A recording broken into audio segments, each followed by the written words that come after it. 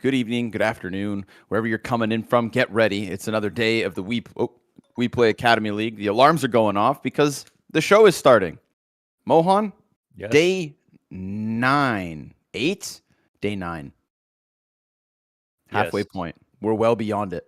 How does that make you feel, man? We're in the repeat games. We get longevity now. We get the revenge matches over and over. Did you know yesterday there was 4 out of 5 games that went to 16-13, and then the 5th one was an OT. That to me tells me I think we're getting closer. We're getting more competitive. Yes. Sorry, I was just hearing myself double. I don't know if I messed something up here. Yes, closer games. It's good to see everyone rematching each other because it's providing more context, especially when it's rematches on the same maps. And today the matches are pretty interesting because, okay, actually, we're going to talk about matchups directly in just a couple minutes. But looking at the standings, we are seeing, I think, this is perfect. I think this makes perfect sense based on our internal rankings. MOUZ, fnatic, OG, Prospects, Young Gods, and all those teams in the middle kind of being tied. And then Spirit somehow pulling out 3 wins. They're getting there. Yeah, they're actually doing it. I mean, that's actually kind of cool. Yeah, they beat Fnatic Rising last night. Yeah. That's crazy. And the story of the season, Eternal Fire Academy looking for a win. Changing up rosters, taking out core players, throwing things upside down to try and get their solution. Trying to be the Spirit Academy comeback story as well, because they watched Spirit Academy start that, and now they want to get in on it as well. We take a look at Group B. Big still at the top, 5-1, untouchable when it comes to this side of the bracket. Astralis talent not too far off from them. FURIA Academy, 4-2. Young Ninjas also, again, we have some IGL issues there for them, unfortunately, but they're working on it. And then we get this unfortunate tale of NAVI Jr. and Apex Rebels still sitting down there with only 1 win each. This group's a little more complicated. I feel like we have for some reason it feels like there is more parity and things changing so much more. Maybe it is a couple just the roster moves. We do have a revolving door of players that come into NAVI Junior, for example, that seem to swap out for different reasons. And then we have LNZ coming in, looking great on Young Ninjas, securing up 2 wins in a row. I think 2 for 2, basically. At this point, they didn't lose to NAVI Junior, right? No, but didn't they lose to FURIA? Did they lose to FURIA? They played yesterday. No, excuse me, that was Apex Rebels. Yeah, they're good. 2 wins. They're good, yeah, 2 wins. Undefeated with LNZ. That's tight. We end the day today with Astralis talent, BIG.OMEN Academy. That's going to be a banger. 0-0 Prospects, MOUZ. That one I'm looking forward to because 0-0 Prospects have already been on this little comeback story. And MOUZ have looked mortal as of late. 16-14 win over top of Young Gods that relied on Jimpat to go absolutely ham.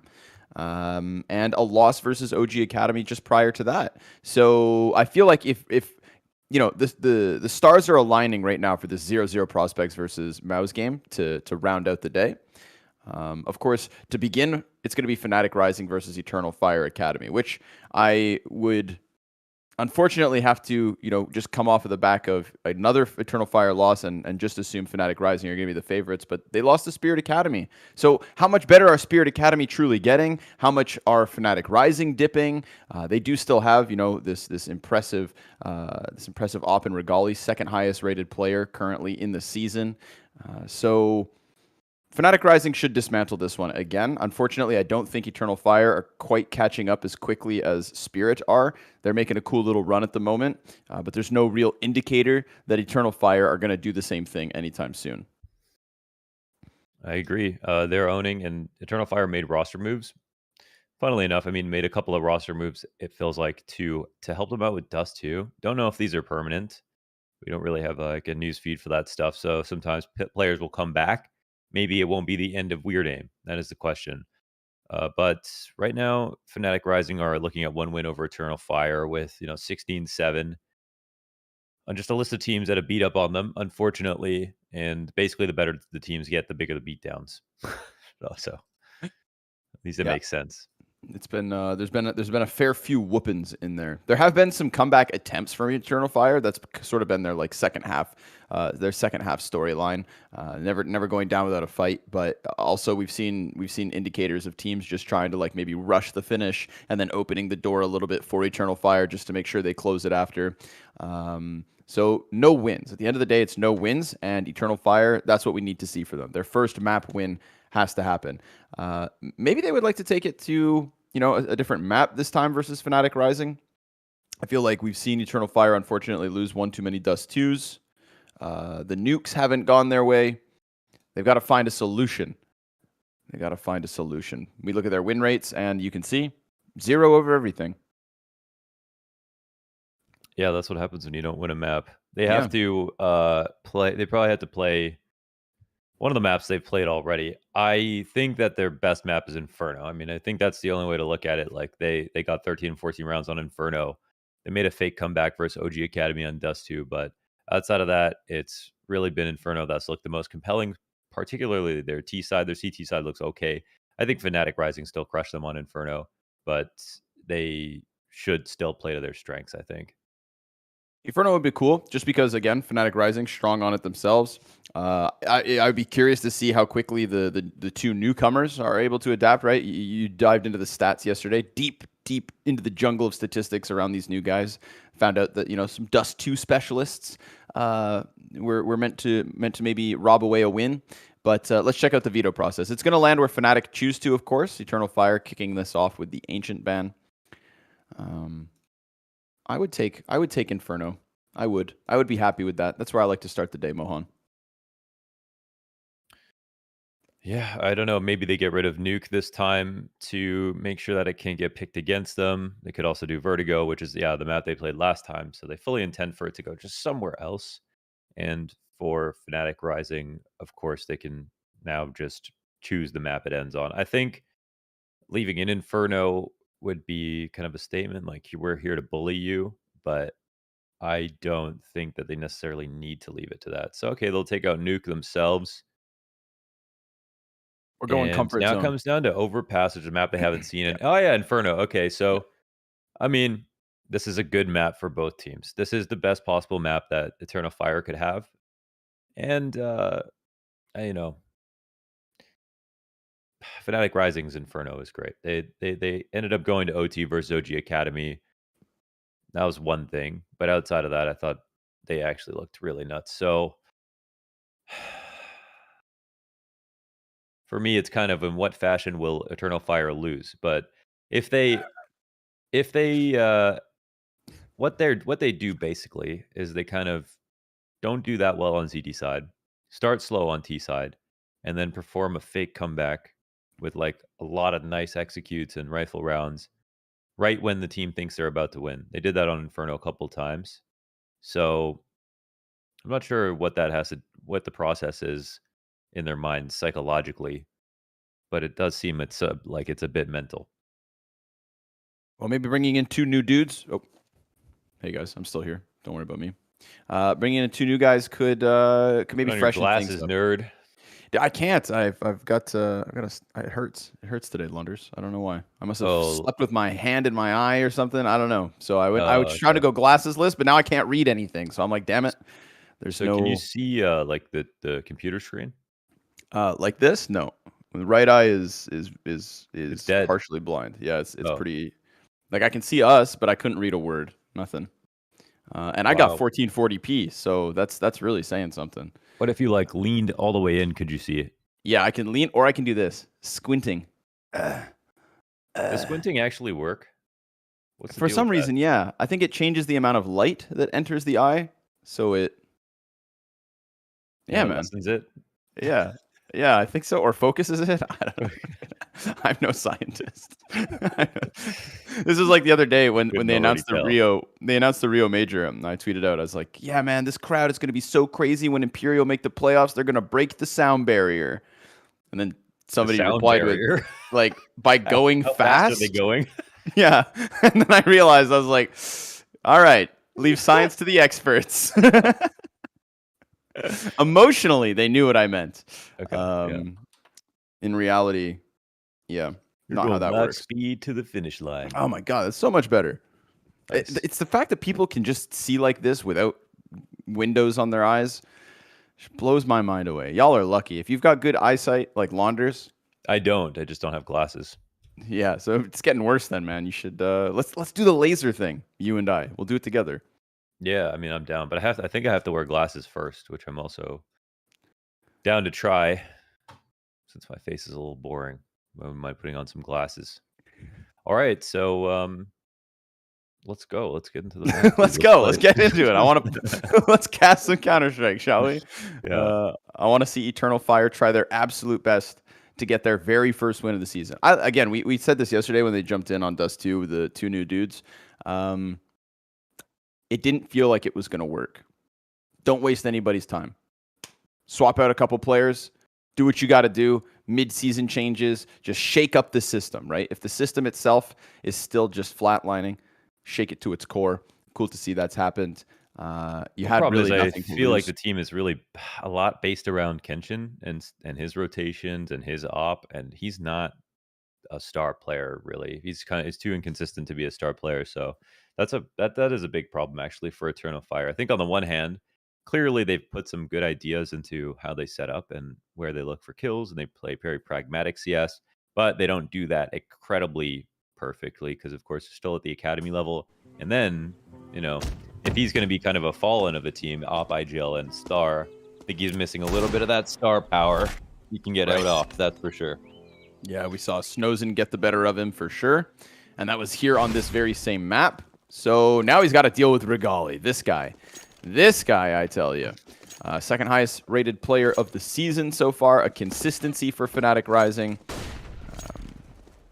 And he's looking to dominate here on Inferno. I was just talking to Regali, actually messaged me on Instagram because I did the comments for Dust 2 DK. Yeah. And he's just like, thanks for the comments or whatever. And then he was just saying, because we were talking about him having to work. Okay, yeah, sure. Like the last few seasons, he was, well, actually it was school. That was the big thing. So for the last few seasons, Regali has had to be in school in Denmark, and he just graduated high school. So he has been playing full time now this season, and so he said he's basically just trying to outwork everybody, and I think it's really showing. Does seem to be kind of better than ever, which make total sense. Nice to see him. Again, here's the thing with the Academy League, right? And this is, I mean, excuse me if I'm throwing someone under the bus, but like it is crazy that Snozen is 15 years old and in Europe. Like, is homeschooled or it's like we are talking about people who have so many other things going on in their lives at the moment. That's yeah, it's not the pressure that some of the tier 1 players are experiencing, obviously, as they, have to fly around the world and the travel schedules and et cetera, et cetera. But high school to a teenager is everything. That is, it's a different time of your life. You're competing alongside those things, and those are parallels that nobody other than teenage competitors can really kind of understand and experience. So it's cool to see him kind of maybe shed that extra pressure. Now he's in that 18 to 20-year-old phase, 21-year-old phase. You're going to feel things out, start to build a bit of a future, and it's really cool to see that he already has a platform to build that future towards esports. So thank you for sharing that, Launders. I'm excited for Regali. I mean, there's Techno 4K is at the major as the youngest player at the major, 16. And m0NESY plays on G2. He is also 16. m0NESY is also, so in that case, I'd say like, okay, Techno is also in high school when he was on MOUZ Sports. Oh my God. Okay, MOUZ Sports known to kind of farm young talent. Techno 4K coming from a region where you only get one representative, so maybe he could be that, that next up. M-Star's joined. That's who we were waiting for. Yeah, I wouldn't be able to handle it. I'm not gonna lie. I wouldn't have been able to handle that pressure at that age. Oh, you think you could have done it? Traveling? Yeah, I think so. But I don't know. I'm a little weird. I mean, I agree that it seems like a lot of pressure. I think I just grew up fast when I was younger.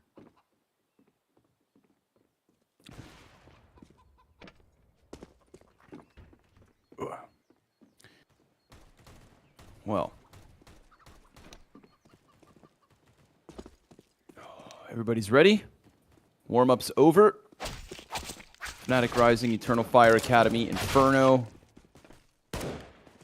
Pepsor's hiding from the camp today. That's fine. Take a break. Nope. Oh, he heard us. Remounted. Game time. Monitor. It is, in fact, game time. Right, let's get into it. I always thought that was an interesting spot for a TV where Pepsor has it. I don't even know what, if you build a room, you just kind of carve out like a doorway for a wall. It's pretty interesting. I feel like it at least protects against sun glare. It's a good point. It's like, yeah, it's like the BenQ blinders. I'm trying to find a reason, because other than that, I really, I don't know. No glare on the gaming screens, full focus, frag time, 3 CTs up towards Banana, and Fnatic Rising just going to posture. It's going to be another challenge for Eternal Fire Academy. It always is when they jump in the server, trying to play catch up with everybody else on the playground. Dougie versus. Ooh, had a chance there. They were lining up for him, but there it is. Second peek is his. 3. Come on. Oh, just 3. The dual Berettas shred Fnatic Rising as they tried to push up Banana. Colors, come on. We need this. Such a good round here from Dougie versus already. Oh my goodness. Banjo. He was actually huge last map, and now I'll pick up another. Wikidia is looking to meet him back at mid, and there is an opportunity to get this kill. Kenshin! Ooh, okay. Well, the 1v2 from Kenshin, a little clutch, a little star power. It is something that I pointed out that isn't always there, but it looks like we're off to a good start. Nice 1v2 here, 1. They could have, of course, went forward towards B site, but didn't read the rotations correctly. There's nice spacing here from the CT side. Wow, I didn't even know how Kenshin killed one in the back first. Yeah. Banjo gets cleared off of the wood peak, and then the second right after. It looks like 2 bullets, too. Pop, pop. Kenshin wins the pistol with it. So strong start for him. Strong start for Eternal Fire. Fnatic Rising will be licking their wounds after that loss to Spirit Academy yesterday. The second lowest team in the standings for Group A. Lost on Mirage. And so it'll be curious to see how stunned they are from that. Or they're going to take all their aggression on the poor Eternal Fire camp. But for now, Glocks, and only Glocks, not even a flashbang here. Fnatic Rising, not likely. Yeah, CS is way more fun when you at least get to see the bomb plant and the overpowered T-side buy to kick off round 2. MP9's pulling up, ready to melt down these Glocks, and I don't know if Connor Wonder makes a bet for what tattoo he'll get if these Glocks win, but they're coming for Dougie right now. And hey, they go 1 for 1. M-Star with the MP9, he'll even get traded. All right. You get 2 kills with a Glock. It's really nothing invested, so anything is a net positive. Regali trying to reach for that M4. He gets his hands on it, but flashbang to his face, MP9 to his chest, and 3 stand here for Eternal Fire getting back their guns. Converted for the 2-0. One thing we did see for Eternal Fire that could be the most exploitable thing was when they tried to rotate Kenshin out from the A site to go to cover B, they just left a hole in mid for that entire time and would only rotate back out of B once he got there, once they recollected top banana control. And so that means that Arch can be taken over by the T side in that time, or there are opportunities to hit B while there are only 2 players. I think one big problem for Eternal Fire is just being way too stiff about those rotations.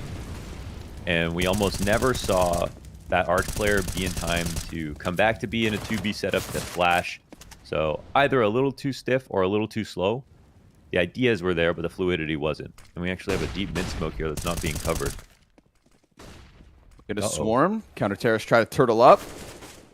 Colors waiting for that flash on Arch side, but doesn't come until he's dead. Wikidia holding on the backside. Good for 1. Kenshin as well from the corner. So each of the players putting up a frag other than the Arch guy. And that right there will leave Pepsor 9 health, 3 versus 2, and a bomb plant on the A site. So first guns from Fnatic Rising, and it's going to have to be the retake for Eternal Fire if they want to take this chance. What's the pathing? What's the entry? Flashbang for M-Star could set up Dougie, but Banjo's not actually peeking.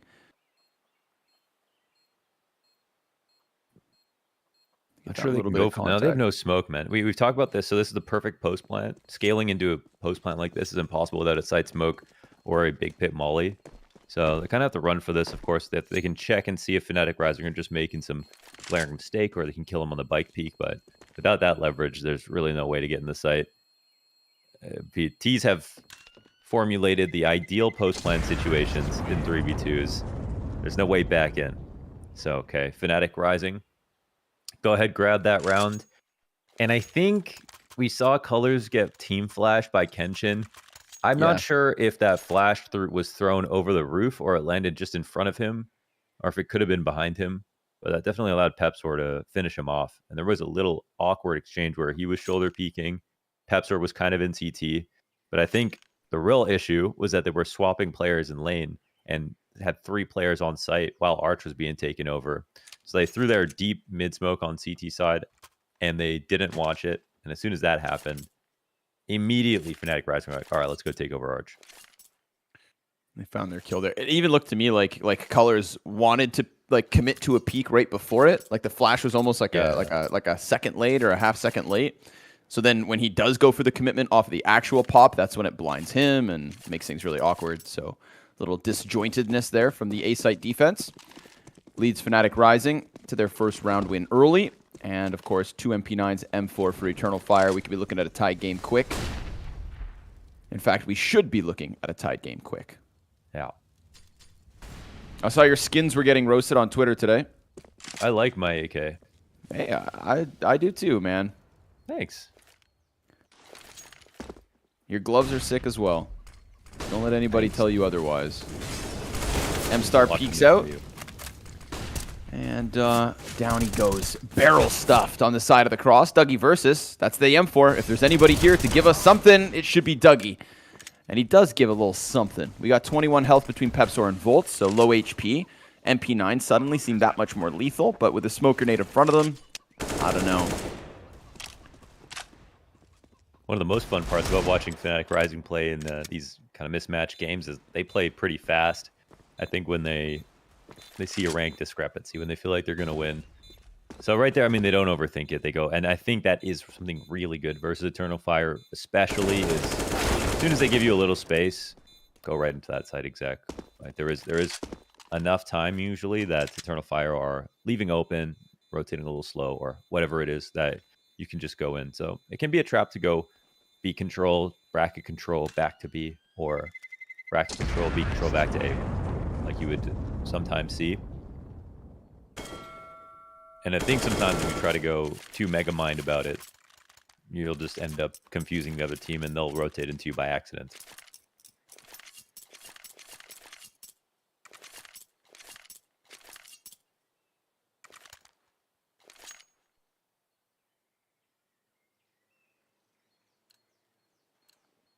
Also on that flashbang, I was watching the Kerrigan Calm video from the finals. Yeah.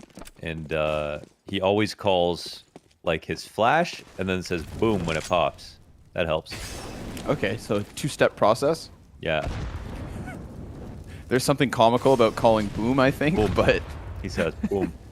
Boom, boom. Boom. Oh, yes, yes. Ah.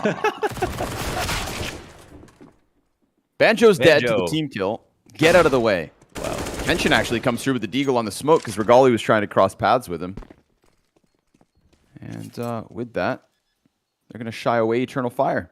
So they get through the threats. The Zeus could have offered us one, although all things considered, if it wasn't for the team kill here, they'd still be 4 up strong for fnatic.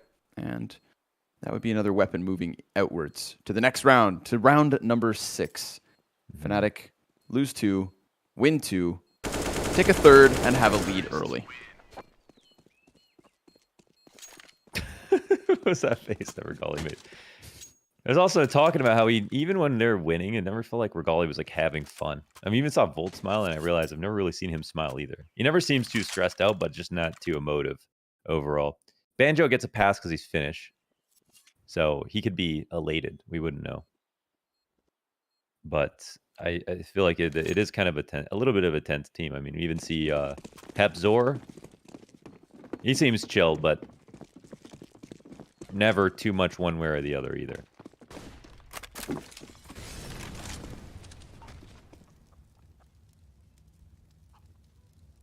Pretty like, I don't know, typical Scandinavian vibe going on in Fnatic Rising. Yeah. I'm all for that. It's true. And yeah, I mean, we've got Regali in Denmark too. He's starting to get inundated with the culture. Ooh, little spot there. Smokes go down, back and forth. Oi.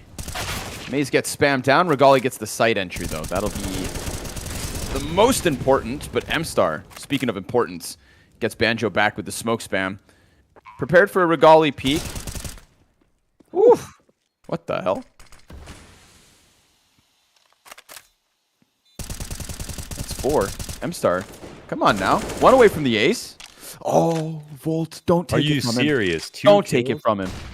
Flash off of the new box. No. Oh! M-Star cleared off Coffin. Wicadia trying to close in the open. Bomb halfway. Oh. Volt! Okay. 1v4. We're charged up.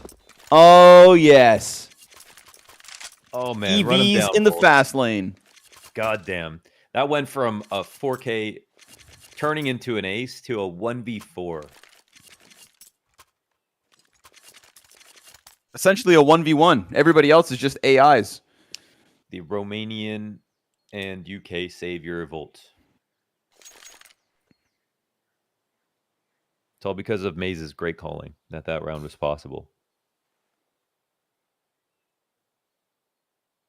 M-Star. That kill on the Coffin was so fast. I know. Little wiggle jiggle. And dead man. Oh, hand towel for colors. You know, it's a good idea to get a sense of the habits early on. You know, psychoanalysis. Why you sweating, colors? It's a physiological problem, isn't it? Yeah, it happens. Yeah. Pretty common too. So maybe I don't want to create stigma. It's them sweaty gamer hands. Everybody's trying.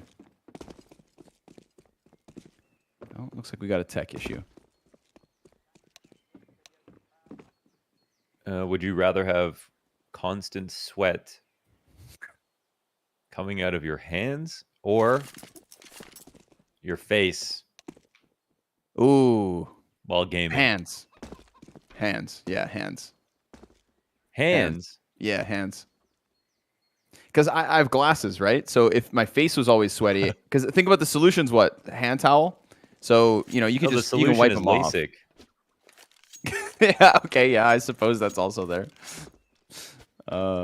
Yeah, not far off. But, yeah, I don't know. I don't want it dripping off my nose and stuff. That's just save face sweat for the gym. Are you too scared to get your eyes lasered down? Hearing Moses talk about it was very intimidating. I won't lie. He said it was the best decision he ever made, if you were really listening. Yeah, but then he described the process. And that sounded like, like Stockholm Syndrome. I don't think I could watch someone get it done. If I'd watch someone get it done, then I probably wouldn't do it.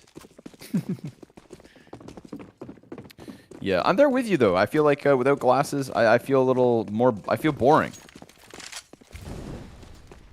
I need the... That's how I feel. You know what it's like to be me. So, I'm going to keep my lunette. Lunette. Frag grenades, banana, back and forth, no damage. Where is the pistol stack? That's the $1 million question. $500 question for colors. 5-7 pops off with 1, turns his attention towards the apartments player. Ooh, colors is going to give us a 2K here. He's 3! 5-7 for 3. Oh, it's still a manageable situation, though. He's still got eyes on 2 players. Volt can go back to B. Pistol falling back to the site. Dougie doesn't have any nades to slow him down. If he had 1 smoke in the spot, that could raise hell. And yeah, Dougie realizes he kind of needs to fight a little bit. The CTs are not coming over towards him. All right, he needs a heroic clip right here. Oh, and he gets spotted at quad. Oof, and taken down. That little shoulder. shoulder. With the jiggling sometimes. Yep. Just enough to get Pepzor right on the lineup. Uh-oh. Oh, bumping on each other. Nade won't go deep enough. Wouldn't have found anybody anyways. Yeah, you need to be here to throw that. Now Colors. 3 kills with the 5-7. 35 health left to get the other 2. And an armored M-Star swinging an AK. T's tuck back sight. Pepsor peeks around and there it is. Pepsor and Volt headshot apiece. 5-2 the lead. Fnatic Rising get through what was a very scary situation. That 5-7 in the boiler. Props to Colors. Made it nearly work. Almost upset them, but they had a controllable situation as they were able to exit back towards B. I think the big thing that helped here was Pepsor seeing somebody at the half wall at the same time those fights were going down.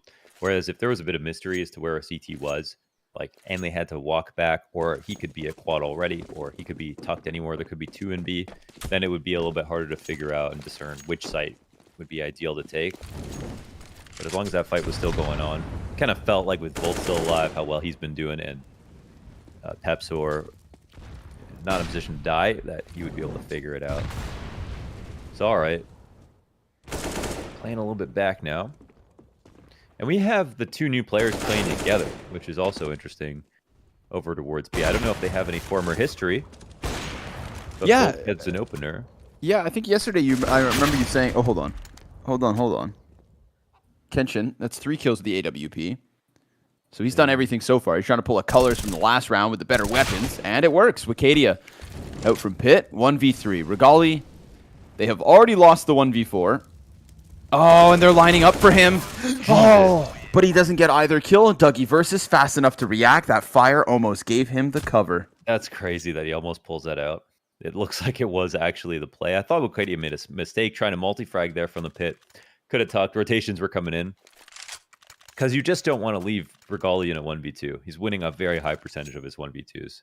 You know, silly as that sounds. You want to believe you're as good as the guy who's left in the 1vx, but it's just not the case with Regali in the Academy League. He is regularly clutching. So, okay. That's one back for Eternal Fire. They trade down in mid.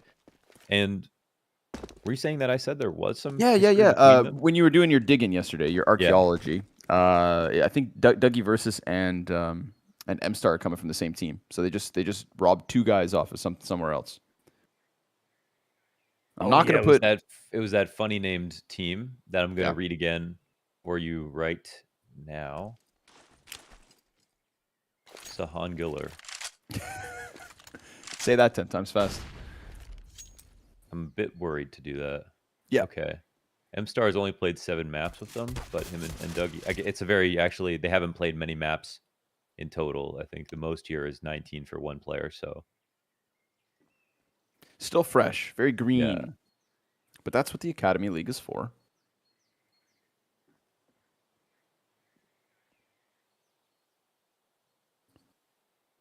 Try to shape these guys up.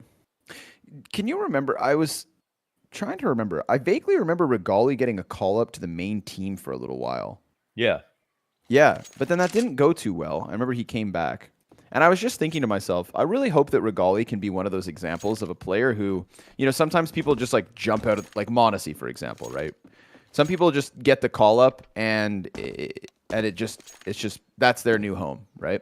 But then other times, and I want, you know, more examples of these types of individuals and these stories where maybe someone like Regali did kind of get the call up a little too soon, wasn't quite ready for it, departed, and instead of just kind of like fading into irrelevancy, took that as a motivator, took it as experience, and then has, as we see now, just shaped up to be better than ever. So that's cool. But I couldn't remember if it was in fact him that did get that call up. Yeah, he played a few maps under Alex for Fnatic, and but it wasn't like long lasting. No, we're talking literally like 4 maps. I don't know. He came out a couple of different times. So he played like 1 series versus the Flames, Copenhagen Flames, and then 4 individual maps and 1 tournament. I don't know. Fnatic are not one of the teams that I trust to integrate their Academy League players properly, if I'm honest. I haven't seen an example of that yet, even with Pepsor or whatever. And I think the team that they have now in the Academy roster, they're actually in a position where they are looking so solid that they could flip the main lineup, right? I mean, this is like a MOUZ NXT type situation with their position in the league. So they maybe need a lot more experience versus some of the better teams, but I can tell already. I mean, this team is the best that it's been in 4 seasons, and I when I see Regali move up, first of all, I see Regali, great player. I mean, he's just a great player. It might take some time. It might take some space. It might take the right leadership. But I think if you can't get him to perform at a certain threshold based on what we've seen, then that's just as much on the team as it is on him. Like you said, not everyone's going to be a superstar like m0NXT right out the gate. And the other thing is that, again, we're in Season 4. This is the first time that Regali has actually been able to play CS full-time. Yes. And look at the result. So...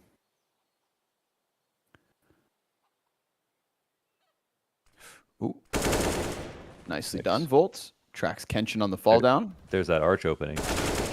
Yeah, they just walked. Literally just walked 2 players around. No presence. M-Star's back in CT spawn, now realizing the error that has happened and understanding the difficulties of retaking even the library, let alone the A site. Dougie will kill the player over towards Banana, so they have something here, Eternal Fire, but they walked up Arch, exposing a very real flaw in this A site. And we're going to have to see Eternal Fire either solve that Arch issue, or they're about to lose way more rounds. I think the last teams that they played on Inferno didn't exploit it. For example, Spirit Academy and Young Gods, they didn't really abuse that R trap too often. But in both of those maps, just watching those games, they were both situations where there was probably 6 or 7 rounds where you could have just walked over to Arch and they didn't have an op on the corner. They didn't have a rifler set up with a cubby, and they were either overstacking B or doing something else. But here, fnatic are just clearly queuing into that, testing the waters, finding tons of results. I mean, we're talking about 0 grenades walking around all the way to the site, and not even being scared enough to smoke moto, fake a lane hit, and walk through the smoke. They're just walking out.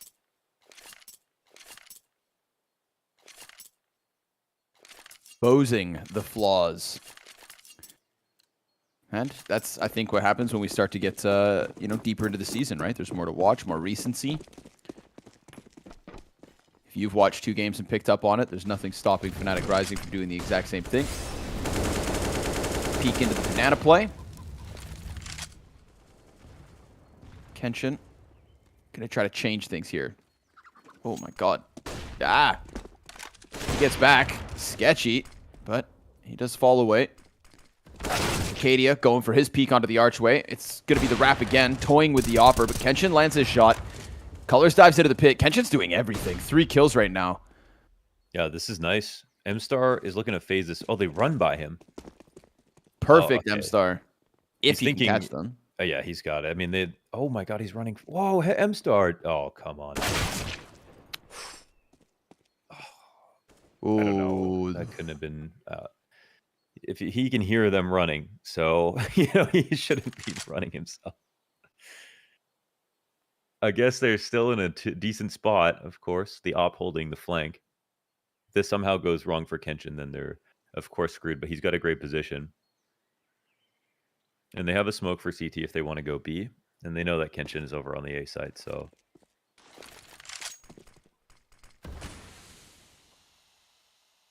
Met by smoke. They won't have vision on the bomb plant.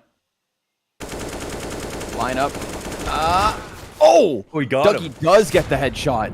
Frag grenade falls onto Pepsor, so he's down to 16 HP. Ooh, and Kenshin comes through with the 4K. So a recovery here for Eternal Fire. M-Star making that sketchy for a second as he got a little too excited on the chase. Saw red while hunting. And it does get recovered. Now, of course, if that spam headshot doesn't come through, Dougie versus, ooh, maybe we get a comfortable lean into the back of the site from fnatic Rising, but they get cooled off a little bit here from Kenshin. Takes down 2 players on the left side, doubles back, and gets the front runner towards Library. So everything after those 3 kills from Kenshin was just a recovery for fnatic Rising. Great plays from Kenshin today, for sure. So they're at least, even when Arch is open, he's ready to peek into the lane and try to take him down, and then can come back to fight him. And that begs fnatic Rising to use more nades on their side hits, and that's when they might want to try to do the moto smoke, make it a lurk, not be so overt about their lurking in this spot. And look at this Eternal Fire doubling up on the Cubby and Arch, reinforcing this position that's been looked at so many times. And credit to Eternal Fire. I mean, they've let this Arch gap open a lot in the 2 matches. Wow, my God. Was that 1 nade? Wow. Okay. They've left this gap open so many times, but the teams that they played against didn't really use it against them. So now they're responding.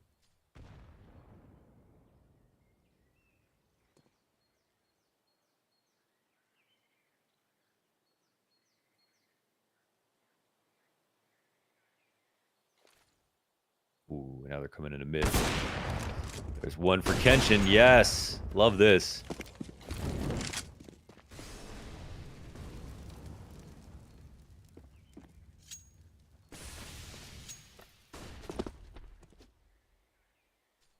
I think you're muted. I don't know if you're there. God damn it. Oh, okay. Sorry, man. I blew my nose. Oh, no problem. My point was so good, I promise you. Okay. I believe it. Just alluding back to, you know, this emphasis on Kenshin being set up as a star. Anyways, it passed. I lost my chance. It's M-Star's chance. Peeks out through smoke. Kills MOUZ. Get a player into the pit. Colors is worried about a flank. Dougie's going to get ran down. And Colors, thinking about that wrap, actually allowed for the cross into the backside where Banjo finds a second kill, but the time. There's no time. There's no time. They actually ran out of clay. They ran out of clay. I actually don't know where the time went in that situation. After your whole monologue about Kenshin and then the default that was going on. This front face. This is what I was saying, how back-to-back rounds, you know, it's sometimes he's set up to be that star, and when he doesn't land shots, it just falls flat, and the whole system kind of collapses around it. But today we're getting those 2 rounds back-to-back where Kenshin's hitting clean, forward-facing frags. Yeah, and he's getting deep into these angles. I mean, draw the comparison to maybe Fallen, and I think that's kind of what Fallen would do. Get some vision in the smoke using these smoke bugs. I actually think that's something that should stay in the game. Using an HE to be able to see into a smoke. I like it because I'm sick. Freaky. Kenshin. Oh, he's got support this time. Oh my god, again, 3 rounds in a row. And this op is just stopping him. It's a speed bump on the way to the A site that they don't have the power to get over top. 2 rifles not enough here for this one, and Eternal Fire. You know, sometimes we see them come back into a map in the second half when it feels a little too late. But this is them coming back into the first half with enough rounds to at least tie up. If they finish strong here, commendable. And it comes off of Kenshin, right? We've been waiting for this. We've been seeing him be set up, but now he delivers. And this is their weak side, so this is a very commendable situation. And yeah, a lot of rounds are based on the efficacy of Kenshin. So good to see him playing well today. And we do see a difference in the way he's playing as well, right? We saw him repeatedly walk over towards B, reinforced with 3 at the minute 20-second mark every single round that previous match. And kind of miss the exec sometimes. Oh no, Bo stays up top. Oh, both players on A site go down. And this is 3B. Eternal Fire will get punished. And honestly, we see more often these days that people are using way less grenades earlier on Banana in order to not play 3B because of the exact punish that we just saw running directly up mid. Puts a lot of stress on the anchors. And they were in okay spots to frag, but they also completely ate the utility and died. But as I was saying about Kenshin, now he's, first of all, he's playing lane with his op, which we didn't see, I think, a single time in the last 2 Inferno matches that were pretty close. So they are making improvements. They're talking about things. And Kenshin is hitting shots. They also retook into mid with the op. Instead of continuously trying to retake into Banana, reinforce Banana, push down Banana, or leave the op on Banana. This is probably something that fnatic could not prepare for. But you take Kenshin off that A site, and suddenly fnatic rising back in with the round win. So the other 2 players not enough without Kenshin. Volt, nice second kill. Make sure that there is no trade back from Ucadia. No casualty, no problem. 2 more rounds of the half. And yeah, no 3-man B lean out of the gate for this one. Kenshin right back to the A site, and not just to the A site, but straight down mid. Looks for the early pick. Now, Regali's posted. There is no counter op, of course. Just that AK in the lane. And Kenshin still very much announcing his presence here as he wraps back around the site. And now fnatic Rising going to go size up B site as the smoke soon fade. But there's more smoke where that came from. This is great. Just as the op makes presence, they make sure that they can't take B right away. So they're kind of keeping up with the meta at the moment. And fnatic will have to rethink. Look, they actually squeeze back to mid, respecting the fact that Eternal Fire are reacting accordingly. And the late double arch setup, of course, is also something that we haven't seen too often. Oh, they make a mistake of double smoking. It's not as much of a problem for T-side, but they might waste one important piece of utility later on. Kenshin jumps up over the arch smoke, and while he doesn't get a kill, he doesn't see anybody.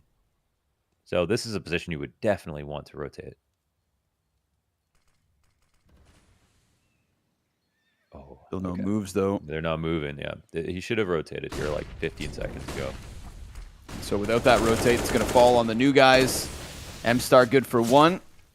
Dougie looking to hit the headshot. Dodges the flash, but can't put the crosshair back in place fast enough. Colors trying to find that desperate spam through smoke, but instead he gets wounded down to 9 HP, and with no economic backbone, it is Eternal Fire to just have to concede this one. They're going to give away an 8th, so fnatic Rising will have a lead on the T side no matter what, and a bonus round after the fact. Volt may have lagged out. We'll wait to see what comes of that, but what's this most idea important in chess that you can do like 10 right moves in a row, but if you make the 11th incorrect, you can lose the game. And that's kind of what we saw there from Eternal Fire. Like, they were consistently outplaying fnatic Rising, or at least keeping up with the op pressure instead of getting flashed off. Fnatic Rising not dying, then going back to B. Then the late half wall smoke, molly to make sure they can't be on B, screwing up the timings for fnatic Rising, and then making it seem like the op could have made its way over.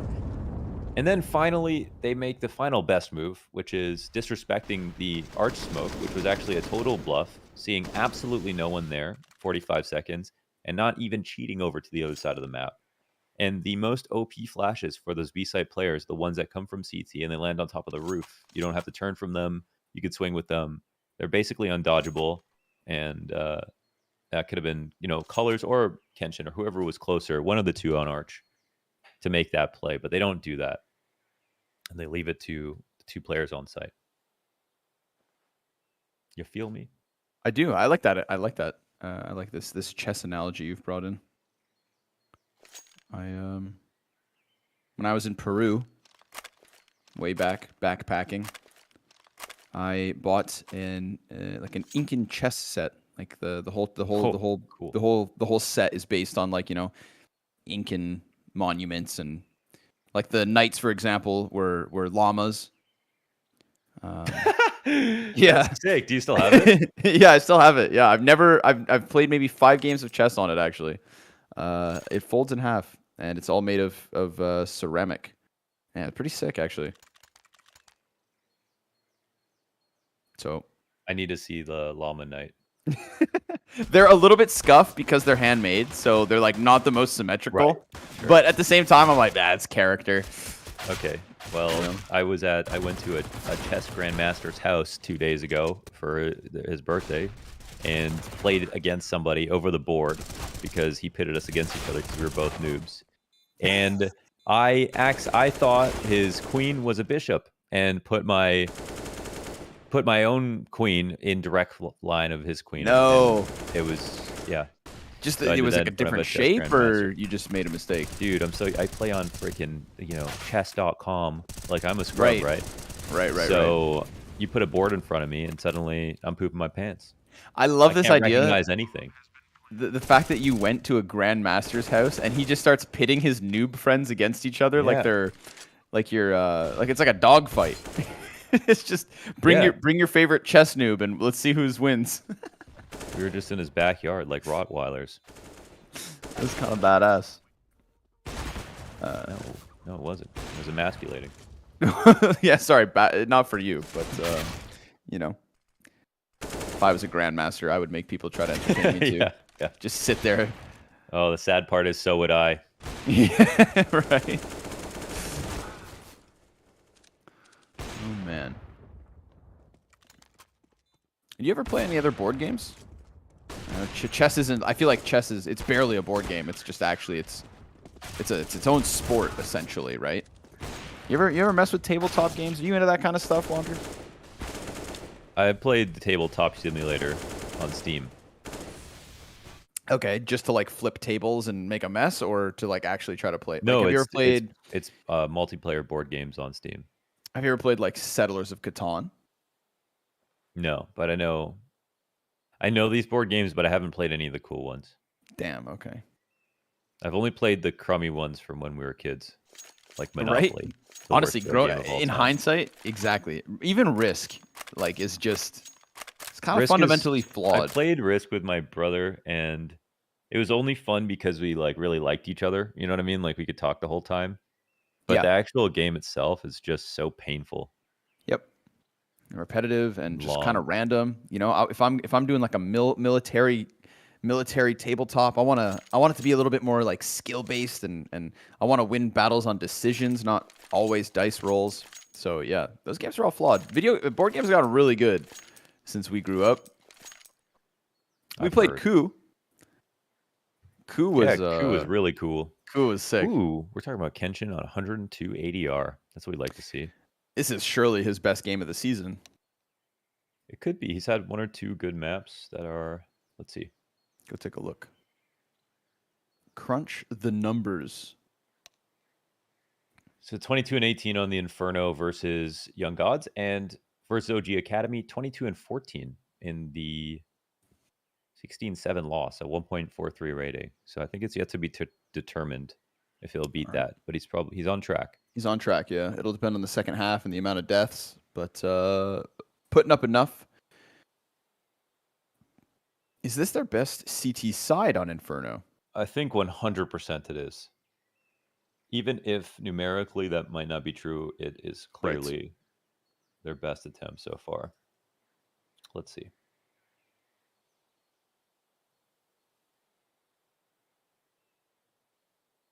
So versus Young Gods, they got 3 rounds on CT side. And versus Spirit Academy, they got 6. So there we go. Chance to beat it even numerically. But even the Spirit Academy one, I wouldn't say that was a good. Oh, actually, sorry. No, I'm sorry. I was looking at the Okay, no, they got 1, 2, 3, 4, 7. They got 10 rounds versus Spirit Academy. They got 10 rounds on that one. Okay. All right, so numerically with won't a pistol and yeah. But I second what you said about just the nature of it.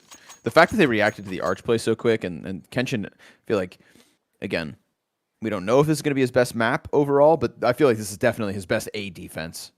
Yeah. Multi-kills have been strong towards the end of this half. Once they figured out that arch problem.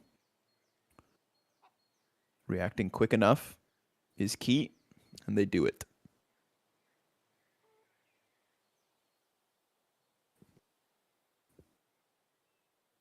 The Miyazaki, who created the Dark Souls franchise, best video games of all time, has had a dream to make a board game. And when that board game gets made, I will play it. Ooh, that's kind of cool. I mean, making... Oh, wow, I can only imagine. Because the thing with board games, too, is like, some board games have, 10-minute setup times and only run 30 minutes. Other board games, you can sit there, for hours. It takes an entire 6-hour session to get through that kind of stuff. I wonder what type of 12-pack to get through. I wonder what Miyazaki is going to shoot for, Does he want his board game to be an epic? Coup games are 5 minutes. I'm not sure, but Elden Ring took me 120 hours to beat. Yeah, right. That's one thing. I was like, based on the video games, I feel like this thing's gonna have cut out paper pieces. You're gonna have to buy it's gonna be like playing Dungeons and Dragons. Yeah, he is a nerd. Well, I feel like most of my favorite people are. Mm-hmm. Yeah, me too. I don't really trust people who aren't nerds. What Can't are you really doing out? trust people who are too cool, I Like, think. what are you doing outside for that long? You know, cool guys at the park doing How did Blame F get sports. so tanned? It's not even that sunny in Denmark. It's not at all. Now, like, it just became sunny, so Yeah, it can't be the sun. he could be in the tanning beds, Yep. artificial ovens. I feel like it's got to be. It's too perfect.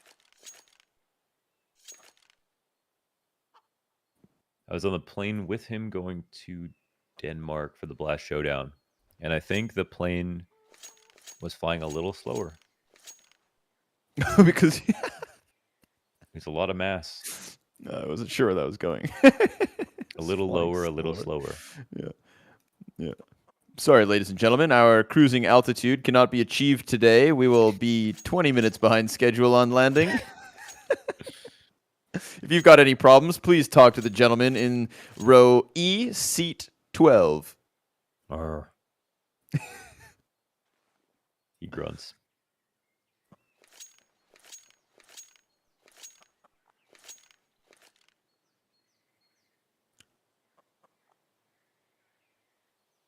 Where'd Volt go? Need him.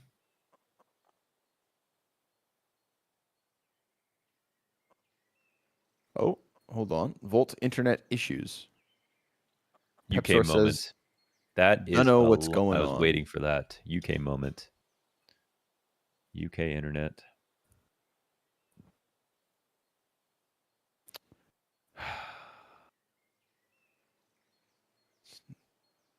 What are we going to do about that?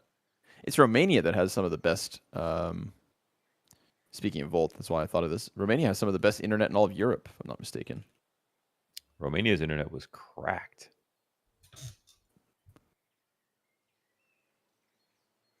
Internet speeds by country in 2022.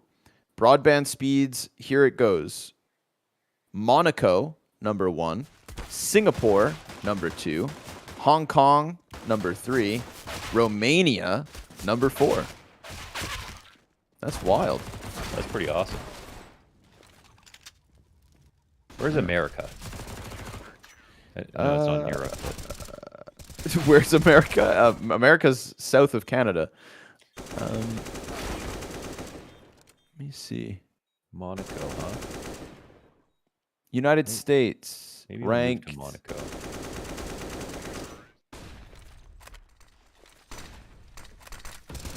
United States ranks 13th in the world.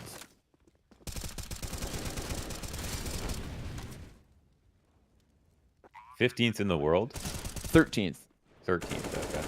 for broadband speed. It's pretty terrible, man. It depends where you live. Yeah, I feel like that's You the live problem in with Denver, big countries. you get Yeah. Google fiber internet. You like Because even where I lived in California, it could just be like 10 down and 50 upload Like, for like $85.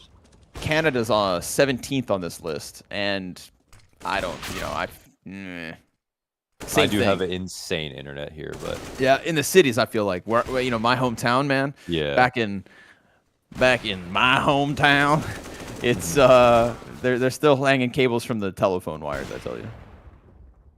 I have 1,000 down and 1,000 up. It's your apartment right now? Yeah, Hot damn. and it's only cost like $50. I think in Europe in Europe they have way better internet overall, but Yeah. that's good enough for me. I don't really know what I would do with 2,000. I'd probably just delete and reinstall Counter-Strike every day for a fresh install. Can you guess where the worst broadband speed in the world is?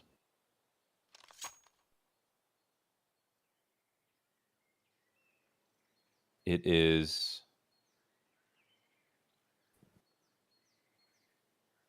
Malta. No, actually, but it is a small island. So that's your clue. Second guess? Small Is- island? My second guess is the Canary Islands. No, sir. It would be Cuba. Cuba has the slowest broadband speed in the world, according to worldpopulationreview.com. Damn. Well, can't go there now. It's very high up on the list of things that matter for me. Yeah, no, 100%. Oh, I look forward to the day that, I just don't know how we solve ping. Like, I wish I could play with all of my European friends on European servers and never have to even think about ping. Because sometimes it's... Dude, that would be... Wouldn't that be the best thing ever? That would be world peace, actually, if you could solve ping. Imagine how many mice would not be smashed if people had low ping all the time. Have you ever actually broken a mouse? No. No? I've honestly always thought it was weak. Right, it is, man. It is. I broke a controller, an Xbox controller, growing up. Just ashamed of yourself after you did it. Oh, I felt horrible. I was like, what? Like, like, not even like parents told me to walk away from the Xbox. I stood up and just didn't play video games for probably 4 days. Yeah. And for me, that's a long time. 4 days, just gave it up. It was because of, oh man, what was that? There was a snowboarding game. Yes. On N64? No, on Xbox original. SSX Tricky. Oh yeah, they had that on N64 as well. I love SSX. Oh my god. It had the best music. Made me break, or actually it's a PlayStation game. No, it's on Xbox too. Yeah. Made me smash some shit. Happens. Oh, not N64, GameCube. Great game. What was the snowboarding game with the little dogs? Oh my god, with dog? I don't know. Can't help you there. It was like the Mario Kart of snowboarding games. What consoles are we thinking? I might be making it up. I am thinking of something. What's the best video game of all time? Counter-Strike. Cap. Yeah, Counter-Strike, number 1. That's cap. It's Super Mario 64. After Counter-Strike, I would be obliged to probably say Halo 3. No, that's StarCraft is second. Brood War. That's a PC opinion right there. Like a PC player opinion. Not You literally correct. picked Counter-Strike as number 1. Yeah. Yeah, that is also a PC player opinion. You are correct.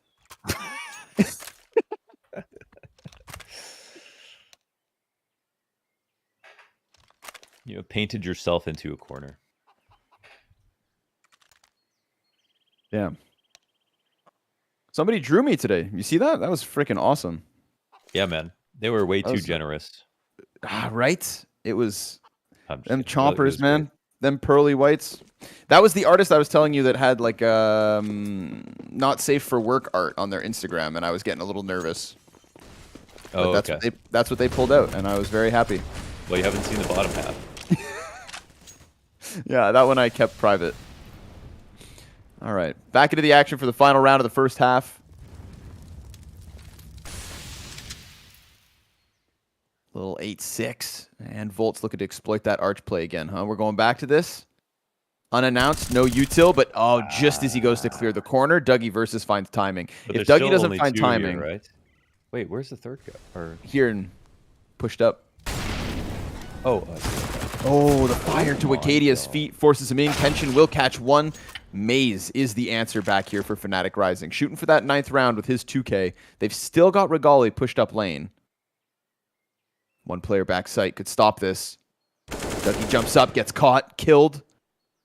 Now M-Star between the two T's, but patience from MOUZ as he just keeps eyes on bomb, peeks back into middle, and M-Star, he was just past that angle. So Regali's going to have to clutch, and you said it, he's so good in these 1v2s.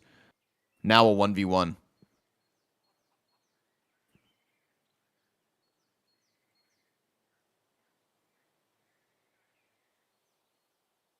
The amount of time left over, and the bomb dropped in ult, and MOUZ didn't pick up the bomb, so I'm not sure if it was noticed.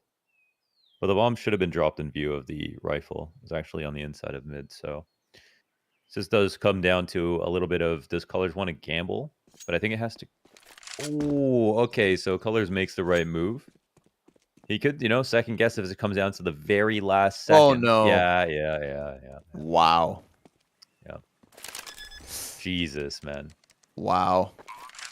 Oh, my God. Regali, he even went that extra step further, just past the corner of the wall so that he wouldn't get peeked from CT if it was being held. He milked that for every millisecond. I will say, and he puts himself into the perfect position for the 1v1. It's all about Colors shooting the head off, and there it is. Clears the corner, so Colors still delivers. Second guess himself and almost costs him the clutch, but he'll deny the 1v2 with his own 1v1. 7 for the CT side of Eternal Fire. That is like a really good place to play the 1v1 from, but it also is, something you can afford to clear coming from CT, knowing where Colors is coming from. So Colors would be very happy to win that after leaving and coming back after just missing the timing by a hair. But that was also kind of expected, right? It kept at like 9-8 seconds. You're like, oh, crap. I'm on the wrong side. They're probably walking onto A, planting the bomb. And you just don't want to be late. But the irony is that he ended up being late anyways.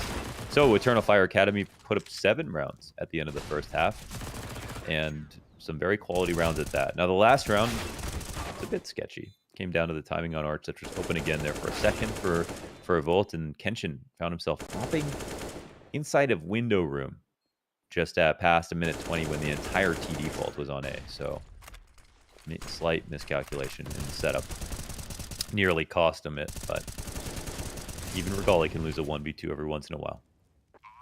Believe it or not. So I'm gonna take a little look at the quick little stats here since we don't have the scoreboard on screen. Who are we looking at the end of the half? Oh, never mind. HLTV stats are also reset because of the tech issue. So, never mind. Enjoy the highlights. A-site solutions were offered up from Eternal Fire.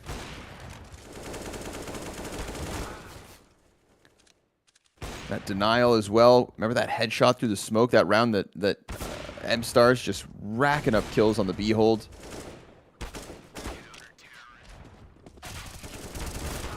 A lot of highlights for a 15-round game. Action-packed. Back and forth. We also had that pause where we watched through a lot of the highlights already, so... so enjoy them again. Yes. And now we're going to give you guys some more highlights because pistol number 2 is underway.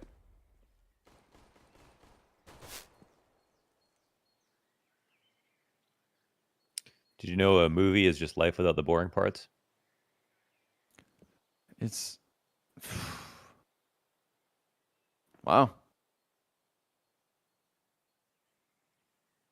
Not wrong. So what's that say about boring movies? It's the perfect counter to my Confucius. Volt's on the angle. He's got Maze with the pop flash. Ooh, looking at his feet.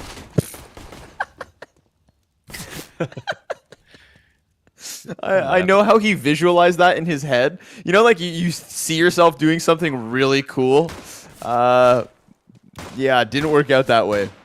It's just part of the entry pattern. Like his teammate, he has to look down so his head's not coming up when he's turned backwards, and then jumps across so he can't die, but he still does. Oof, pistol's clean as hell. Eternal Fire gonna tie us up at 8. 4 alive at the end of this. Very, very smooth. Dude, we know what they can do on T-side, man. If Eternal Fire Academy win this, not only do they win their first game in the Academy League this season, but they do it beating maybe the second best team in the league, which is exactly what happened to Spirit Academy.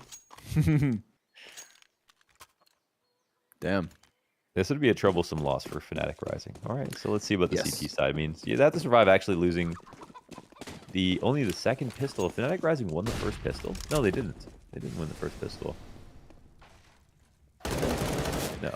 The stats got reset, so I can't even check, man. Yeah, I think Eternal Fire won the... Eternal Fire did win first pistol. Yeah. Actually, yeah. So Fnatic Rising have to survive losing both.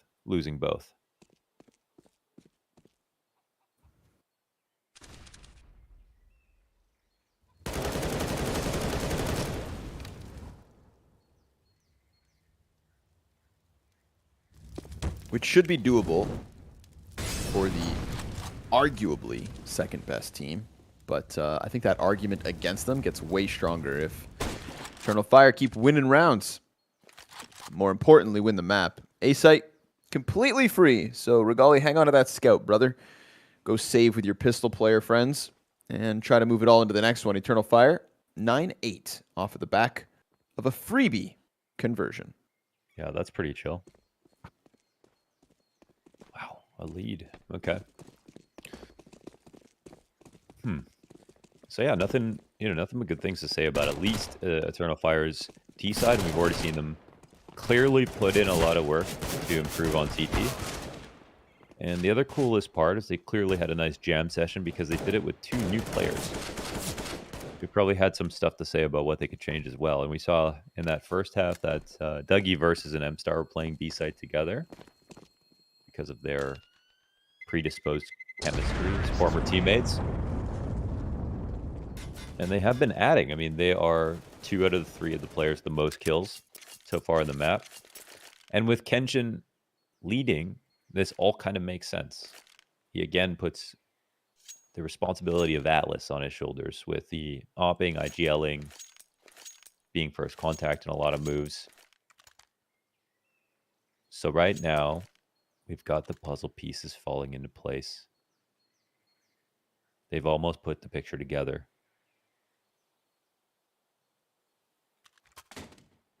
They're 7 rounds away. Just 7. And I feel like, I'm not going to get overly romantic or excited about Eternal Fire having a lead, et cetera, because we've seen them, come close before. Now, this is the healthiest close game we've seen. It's not some, 5-6 rounds in a row at the very end when everything's already bleak. But we are getting within that realm.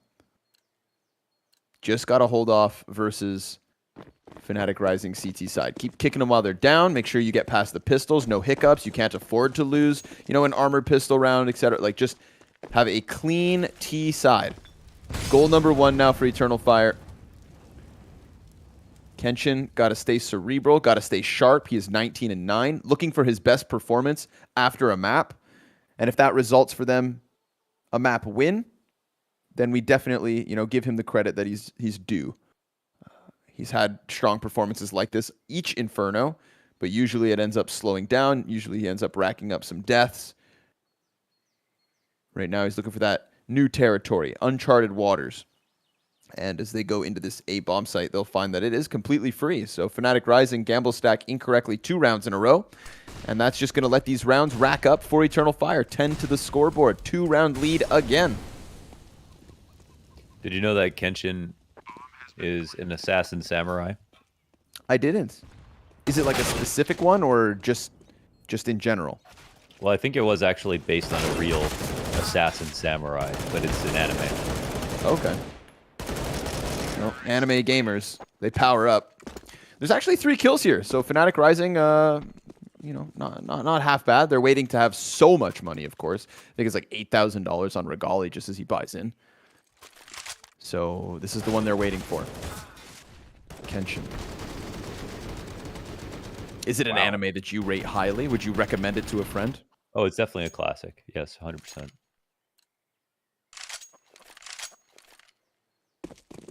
Maybe one day. It'll help you understand Kenshin the Opera more as a human.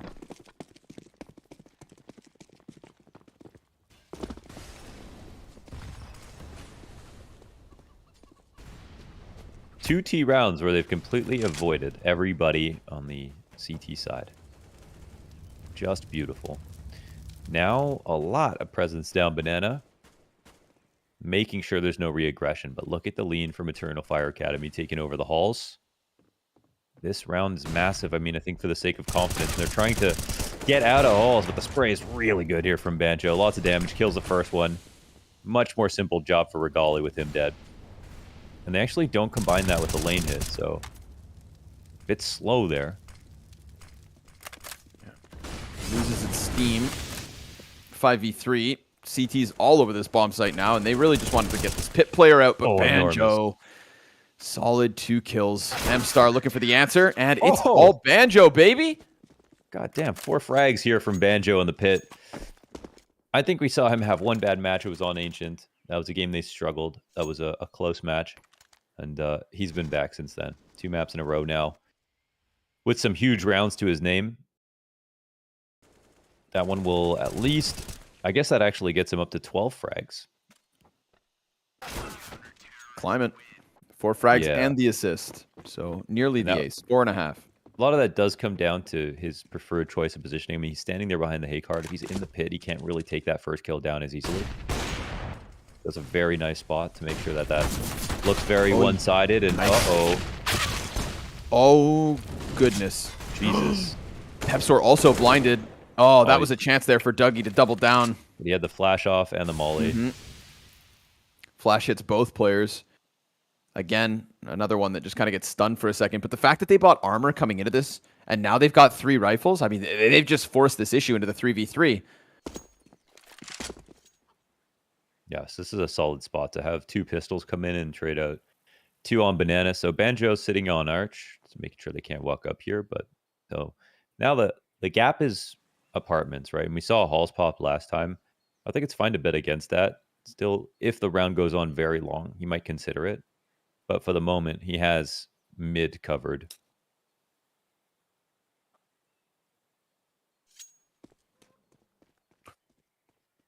Oh, man. Wait. Oh! Wow, that was so close. But it's no information is still information, right? Oh, he's starting to run a bit. Ooh, bit of a mistake here, Pepsor. Runs right into the headshot. 2 players have already gone towards A, and this immediately means they run back. Yikes, that was the M-Star mistake.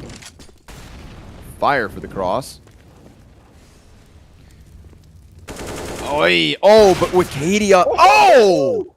Wicadia 3 killer headshots. All they need towards B. It's Wicadia. Damn. Hell yes. Smoke for the cross either. He has to peek behind that molly. He has to frag. And, you know, catching Pepsor bottom mid, that's one thing, but that second and third kill, for those to also just be stellar headshots, okay. He can feel this door ajar. He can feel the lead that Eternal Fire are earning. And Fnatic Rising are going to be hurting after losing to the double Tech9 entry on Banana. I can't help but feel like Pepsor got a little greedy there. I try to be really sparse with that word, but in that position... He walks the flank. He has all of B, and the rotations are over to A. Like, his #1 priority is to not die, and eventually he'll be able to. I see their backs as they come up mid, or follow them around through halls or something. But you know they're not going to clear him. But he tries to take a couple of fast steps, and that's literally the cue for Eternal Fire to turn around, which makes it so that the rotations get messed up, and Wicadia gets all 3 frags. So really unfortunate because he did do a good job of holding onto the site, but right here. It just gets listened to. Oi.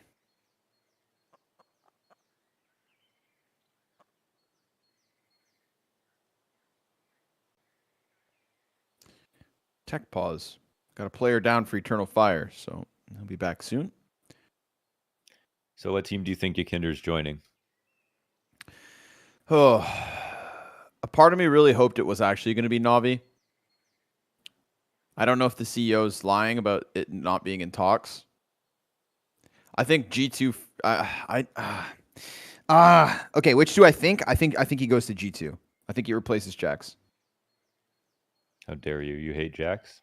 That's my follow point. Is that's literally what I don't want, because I don't want G2 to just get more firepower. You know what I mean? You made the Nico move. You made the Monacy move. Oh, now we're gonna make the Yakinder move. I'm like, yo, y'all still losing. It's I don't, you know, and Jax is actually one of my favorite people in CS. I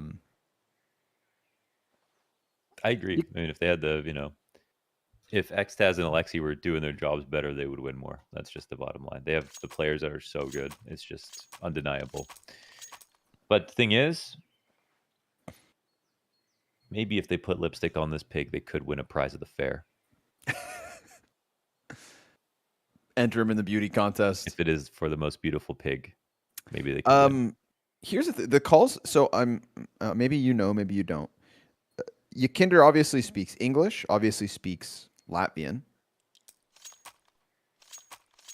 Would he ever be able to join Navi without them switching to English? Played on Virtus Pro. You think they called it English? Oh yeah. Sorry, dumb question. Yep. All right. It's just because every interaction I've ever had with him is in such good English. Of course he speaks Russian. Oh my god, what a dumb question. Yeah, James is actually just the most English. The entire Virtus Pro team is like Zywoo, and they've lied through their teeth, and they all speak understand English, but they can't speak it. Oh my god, of course he speaks Russian. All right, well, moving along. You can't tell, but I'm red in the face, Launders. Well, you're white, so it's obvious. Where would you like to? Where if not? Oh, actually, round's going live. Damn it. Okay, this is a good game. Let's talk about this. The first Eternal Fire win. Maybe it's happening.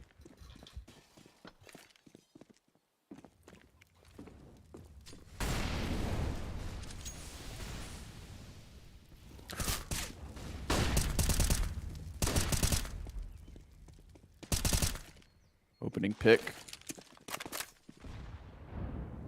Just little front-facing banana aggression. They get one for pretty much free. No sweat, no stress.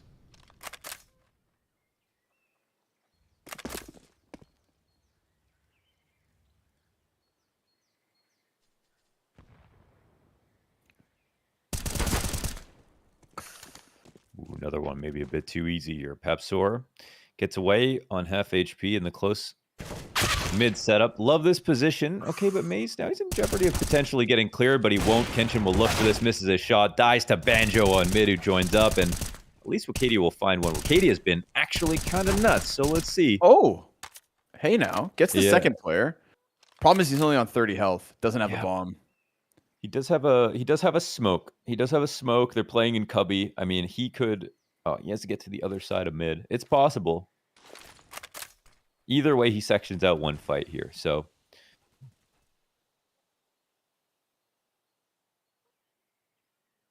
Playing a little reactively, but has to move with a tempo.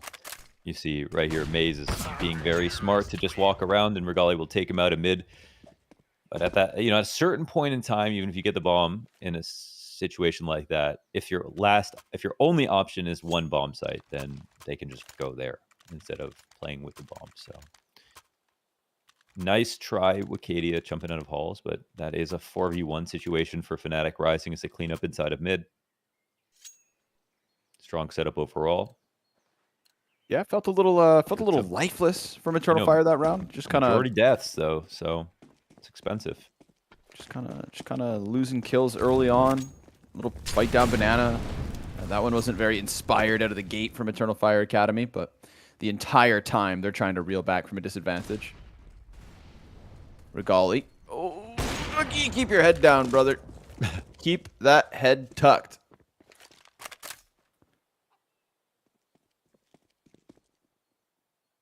Gonna try to go for the apartments pop. Banjo. Oi. Oi, not the best of spots with an empty gun right now. He falls down into colors. Now that gun needs to be reloaded. Galil tries to take to the front. Wicadia comes through with the frag onto Pepsor. We got a lively one. All over this A site now. Eternal Fire. They've done a good job of at least breaking the skin. Colors has to push that bomb out from pit, and because Fnatic Rising give them a little bit of space to breathe, that's made possible. Smoke grenade here for MOUZ, thrown forward for the retake.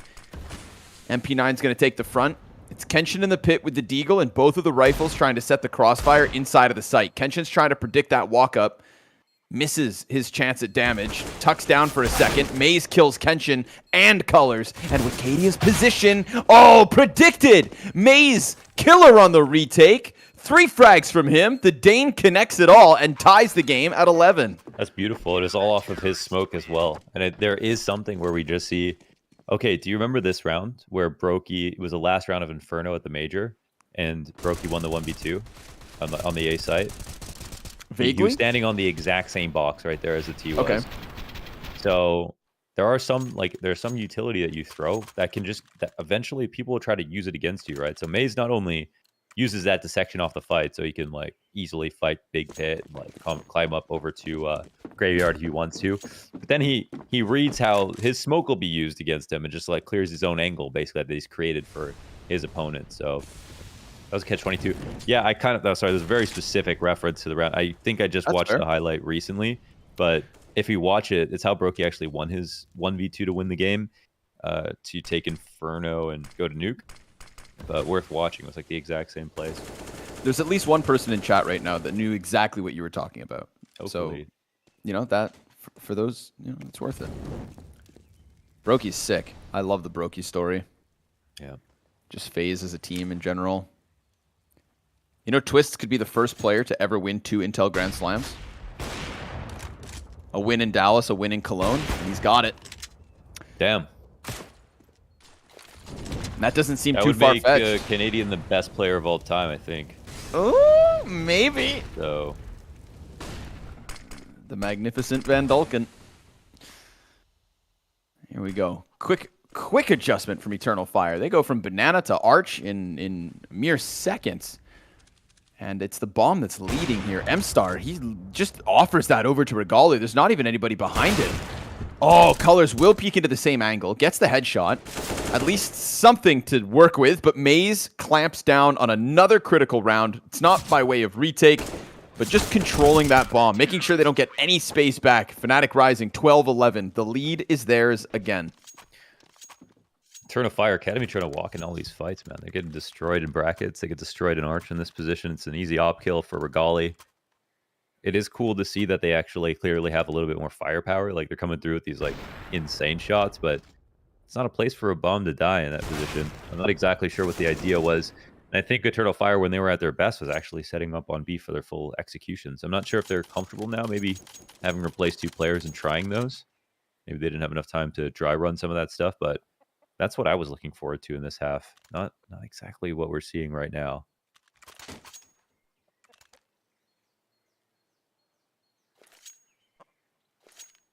I mean, we've seen Fnatic Rising be incredibly active in mid, so I'm not sure why they're kind of feeling like it's going to be open. To get squeezed on this T side.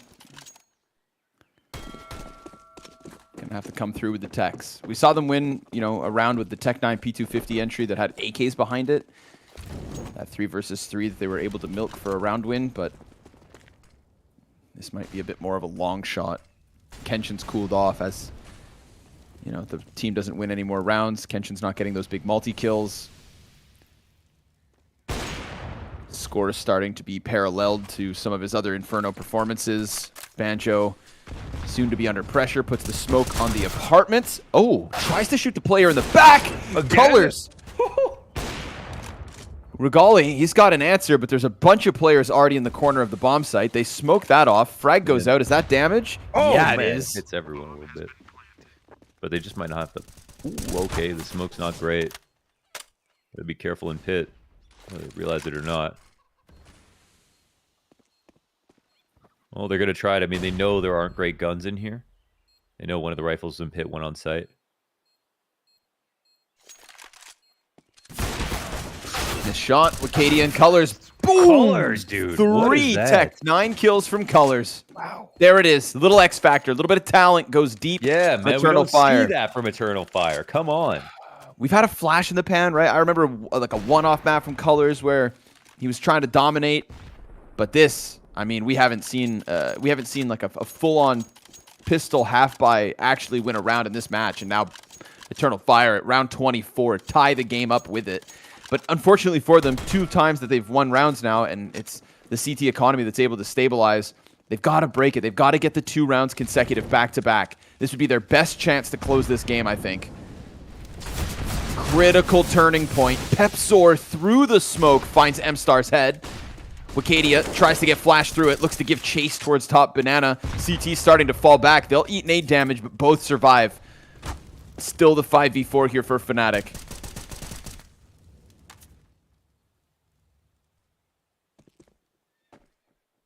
Peps are low but not dead. That's big. Does a lot of entry work on T side. Kadia trying to fight his way in. He has also shown some high level today.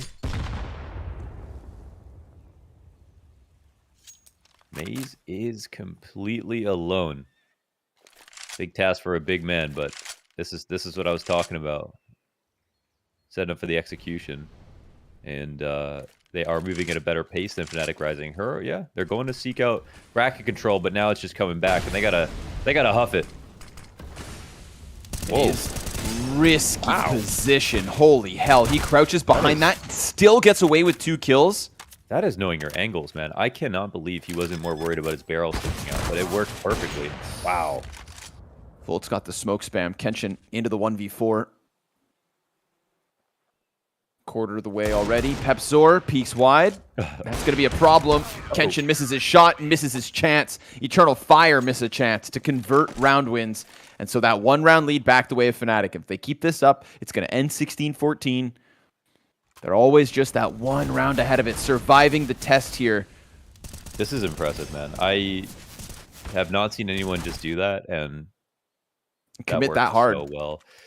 Yeah, because that's what happens. They run to the end of the pool, they jump up on the default. That is just natural pathing. But for him to sit tucked on that angle and not be exposed on the other side and not even be worried about it, that's good preparation. I got to go back. I'm going to go in the demo and see how that looked from their perspective running across. But that's awesome.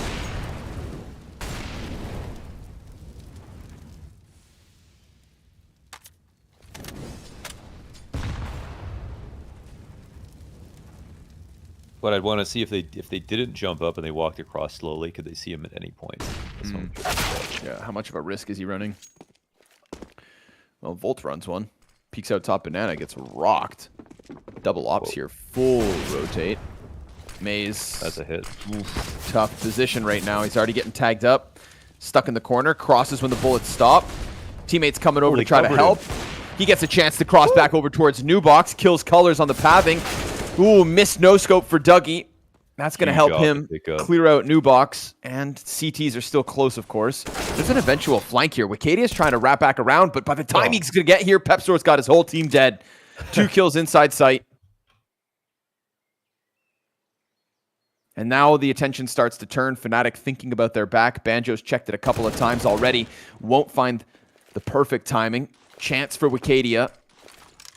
Eternal Fire looked like they had their boots deep on that bomb site, but Pepzor, 4 kills, saves the round alongside MOUZ, who is able to make that space towards Nubox and cut a player down, because Pepzor comes in with that first kill on the rotate, spamming down M-Star through smoke. And then once the smoke fades here towards Coffins, it's just Pepzor kill after kill. He does some great damage, and then it's the player who's scaling on the right side of the site that would have killed MOUZ. Pepzor taking him out as the first one is everything, because then MOUZ can just look to banana. His smoke is still covering the guy who was coming up on the left, who was supposed to be his first target, and it could not have gone worse for Eternal Fire. Couldn't have gone better for Fnatic Rising. Beautiful stuff. I mean, another sound hold and position for him, even though we have Eternal Fire moving into the site with just MOUZ alone for a few seconds. So it's good time to attack, but it's not working out too well. And they literally can't invest to defend against 15. We're not even seeing any utility come out of this round. But as long as Colors has a Tech 9, then there's a chance. There is a small chance. We've seen them get kills towards banana off of the start of these Tech 9 spawns. We've seen them pull it off in the A sites. Volt got rocked last round. But it's not going to have them shy away from this fight. So they're stuck on the other side of the smokes, Eternal Fire. They'll have to wait. And again, with no utility to retake any portion of the map, it's just going to have to be the dry peaks. Really banking on the aim here. We've seen flashes of it, but...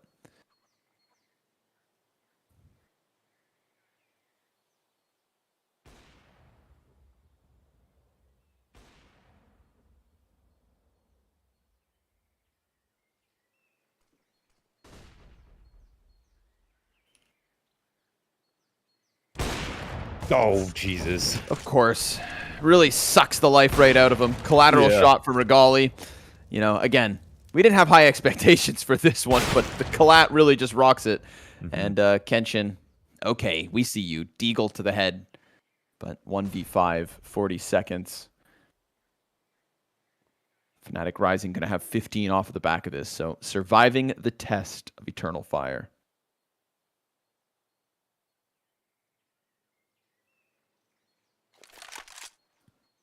Well, I don't want to talk about them like they're dead, but I want to say that this was a good map. You know, to this point from Eternal Fire, Fnatic Rising had to kick it into another gear to stay alive, and they did do that. And that's, on the one hand, not surprising, but I feel like this is the most promising so far that we've seen from Eternal Fire. And hey, we've got an op from Kenshin to give them a little chance, and they did save to be able to buy here. They were playing for overtime from the beginning, and actually, they wouldn't have had an op if they didn't pick it up just now. So let's see. I mean, honestly, if Eternal Fire play their heart out, they can win this match. They can do it. They've laid the groundwork. It's not going to be impossible. It'd be an enormous win. And this isn't a fake comeback map. You know, this is a map where they've stayed close pretty much the whole time. From the get-go, from the first half. And I mean, you know, even if this one falls flat, even if we're talking about a loss, that's still a genuine marked improvement. And I know I said yesterday I wouldn't sit here and praise Eternal Fire until they got their win, but this looks like a formula for success versus a better team. Okay. Oh, and M-Star, 2 kills through the smoke on the B site. Bomb's immediately going to be called to the action.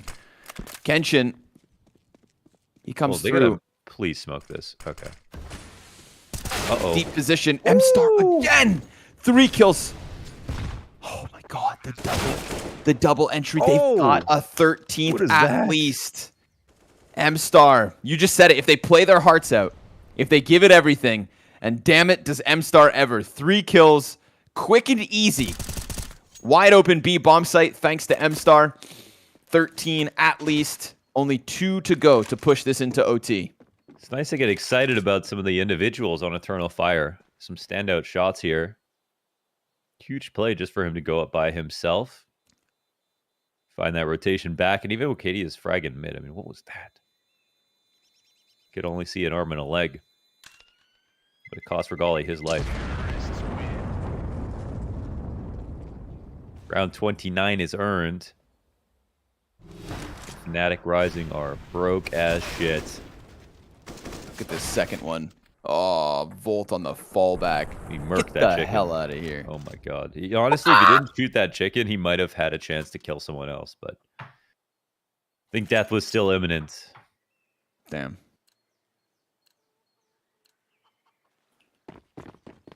I think M-Star also needed to get that 3rd kill. That was a little risky for him to be walking construction in that specific spot. But who are you to tell Freiburg not to entry? In the United States, 24 million chickens are killed every day. Yeah. So what's one more? That's good. At least that one saved a people life. are killed by corkscrews at weddings that come off, or sorry, oh, like corks when you open bottles? Yeah, Dude, bottles. I actually, that gives me so much anxiety, being around like champagne bottles being opened and stuff. Hold on. I'm sorry. Yeah. It's my fault. Corks. Yeah. Don't distract the animals, Launders. They've got 4B. Oh, they're just really playing for round 30, man. Mm-hmm. I mean, there's a world that Eternal Fire lose every single time they've stacked B on these full ecos, right? And Eternal Fire have just gone towards the A side, found it open. This time they've got Regali here, but now he can't even make presence. He wants to probably shoot at some point. Oh, and they push into B. This is interesting. What will Eternal Fire do with this evidence?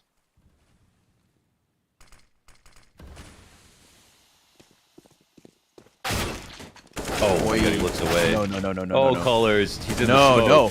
Oh, they don't get the first one. The boost is good. No, not like this. Just the USP. Not like this, boys. Oh my god. Oh my god. Kenshin again in the clutch. He hits that first shot. Can he be the savior? No. No. Eternal Fire. No. Oh my god. They were so close. Come on, man. the best map we've seen from them yet. Eternal struggle continues. Oh, the eternal struggle. It's There was real. one op in that round, 3 pistols on the B site, and they already killed one. And the op was on the other side of the map, and they just lost to the pistols. They literally pistols. And you know what? There was no luck about that. They literally messed that up. He half cleared the top of the quad. He got killed. He got 1 dig. His teammate comes out into the smoke and then can't kill the player's second oranges. And then the player on boost, it goes unexpected and wins his duel. They messed it up. Pepsor with a USP on boost. The closest they have come. Pepsor really started hitting heads on these last few rounds as well, right? I'm thinking back to that retake over towards the B site, 4K. I feel the Eternal Fire struggle because, you know, a loss would have been something, but just losing a gun round and we can at least say, you know, valiant effort and whatnot. But that just spoils the well. The milk has been soured to lose like that. Brutality from Fnatic Rising. Ultimately, 16-13 is their win. They could not afford to be Eternal Fire's first loss. The second official with this lineup, to lose on Inferno would have been a shocker, I think.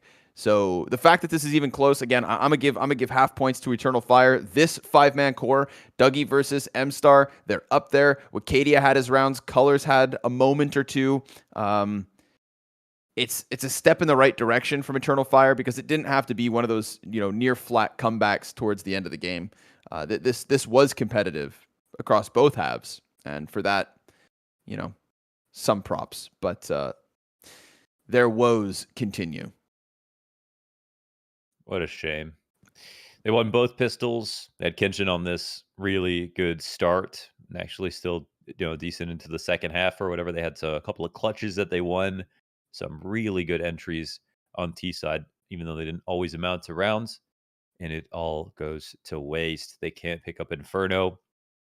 They lose. This is probably going to feel like the roughest loss, even though some of them were less close, just because of how possible it was. So, Eternal Fire, they don't win again. I think it was really important that Fnatic Rising win for their standings, just for the sake of like being a team that is likely to be into finals or be in top 3 or whatever it is for this event. So this is a win they were supposed to grab. This is supposed to be free for them. But Eternal Fire, I mean, yeah, they're working. They tried to change their Inferno. They did some stuff. They lose in the most tragic way possible. It's been a comedy of errors for Eternal Fire in this 0-7 streak. But 1-6 is way less funny than 0-7, so we can always take solace in that. Yeah, they are still the consistency of Group A. Maybe tomorrow versus MOUZ NXT, Eternal Fire can get a win there. You know, they got to wake up and try again tomorrow. Yep. But for now, we're going to throw this one away to the break. A 92-minute best of 1 comes to an end with a heartbreaking loss for Eternal Fire. Not the way you want to lose. OG Academy, Young Gods after this. We'll see you guys there.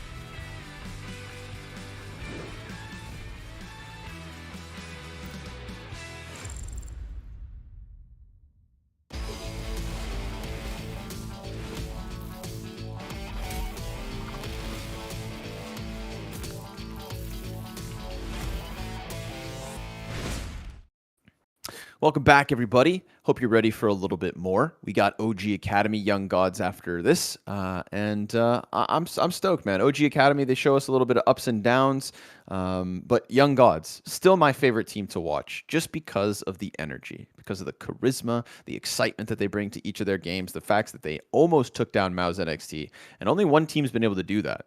That's OG Academy, the team that they face right here, right now. So they didn't get their win over MOUZ, but maybe they can siphon a little bit of that success off of the OG Academy camp instead. But you got to get through the likes of Sound, Dementor, Marix, and what we saw yesterday from Oxygen shows us promise that he could also take over games for this team.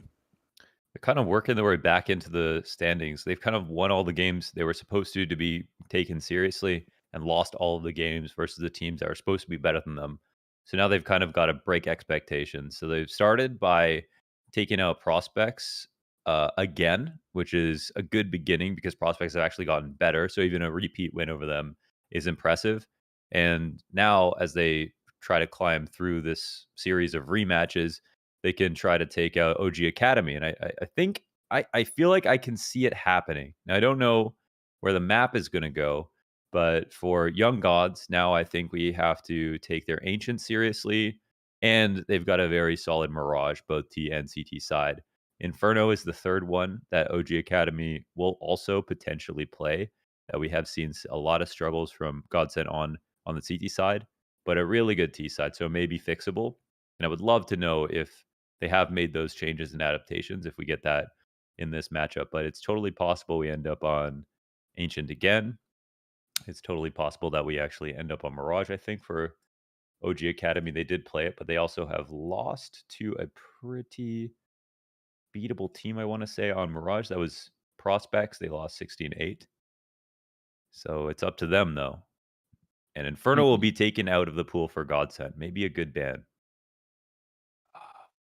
Okay, yeah. The Ancient one is the only one I was worried about. I thought maybe we could land there, but with after Godsent almost taking down MOUZ with it, I'm glad we just moved past it. So Mirage, the middle ground. We've got a 100% win rate for Young Gods on Mirage. So OG Academy, I feel like they're kind of they're setting up this challenge. They're setting this, again, expectations. OG Academy, the better team, but they're taking Godsent to where we've already seen some pretty good things from them. This seems like a call out, OG. Yeah, that's true. They have 100% win rate on the map. They clearly look very good on it.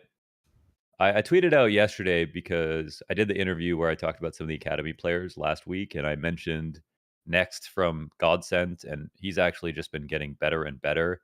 And in yesterday's Mirage match, I was just totally sold that he's clearly one of the players in the league right now that is playing above the level of the league. And I think he does die a lot. He doesn't have like 30 kill games, I would say.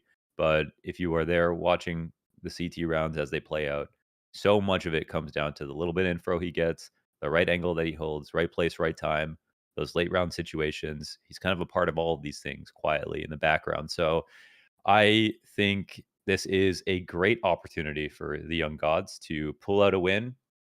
OG are beatable on Mirage, absolutely, and I'm sure are going to try to bring some new tools into the into the map because they have a pretty glaring loss on it already. But I don't think that this means I still wouldn't say that this is favored to Young Gods. Is it actually? I don't know. It's a tough one to separate. I Yeah. think it is a tough one. Even within those wins, I think we've seen Young Gods kind of lean on that 2vX factor that we know the likes of Next is bringing in, whether he's joining Snowzen or Venom Zera. I don't. It's hard to say they're favored just because of the OG Academy success elsewhere. The fact that they were able to beat MOUZ NXT, but okay, let's do it. I'm gonna say it. I'm gonna say Young Gods are favored to win this. It's about time. Okay, I will also take the Young Gods. Yeah, let's go. Let's do it. Let's do it. You know what? OG, they want to take a challenge to Mirage. It's up to them to prove that they are the favorites regardless. Okay? Map. I think the map is what puts me over the edge here. Yeah. Young Gods.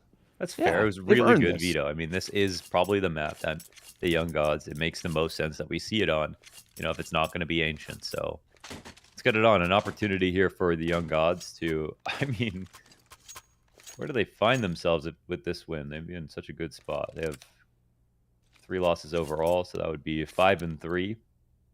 And the big wins, of course, are Prospects twice, and then potentially OG Academy. So actually, very, very important game for both of these squads. I think at the very least, we could say this is as close to 50-50 as you could get based on how good a team is supposed to be in a vacuum, plus how good the map is for the other team. Yep. Now we just let them decide. BRN. Well, he's got himself one, but he does allow for the cross the jungle. Shake decides to come back, and we lose BRN inside of the smoke. He loses vision, he loses his life. Lineko around the Tetris, around the ticket, around the stairs is next. And oh no, Dementor actually gets tapped down while trying to go for that plant. We get the peek in from Tetris, ticket, and Oxygen all of a sudden doesn't have the bomb plant that he was hoping to play post with. This seems incredibly dire. So sure enough, Godsent, they'll close down once they get that actual bomb stopped. It felt like everything was theirs right thereafter. Little mistake, I guess, with the smoke that came in. I'm not sure who threw it. It landed between triple and missiles. It could have been a CT smoke, but I think it should have been more in towards triple. I'm not exactly sure. It looked like a CT smoke. It definitely doesn't look like a T side smoke. So maybe they gave themselves the opportunity to find that frag. But either way, it's a very clean round. We've got OG Academy revving up for an A attack. But before they even get going, BRN just gonna stick them with the MP9 and the FAMAS from Snozen off stairs. Young Snozen looking to impress again. So before anything even gets a chance to attack this site, it all gets dropped down, and Shake's Desert Eagle will be empty-handed. That's just 5 up as the clean 2-0 comes through. So far, Young Gods looking like they came to play. Yeah, I mean this is very good so far. So what defines OG Academy on T side? Well, I don't know. I don't know exactly how they would look at them based on the map that we've seen. It really didn't even get going in the second half last time around. Let me do a little digging. They got 10-0'd on CT side of in their game versus Prospects. So they actually got a 9-6 half in the first half and then lost 10 rounds in a row. Oof, that's true. That was that super CT comeback. Right. So looking to do a bit better on their T side. That's why it wasn't memorable. Because one half just didn't exist. Yeah. FAMAS picked up by Shake.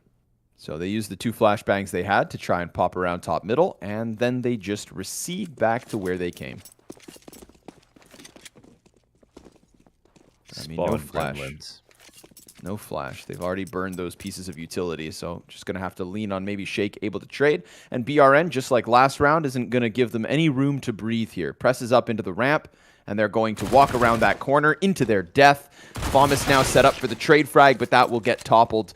And sure enough, it exchanges hands. They can do nothing other than run in and hope they get another kill, giving them enough space for a bomb plant maybe. Next buys time, patient behind the triple box, and they walk into their deaths as Venom Zera comes in. Quick headshot, follow up, 3-0, Young Gods. See if OG have made their bet. They're here to play Mirage. They know they get T-side. We have yet to see them win a round on T-side Mirage in history. So have they played more than one match on Mirage? Let me go ahead and look. No, they have. Yeah, they have not won a T-side Mirage round in history. I'm not being hyperbolic. This is the literal facts. Sounds so brutal. We'll see how many it takes. Shake, just the 1 kill because Snozen comes through with that window frag. A little bit of follow-up with the pressure there. Marks looking to just slip by. Oh, yo, what? At least look at him. Looks down for another, but Venom Zera will close him within that window. So no exit into the actual bomb site, but still just whittling down numbers on both sides. Bomb will need to be picked back up eventually, but for now we're going to lurk.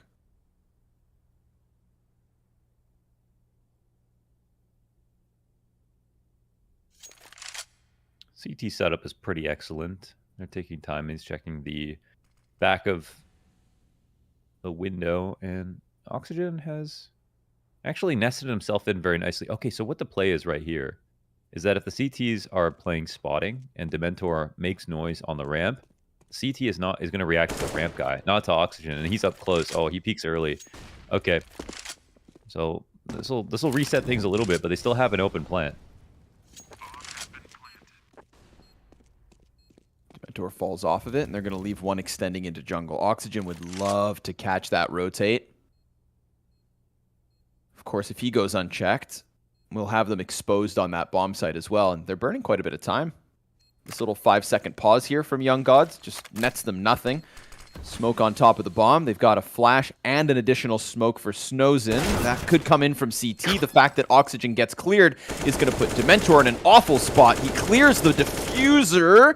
Oi, he's got Snowzen low. Glock kills him through it, and that is it. Dementor, 2 players off of the smoke defuse, and with it, OG's very first Mirage T round win. They are 1-13 in T rounds so far, okay, versus CT on the map. But first one's the hardest. Comes off a clutch in the 1v3. 2v3 there for a second. It was a crazy kill from BRN, but really well handled here from Dementor. And everything at the end there didn't matter. He's basically just fighting for his life, but that's it. The round was already done with. Venomzar was chilling on Cat, making sure that Connector wasn't going to get snuck into. Yeah, they were very much on the board with that. That was a cool little mid-round idea. Oxygen getting over towards CT, not overextending too early. And I guess that ridiculous Marix kill that he got coming through the smoke into B-Abs mattered.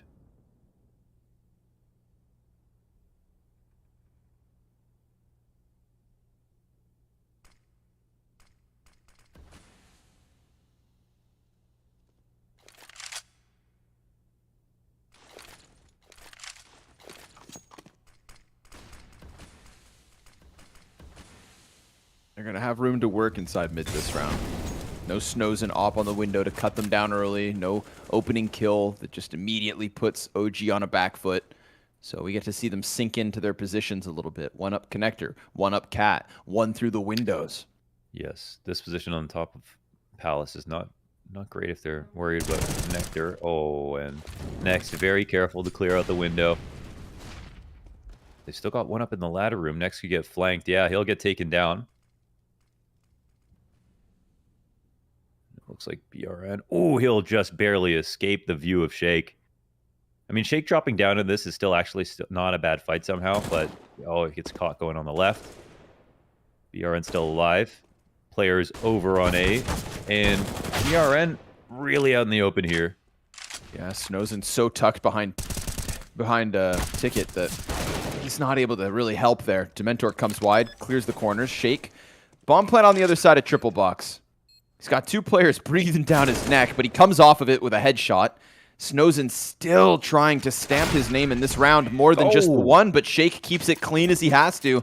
2 kills up close, doesn't need the support there of Sound, just does it on his own once he gets the bomb in, and OG Academy will take that second round. I thought BRN could have been a problem versus Shake deep on ramp, but then the fact that Snowzen is so passive on the ticket booth, so nervous about Dementor maybe peeking out and killing him, that it offers up aid to Shake. They squeeze BRN from both sides. They get that A site cracked open for Connector Plant, and a second round right there with it. So unfortunately for Young Gods, momentous start. Now back into pistols in round 6. It did get exposed a bit there, and I think you're right. You know, BRN, there's 2 things that could have changed. I mean, BRN could have stayed on the ramp and had cover and fought versus the one ramp player, and it would have been very hard to clear out. Of course, he was worried about getting mollied. Coming back out to Apex, he demanded some help there from Snowzen, who we've seen him be a little passive, and for the ability that Snowzen has, he needs to be less scared in some positions. And you've seen his Inferno rotations be a little slow. He can take some risks, you know, based on how well he can play. And right there just needs to be ready to jump to the aid of his teammate. Okay, Marix. Not going to give them anything to work with as he just steamrolls the 3 inside of the B site. Makes a bunch of money off of the MAC-10. Oxygen catches T-spawn, so very clean conversion for OG's 3rd consecutive. Oh, but Marix, he goes down.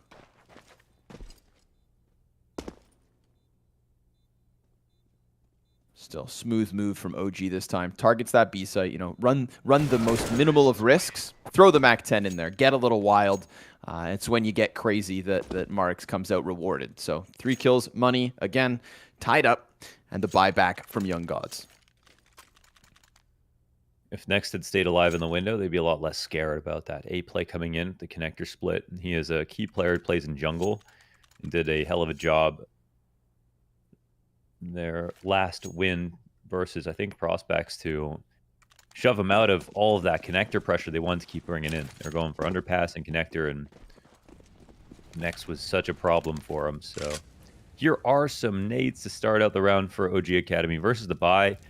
Early ramp presence and oxygen. Oh, he'll almost grab both, but Marix on the other side of the map has got his.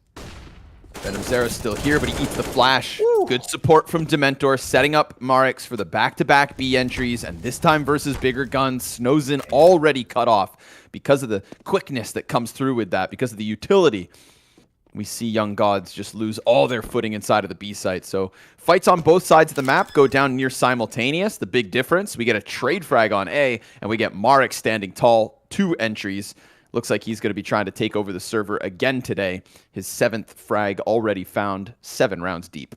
He's kind of doing it. Actually, I mean, this is a really esoteric NA reference, but he's doing it Josh Nissan style, okay? Your favorite player. Free steal. Yeah, when he honestly, one of the cool things he was doing when he was calling was taking over B-App's control really fast and being really aggressive with this one lurk smoke. Funnily enough, is known as the Magisk smoke because he always threw it in the Astralis, or was throwing it in the Astralis defaults or whatever. But the or wait, that wouldn't make sense. Is there ever a point that he would have been playing on the team when they were playing Mirage? Outside Vitality, right? That's when he kind of had to start learning it. Yeah, it's definitely someone else that I'm thinking of then, but I can't remember who it is. Here we can credit Steel. We can credit Steel. Remember that major MVP? Yes. One day he will be in the server with Heroic. I just wait for that day. Little Steel? Additional smoke. No, Kierby. Steel, I'll welcome back on anybody. EG in talks. Rumors. No. One Desert Eagle kill comes through from the ticket. It's a little bit of damage here, an uncomfortable amount of damage, I think, for Dementor and Marix. Next doesn't get too aggressive, but still will be cleared out by Shake. So they want to care for that flank and carefully hold off on the site. Let the smoke grenades fade. Make sure you kill that flank behind you. Get these lines of sights posted. And then you can see Young Gods like trying to wiggle here back with another frag because it's the silence that starts to favor OG. And then they reclaim control of the situation as the counter-terrorists started to look elsewhere. You see that rotate from Leneko example in the B site. It's, you know, any squeeze that could have happened on A was let go. And once Young Gods lose their grips. Death grips. They get in it. But then venomZera kills 2. So, I mean, it just still comes back alive for a second. And Leneko's just sprinting this flank. We don't have a kit on the play. We don't have armor on venomZera, but we do for Leneko. And he just grabbed that M4. So now he is all of a sudden very lethal. But again, he's also kind of late to the party. If they decide to justify this retake, they've got to hit it here and now. And they've got to hit it perfectly. With no extra time at this point, you needed to start defusing yesterday. They're still going to stick around for kills, but that could ultimately just lose them their own lives. Sure enough, both go down to oxygen, and OG get to clear 2 extra CTs as opposed to the save. It's true. They had an opportunity. That opportunity passed, and they still decided to try to commit when they could have saved 2 key guns here, and it's all because venomZera hits this nice spray down on the cross. They tried to double up, and make that happen. So OG Academy, full credit to them. They are playing with very little fear. I think Young Gods showed some good setups early on, but OG are not afraid to push them, especially when we're talking about this little bit of A-ramp control and Marix just barreling into the B site over and over again. Oh, Snowzen pressured by Util. Oh my God! God! They're getting in window. Wow! All right, they're so fast. I mean, while there's still noise going on, they broke the grate. Oh, they broke the grate, but they're not playing window. That's a mistake, Young Gods. Yeah, that was Snowzen. Broke the grate and jumped out. Oh, that's right. Okay, they jump cat. That's fair. That's fair. That's fair. Oxygen gets all the... Oh, wait. Venomzera saw it. Yeah, he did. Oh, shoot. Okay, wait. They have the Halls player here. Oh, big fight the here. Lurkiest battle ever. Did he not? What? Did he not? Did he think he was wrong? Leneko still gets two kills. That could push Snowzen into the position where he could still reclaim this. He could still control this unraveling B site that is somehow back under wraps, but then Marix also pushes A. He misses his shots initially. Dementor comes through with the B frag. What is this? Bomb gets dropped, and BRN is back in control of the situation, especially because he's got this 90-point health advantage and the cover from the bench. Whoa. Wow. I just don't know how, like, here Venomzera, like, based on the way he was looking, it seemed like he was so sure he did see somebody. Yeah, I'm right there with you, but I don't know. And Oxygen kind of played as if he was spotted too, which we were looking from his POV, so a little biased, but I think I would be scared too, but oh shoot, he saw me. And then Leneko gets his 2 kills in the B apps. Young Gods somehow win that because they just have enough players on B and that deep op that wasn't spotted by the lurker walking in Oxygen. The play overall was really cool. You actually got to be just thankful to win a round like that because usually it's over if a rifle gets into the market that quickly.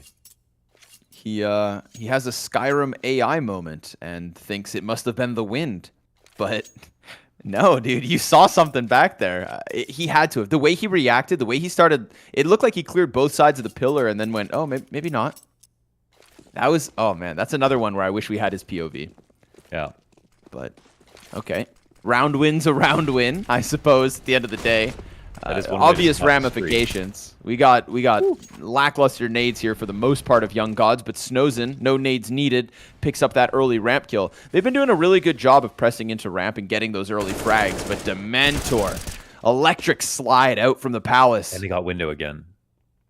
Next is watching it. Oh, but he'll die. Now they squeeze that A site. Marix actually decides to turn back towards the market. These guys are crazy, man. Gloves are off. Yeah, they're really peeking everything fast. But hey, Young Gods are keeping up. Venomzera is low on the rotate, so a lot of this could come down to BRN and his site hold. Are we going to opposite firebox? Really risky spot with no mid control. No, it looks like it will go to CT. And there's enough utility right now that if they kind of expand fast enough, it's going to be very hard for BRN to get back into this, but you can see there are other things on his mind. And they're not willing to push this flank all the way around, actually, Young Gods. Has sound been totally quiet here? Looks like it.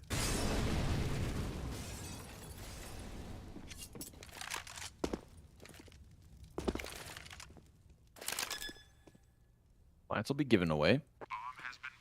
Smoke already comes out for Palace. Won't be a problem. Shake decides he wants something from CT spawn, and he almost got the elbow. But that flank is getting dangerously close now. Problem is Leneko has the MP9, so long range, but keeps it clean. And Shake's going to get swarmed by it. So the MP9 ends up working out perfectly. Love that he didn't swap for the AK.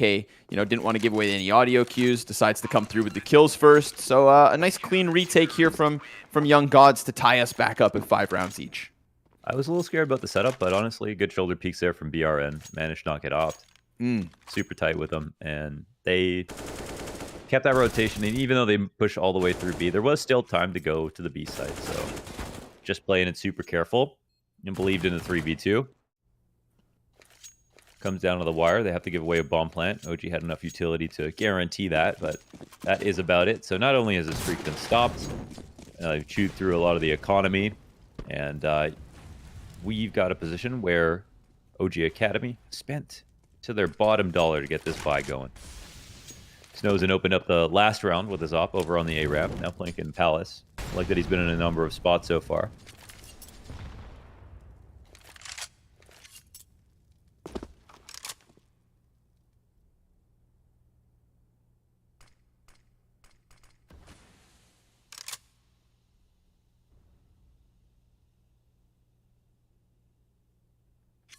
Would be more than happy to watch a little Marix B play again. Yeah. He's had multiple 2K entries on this, but now he's going to have to do it Galil 50 health. So very much knows he's trying to prop up his teammates.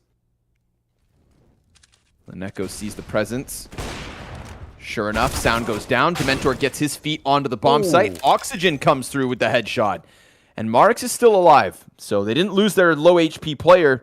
They did lose everything else. Young Gods. They have nothing towards this B site, and look at this. They concede it. So just rock solid. I mean, I love the fact that Observer turns off X-Ray there. I didn't realize that Dementor had already got through. I thought Sound was the second player in, but he was actually the third. So very quick pack mentality, and OG smash a B site off of it. How they scale with the flash, right? So the only way that Leneko even gets a shot off is because he hides enough to dodge the flash. But that flash is coming out just as the players are crossing, so it's a really clean execution into the site.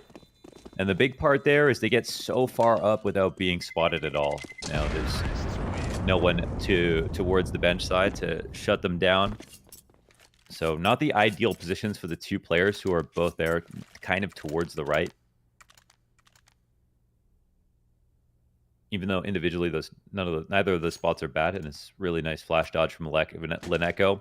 A lot of that would be made a ton easier if they got the first guy first, because that's when it becomes hard to get out of the window. And a lot of that came down to our player on Get Right. So, well, if they didn't win that, then they wouldn't have a bye now. Bit more aggressive, already trying to throw somebody towards top mid. Marix in panic mode. Here. Oh my god, what's happening? Missed shot, 2 missed shots from Shake, and with it, 2 kills come through. So OG just going to try to scramble here, right? Already recovery mode at 1:30. Get your bomb in and hope that maybe somebody overfaces right thereafter. Sound throwing down util. Oh, taps into BRN. Next isn't too far off, so he's going to swing this with those flashbangs coming over top. But again, just killing what's left of these T's is seemingly problematic. Man advantage now for the offense. Spray down from Leneko. Dementor in the clutch. He's got Snowzen towards connector. Gets the headshot. Where's the peak? Over towards jungle. Dementor thinking about ticket. He gets back into the cover perfectly, and he has twice the health of Leneko. Crosses there, damage back, and Dementor, the clutch in the 1v2, sucks it away from Young Gods. Damn, dude, there were so many insane shots right there in the post-plant situation. I cannot believe that OG found a way to win that round. The fact that, first of all, it comes down to the 1v2 because of these kills, but we're talking 5v3 instantly after mid-control is lost, and this is working because OG are trying to take 2 things at once on all these different parts of the maps. They get info, at least, that a lot of the A players are being distracted. There's one in CT maybe. Let's go ahead and run up into the A site. This level of pace is a bit too much for the Young Gods, who now have to save. Critical round 1 there. But Snowzen still has an AWP. As they say in Europe, ABB. Oh, 2 fast ones. What's this? One towards top mid? It's always on 2 parts of the map at once. Every time, right? There's like simultaneous fights, like 4 or 5 rounds. It's action-packed, which is kind of exactly what I hoped for with these teams.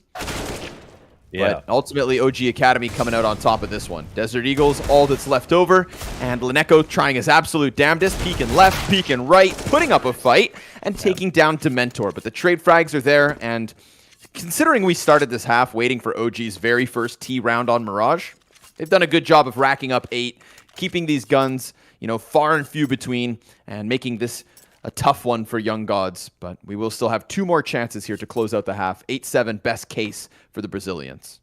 Yeah, again, they got completely shut out versus Prospects, not winning a single T round, 10-0 against OG Academy. So this is an amazing upgrade to be able to grab 8. And again, Godsend, good on this map, good on both sides. Probably slightly better on T, but still. I'm pretty shocked to see the scoreline in front of us, but they are playing with tons of confidence. A ramp again. Feels to me like that's where generally Young Gods were getting most of their success.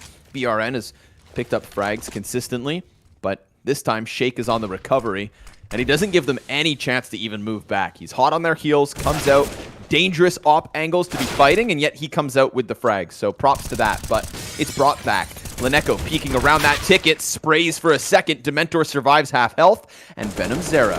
Oh, nice wallbang through default. See you later. Shake over top. Oh, he tries to jump down, and Venom Zera pumped with that clutch. 3 kills for him. Godsent gonna keep it close. Super solid, man. That spray, how'd he do that?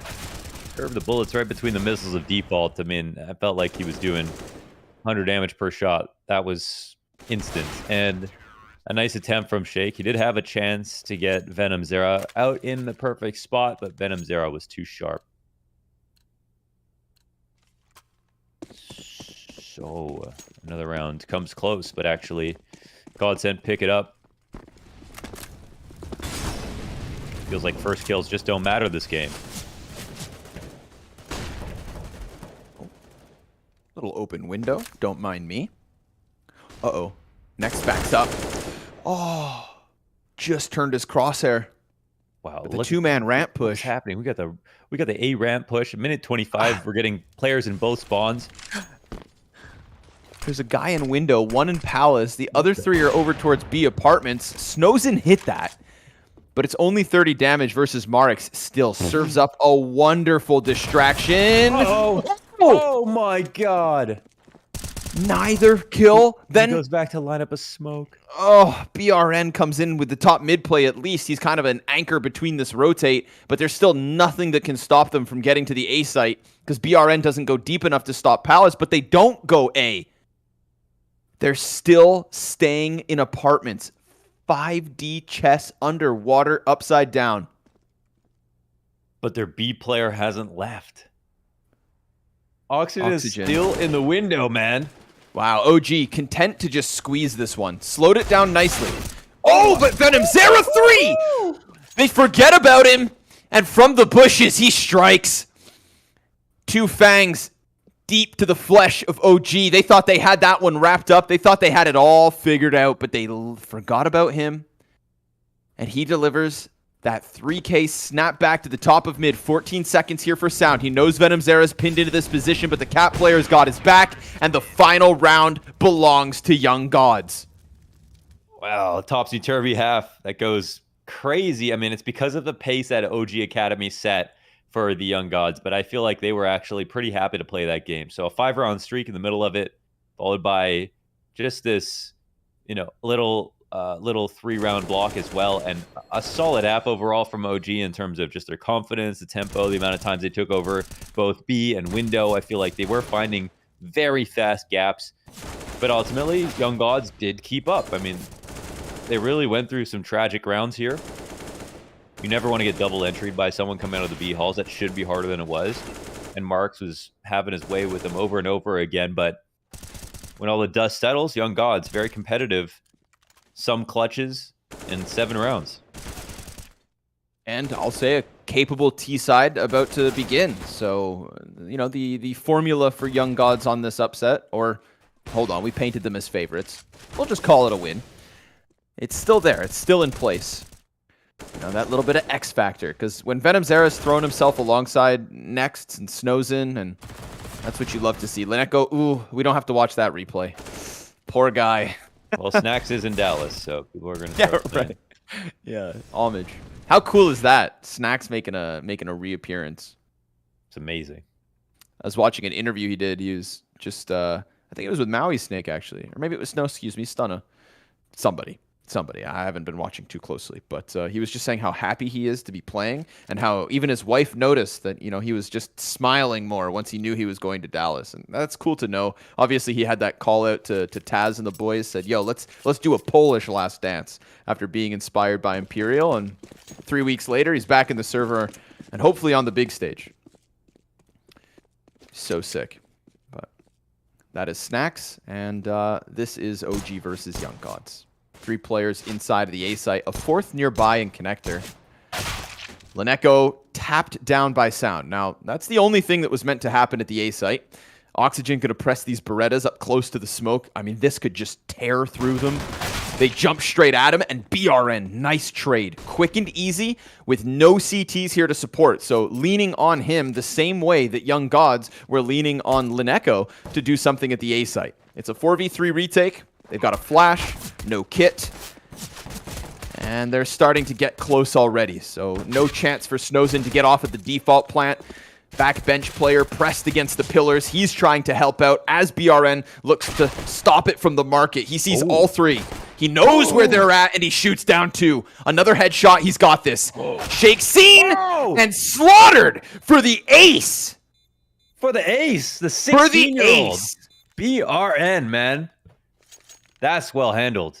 Those shots were crazy. What a play, man. Read that situation perfectly. That's enormous.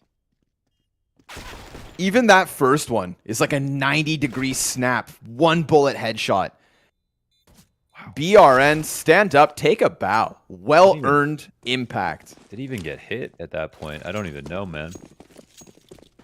I could not have been a more perfect clutch. That's a highlight of the season for sure. Well done. In a big game, too. A big game and a big pistol. Yep. Yeah, we have no idea what's going to come of this second half.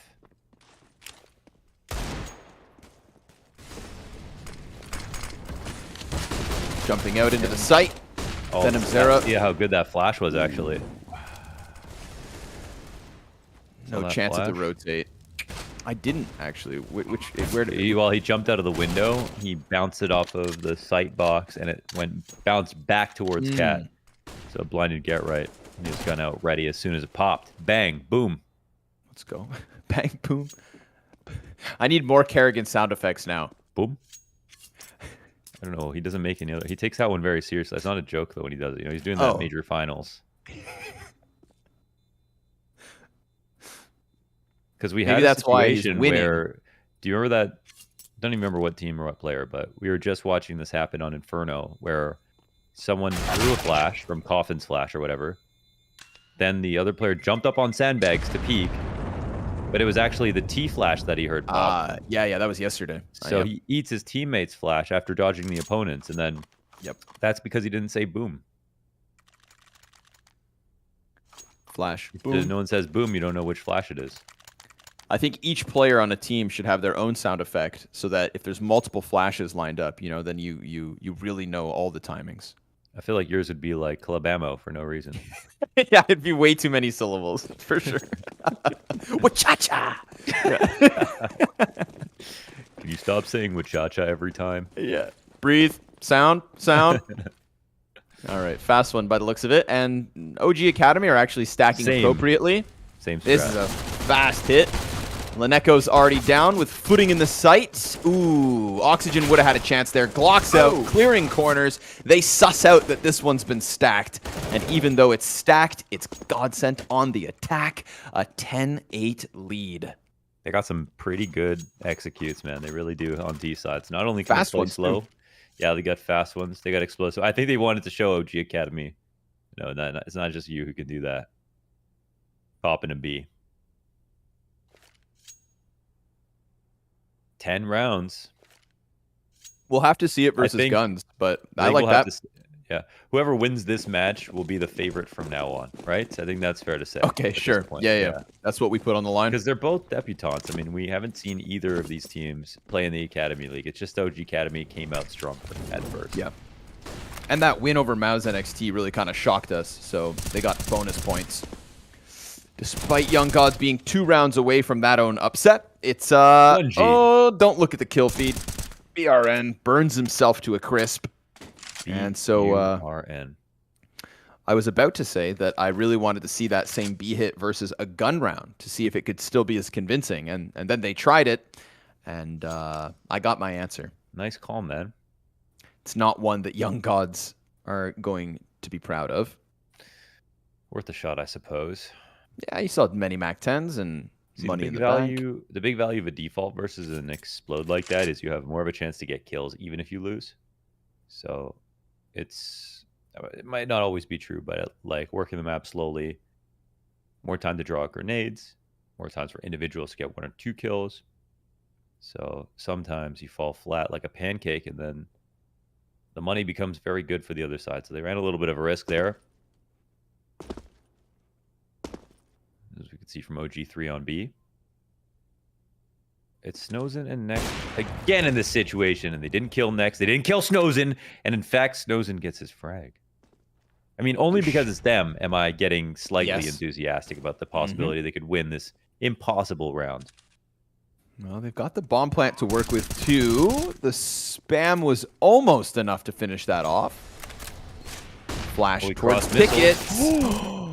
The trade's there from Next. He's got the stairs player coming over top, and Marks is going to end it. Still, 2 kills, bomb plant, not bad. All things considered, what we know of the young gods 2vx situations, you've got to give them a little credit, and they'll lean on that little bit of hope. But obviously this round, with the total B claps that we get out of the gate, 3 kills in an instant, I think what they got from this is not half bad for young gods. It's a bonus anyways.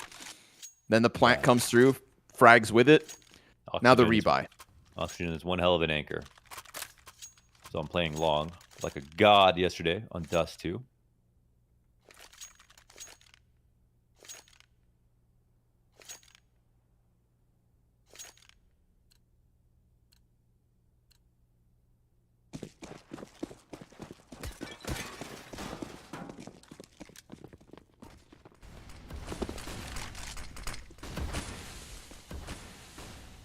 No cross mid yet. Nade is wonderful. Shake meant to be set on fire, but clips the smoke. Leneco's going to tuck into those boxes. Not alone. He's got Snows in here to work with him, and 2 players coming from underpass.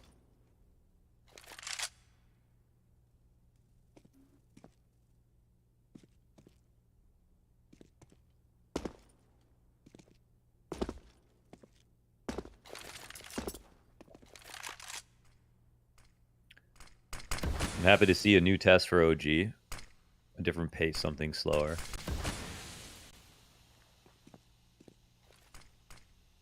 Ooh, with a different point of contact, too.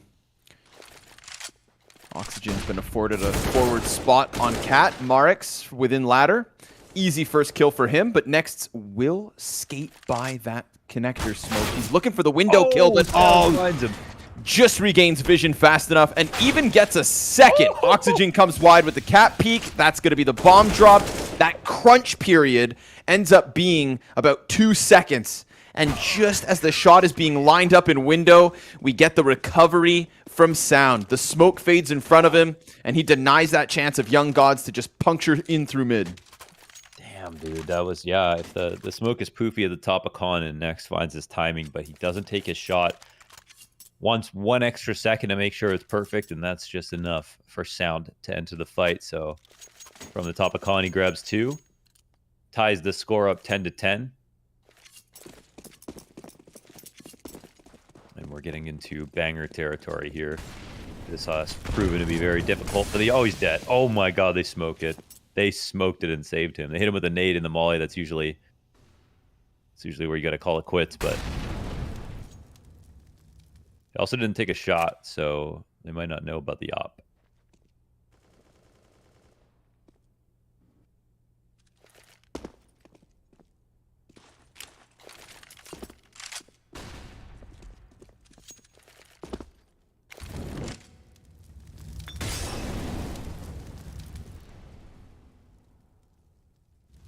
Really leaving that invitation for the mid play. Young gods, throw some utility, start sniffing around, see what's up.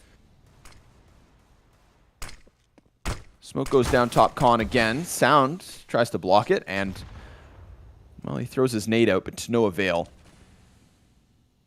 Ooh, if I was on default box, I'd start to feel a little pressure. He's going to be leaning on his teammates. And luckily for the counter-terrorist, Shake sees exactly what's being set up. Catches Next coming out of that smoke grenade towards stairs. 5v4 here for OG. 35 seconds. And we start to get that rotation over towards the B site. So it's going to be Oxygen and Marix tested.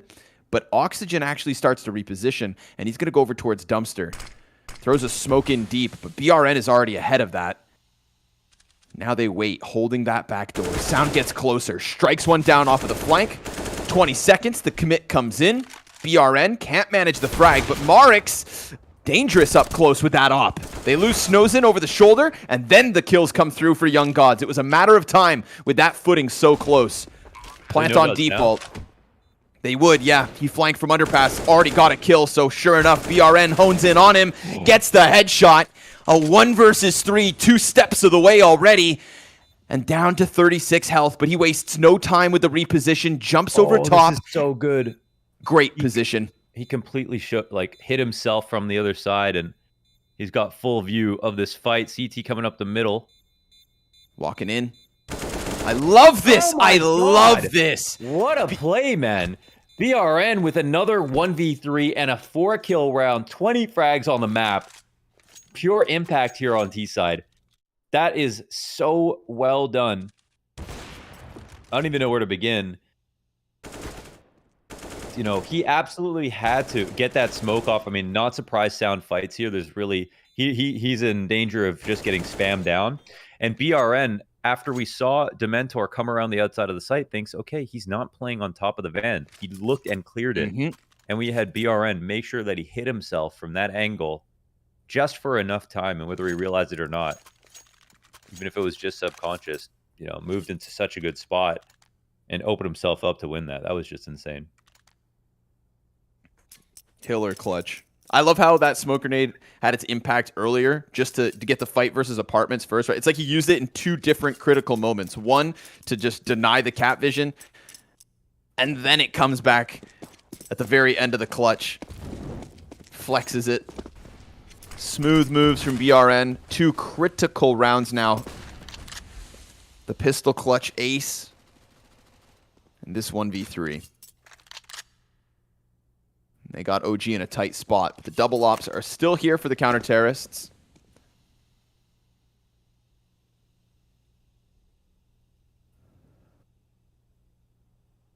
Hell yeah. Good game. Hell yeah. Let's go. God damn. Oh. This is new. Wow, I love this. Oh my god, I love a big mini map. I guess it's just a map at that point, but my favorite. Literally not mini, yeah. Yeah.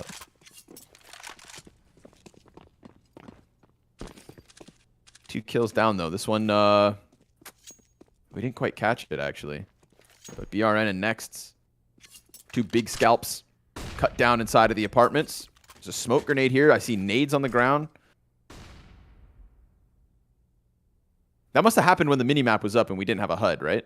Yes. Okay, yes. Just double checking. I was like, how did I miss know. those? But all right. Oxygen just going to look to lock in the window cross, and he hits the shot, but Lineko able to survive it. Oxygen follows through with the second bullet, and Oxygen, now he's on for the ace as Venom Zera shuts him down. His hopes now fall to the shoulders of his teammates. OG 3 versus 1. And Venom Zera, his hands are going to be busy with this bomb plant in a second. And Dementor actually comes wide with the catwalk Deeg. So a little action back from the OG camp. A 5 versus 3 off of the apartments hold right out of the gate. Yeah, they're getting put in their place here over on B. 3 rounds won for OG Academy on these holds. Young Gods continue to kind of relentlessly knock on the door, but OG Academy grows stronger by the round. So maybe they should think about other avenues of interest. And I think OG's setups are quite good for, you know, first of all, they're prepared to take deep peeks. And I think that's what's countering Young Gods first and foremost. And I mean, Oxygen's just been way too solid as an anchor. He's been really, really good. BRN's going to have to go hero mode again. Oxygen gets deep. Ooh, chased out of the apartments. Frag grenade right on Venom Zera. So He's got shin splints. And he's still inside of the site, though. Tech9 is deadly, no matter the health. Shake cuts him down, one of the two ops here, so the site's still in question as they come flooding out from the apartments. Next, a hot tamale, jumping back and forth. Op shots just can't land on him. BRN is alive and kicking. Close corner on Get Right. Smoke to market, so Shake's going to have to go through the back door with Oxygen. That's both of the Operas trying to push up through that back door, and Snowzen hits a Tech9 from downtown. Dementor comes in with a kill. Some attention turned back, but BRN looking to keep his teammate alive over towards the market. It's the double op retake, and they're going to have to go through this crossfire. BRN looking for another clutch. Oh! Oxygen just walks into that last shot. Another multi-kill, another B-site win, another one from BRN. Dude. He's just pulling him out of his hat. That's a 1v3, 1v3 4K, and 1v2 3K here for BRN. All just in this second half. And maybe that's why they're trying to play protective VIP. Get this guy into the B site. He's going to figure this out for us, but he needs to get his feet into the site. Once that happens, the rest is magic. We don't think about it. We just know it works. You know, bad time to talk about how good Oxygen was there. Missed a few off shots. And the hold entirely was a little awkward with the way they go into it, and it's another round going into the B site. This is so rambunctious. What is this? Venom Zera. Well, I mean, Anti-Eco's great time to go B. Just flying. You know, the threats were here in Marix. He had the FAMAS the whole time, but he's just smoked off. M4 from Sound doesn't get a chance to come through. Sure enough, a couple bomb fakes and coverage. They clear corners. They take 13 off of the back of it. Young Gods. It's funny, winning another B-site round. They lose to it when it's the full guns of OG, but they've snuck a couple through. And a couple more. They've got OT locked in.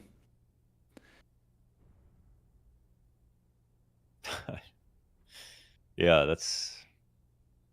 I mean, we're talking 3 rounds in like the last 6. Where OG were, you know, 3v1 at one point, or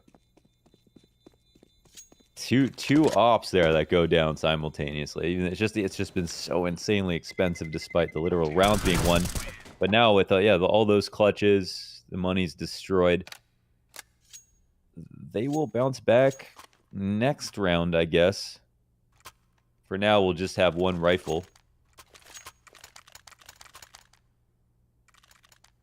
Do Young Gods have to do anything but go B? You know, I really don't know if I can answer that question in good faith and say that the answer is no. I mean, they might really just be able to go B. If they keep it simple, overcomplicate things, and run into Sound's M4, B site is literally clear. So you get your answer. Nope. Just go B, folks.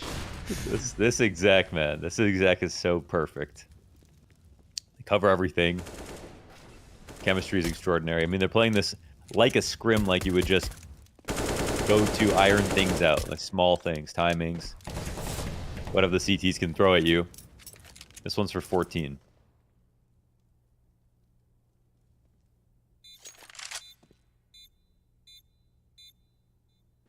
OG are getting played with, and they were playing with Young Gods a little bit too. Once upon a time, with their crazy D side rounds, Marks entering B, them taking mid, taking A at the same time. It feels cool. like it was like a pitchfork attack. You know, they're gonna go all over everything. the place. I like that. You know, keep people guessing. Yeah.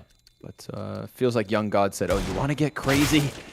And now we get these MAC-10s barreling through bomb sites, fast execs.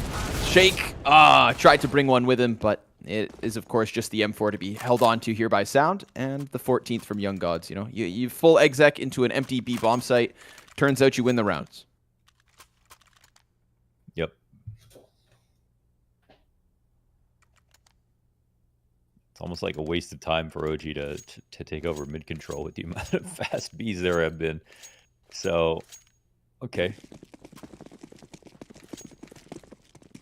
They will actually not do it this round.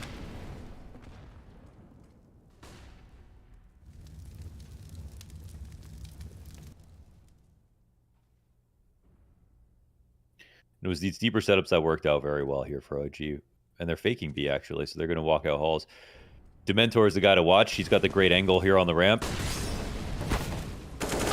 Sight hit's going to come down. They are committing players out, but Dementor, yeah, nice deep line. With ramp control and 3 on A. This is such a nice setup from OG. My God. But what about that MOUZ NXT 2v4? Oh, it's MOUZ NXT 2v4 again? Uh-huh. They don't know that sound was there on ramp. Oh my God, Oxygen just ran out into that. We've seen these before. We could see them again. Sound Oxygen's is going to mid. Oh my God, nice shot. No, man, I don't think this is the best play for Sound. I mean, I guess with next here, he won't be aware of anyone coming top cat, so maybe I'm wrong. Oh, he's watching. Half of the health down. Snows into the 1v2. So he's looking for all 4 of these kills in the 2v4. Next served his purpose, distracted while the bomb could be planted. Utility, of course, 2 smoke grenades and the kit on Marix. But the peek over top of the stairs is free for Snowzen. Smoke here, thrown down on bomb. Marix is just going to jump on top of this. He didn't get on it. Oh my God. Now he is. Okay, now he is. Snowzen Deagle out. Yeah, desperate here for the young gun. And sure enough, a stuck defuse from Marix gets off of the exact bomb spot and just slips by with the defuse. So take what you can get. The only thing there is once he hears that smoke dropping, he has to peek. To get a point of reference or to even get the CT.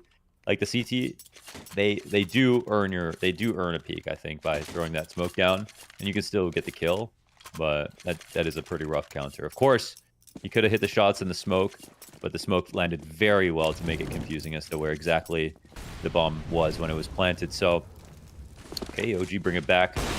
Really cool attempt there. Leneko dies nice and early, giving some love to mid, which I think is key. Big's hunting. Smoked off. Peeks wide. Oh, good flashbang. Oh, Venom Zera, he finishes off the spray. Sound's looking to take the exact same place. Fire all around him, so he's forced behind triple, and that's going to let Venom Zera get closer towards stairs. They could go for the double push. Yep, they jump right through it. Oxygen, he gets 2 kills off the FAMAS. Another 2v4. Same 2 players. They jump down. Snowzen's already been killed. The next has already been spotted. He's surrounded. He is doomed. He is done for. 13 to OG Academy as Young Gods back-to-back A hits net them nothing. Some trouble here. Of course, Leneko dying makes that harder. But that last round we saw the Palace walkout.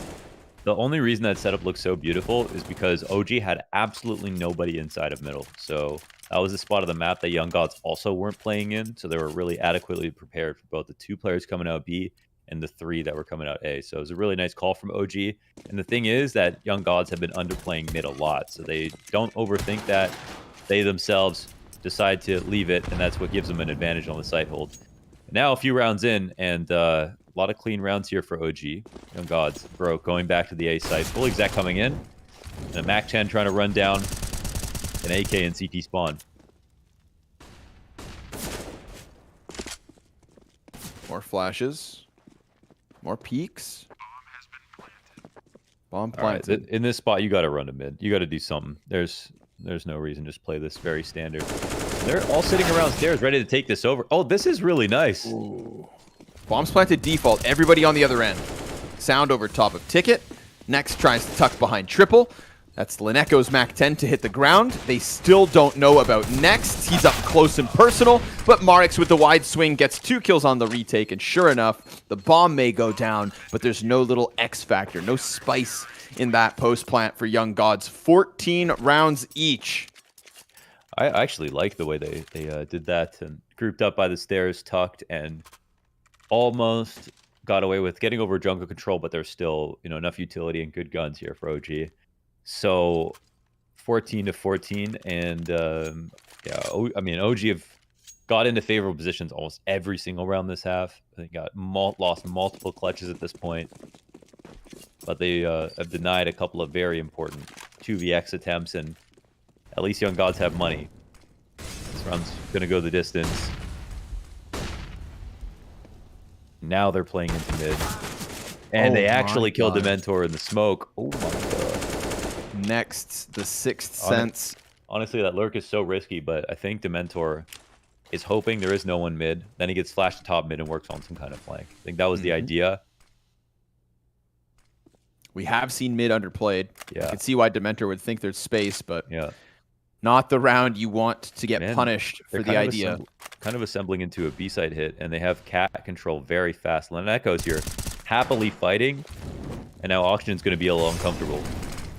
Marik's just boosted in sight, so there's not really anything he can do until they're actually out. Oxygen, he's got Marik's drawn forward, but now he loses his teammate, so he has to reposition. He tries to go back around, but he gets caught looking the wrong way. Still, he comes up with the kill, and still fighting. Snozen, the double off of the op. A 1v3 for Shake. They get past that apartment setup, and now the flank's starting to come in, so poor Shake exposed, but still fighting. He knows he has to go out. There's no way to go back. Gets Leneco out from the corner. Snozen's over towards this pillar, and Shake still has separate 1v1s to work here. The quick jump. He gets ever closer, still worried about the back. 30 health left. Shake hits the second. And now it's just next back on the box. We've got Shake tapping in. The quick scope. Shake. The 1v3 is so sick. You're joking. So sick! You're joking. Did we? You're joking. We just watched that! That's the sickest 1v3 ever, dude. Oh my god. That was so phenomenal, man. I mean, the movement right there, the smoke at the end, not even sticking it. His opening op shot as he comes out of the market window. Oh, man. And, man, he just gets closer and closer to Snozen, and I think that round is over. Somehow Shake does literally the impossible. Ooh. That was the impossible clutch. And this game has had this game has had 4 miraculous clutches happen already. Finally, one goes the way of OG. That is fucking crazy. That's so sick. The movement to get into the bomb site as well. Man, and even still had the awareness to think, like, maybe market. Like, I thought he was going to get killed, like, checking his back, you know, still worrying about a flank that didn't exist. But he was so fast to just move around. Head on a swivel. 1v3. That is nasty. And with it, we've got round 30 coming in. If that's 15 and 16 off the back of it, well earned. These goddamn Bulgarian offers. What a sick match. This one has delivered. This is one of my favorite of the season so far. Frag grenade on BRN. We know what he can do, but low HP. Next cleared. Venom. Zera dies up close. It's Oxygen with the 3K. Sucking it out of the lungs of Young Gods. They shrivel up under pressure. Put them on, baby. Sound. Oh, and Co. Wear them sunglasses at night. What a sick victory. Those 2 last rounds are crazy. And what an awesome game between these two teams. Tough loss for Young Gods. That 1 versus 3 is going to give them nightmares tonight. But OG Academy, they deliver. What a match, man. That was the best. That was the best game. That was the best game of the season. It has to be. I mean, that was so insane. Honestly, can't even remember the last time I've seen, you know, multiple 1v3s in one match, let alone 3. So, and somehow, even after that beautiful play from BRN, 2 of them that were so nasty, Shake has to take the cake with that. One with the op. I mean, that was somehow even more impossible. That was somehow even more impossible. And on round 29, no less. And we end on an absolutely insane Oxygen hold as well. Just as M4 in the site. Wow, this is a highlight reel that I could actually just sit back and enjoy, because the amount of one-off moments. Yeah. Let's put this one at the top of the list for games so far this season, and at a really critical point, I'd say, for both these teams as well, right? Young Gods. Definitely. Now that's a 14-16 loss versus MOUZ NXT. It's a 14-16 loss versus OG Academy. But these are teams that at the start of the season we didn't know if they'd even have a chance to compete with. So they're keeping it stable through the regular season, and then suddenly when the play-in comes around, they're going to be lethal, a real challenger. But BRN also, I mean, unfortunately, a lot of his kills just kind of get overshadowed by the end of the game. But that pistol round ace, ooh, also one of my favorite moments of this Mirage map. Seriously, man, BRN just turned heads. This whole T side, this game I literally would not have been close without him. So can say that OG really had to fight hard and rely on individuals actually to pull out the 14 rounds that they got, and that nearly was enough. OG just kept up, and I mean, of course, it's literally 15th round right here denied for Shake. Look at this. In an unbelievable 1v3. I mean, this is unbelievable. This is just, you've never seen anything like it. So sick. Oxygen top frogs as the B anchor on Mirage. And also with that, round 30 impact too. He gets those extra few kills to really put himself just on the cusp of 30. We look to the side of Young Gods. Of course, it's going to be BRN. There's actually a few of those clutches I had forgotten about. The top van play too. That was really sick. In terms of just puppeteering, a clutch. I love that top van play. Just pushes forward just in the nick of time. Backs up as well. So then he walks up close smoke. He gets his third kill. Just a game that absolutely delivered. So stoked to see the OG Academy guys pick up a victory on Mirage. Like you said, they didn't even have a 1T round win before this one kicked off. And we get a really, really cool matchup. Godsense 100% win rate on this map has now been challenged. They slipped down the list ever so slightly, but still a really fun game. I'm proud of both teams. I'm genuinely proud of both teams and what they delivered with this one. So just sick. Nothing more we could say. This one's done, folks. What a pleasure of a match to cast. And up next, we'll have NAVI Junior versus FURIA Academy. Don't go too far.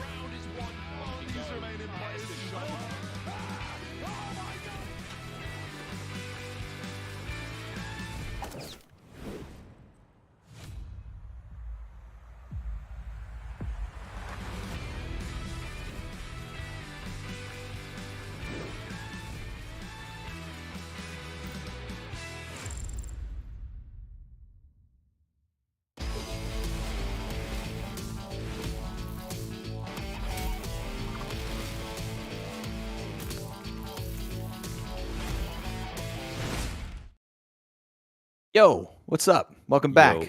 We got map 3 queued and getting ready for you guys here.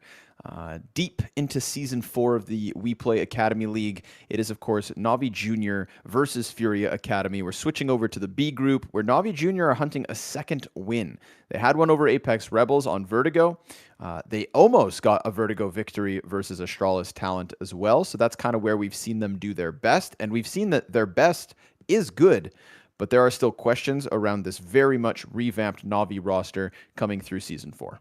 This is sweet. I mean, this is a rematch versus a team that completely rolled over them earlier on in the season. And we're like, whoa, I guess we should take FURIA Academy seriously. And then they went on to prove that, yeah, we definitely should, because then they picked up 4 wins in total.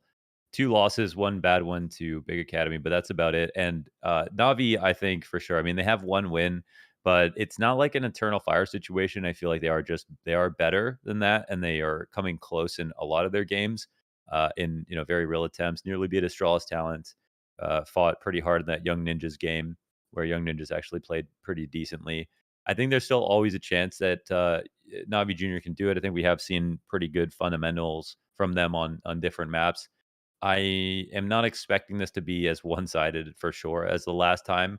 And I don't know, there's a part of me that believes that they could actually win, but for whatever reason, the style of FURIA Academy was really perfect for what Navi Junior had to offer. So this is something that Navi Junior need. I mean, at this point, I think they should be expecting to pull out some wins. They're tired of close losses. FURIA Academy they're having their best season so far in the 4 seasons they played in the Academy League. So they're absolutely the favorites, which is not a story we've ever been able to tell about this roster, but it's been a fun one to watch unfold. Ooh, I thought maybe we were going back to Mirage for the real revenge match, but that last ban, of course, comes through, and it's going to be Inferno here between these 2 teams. Yeah. So taking a look at the this Navi is good. Junior I mean, squad. this is actually insane that it's allowed to come through, because They played it versus Ninjas, Navi Junior. yes, and it was a good game. I mean, they lost, and LNZ played very well that match, and Young Ninjas are actually amazing at Inferno. They have lots of wins outside of the Academy League and 1 or 2 inside now.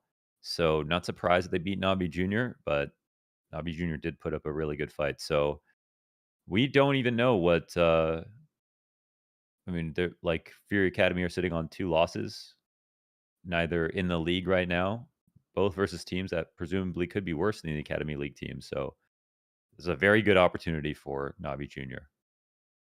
Yeah, I'm trying to look. We've seen a lot of overpass out of FURIA Academy now. 3 of their victories there. We saw Vertigo a couple times, and then Mirage versus Navi Junior too. So yeah, nothing yet inside the season. Dead on.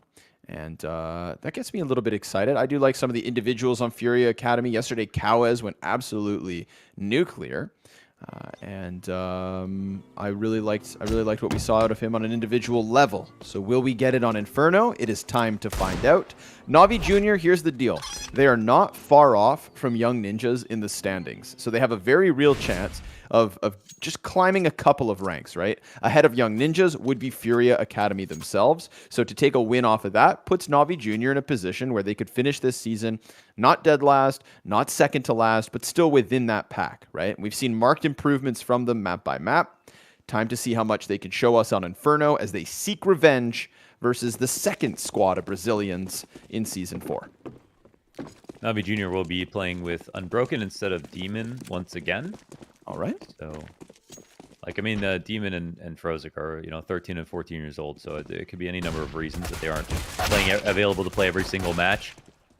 Here is a good hold for FURIA Academy. The lockdown mid. Oh, Fear will go down too. Unbroken left, last alive. Ooh. And he will get smoked. Yeah, that's the easy one. Listen, you're already, boys? Already. Damn. Okay, yeah. We're shooting bodies, huh? Last time we waited till round 25, but this is one round in. If you're gonna come for FURIA Academy, I think you gotta hope that they're also not on their A game. I think the mechanical aim and the talent here for FURIA Academy is actually pretty solid across the board. There's nobody who I think kind of can't keep up with the others.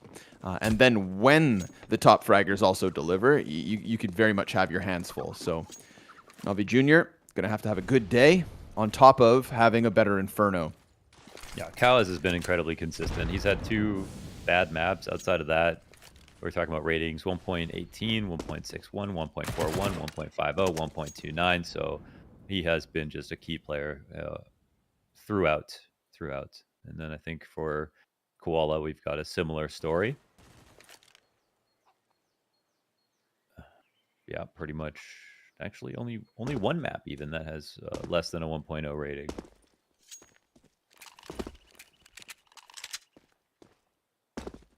Trying to figure out which gun you should kill him with. Options, options, options. Quick burst from the MP9, and he falls back.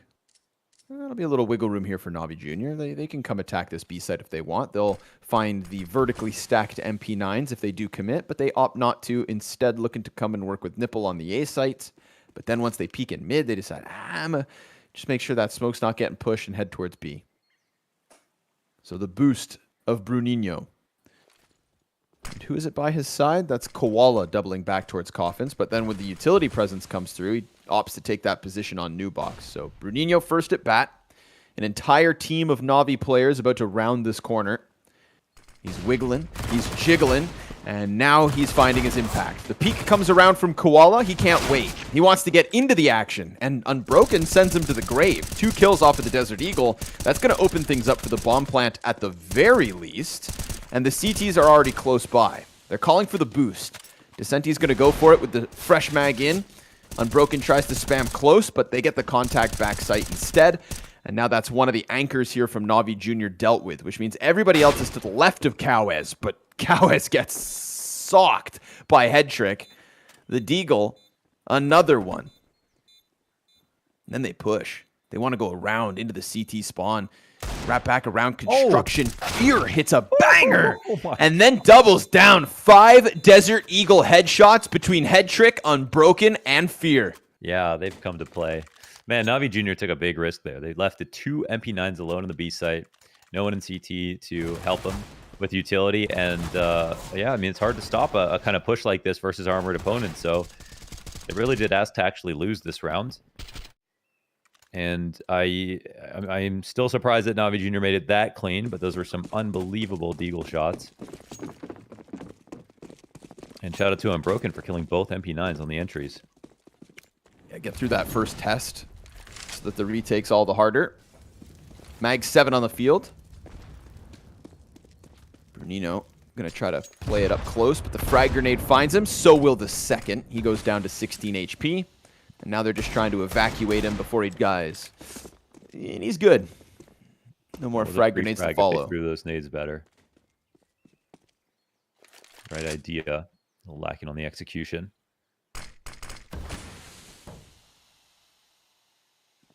Awkward smoke. No real gap, though, I don't think. Maybe there is, but tough to approach for Frozik.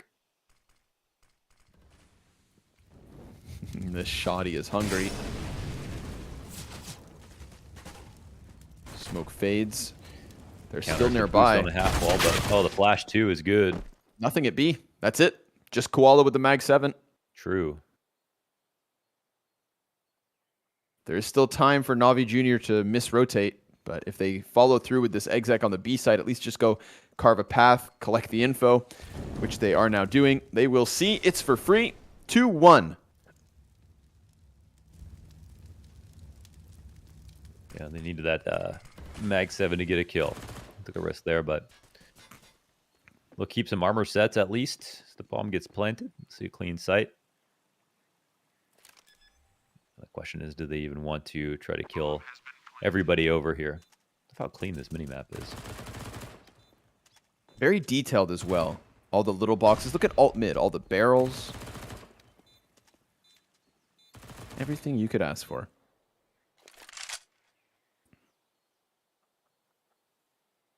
So who do you think will win? I'm still going to give it to Furia, I think. Okay. I'll take... But no. Yeah. I think everybody wins as long as they have fun. Okay, mommy. Please don't. It's even weirder coming from you, man.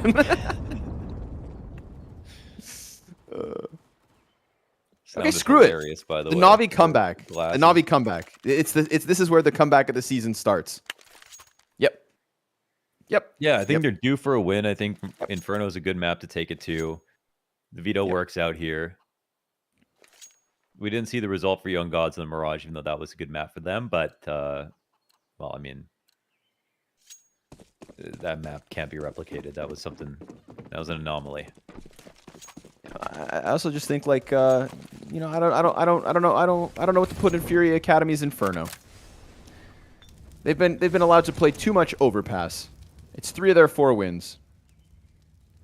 Let's expose them. Well, let's let Navi Jr. expose them.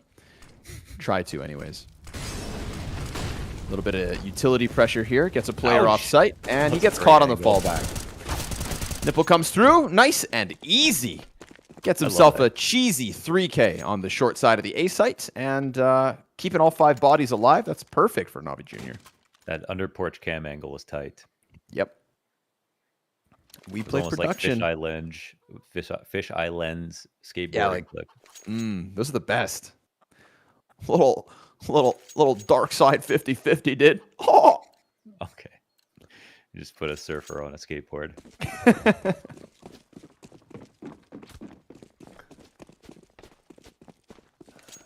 All right, buyback from Furia Academy. Time to rebound from that that filthy 5 Deagle headshot round.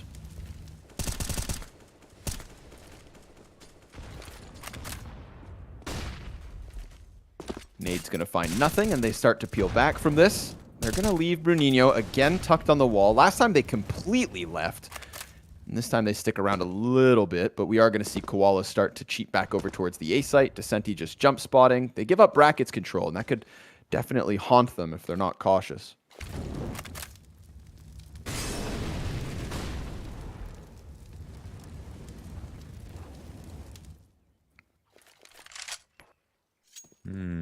Well, this isn't going to work. This little bit of pressure. The bluff is called. The rotations are here. And Navi Jr. are going very slow right now inside of bracket, so they're not even set up for their grenades just yet. Now Moto will be smoked.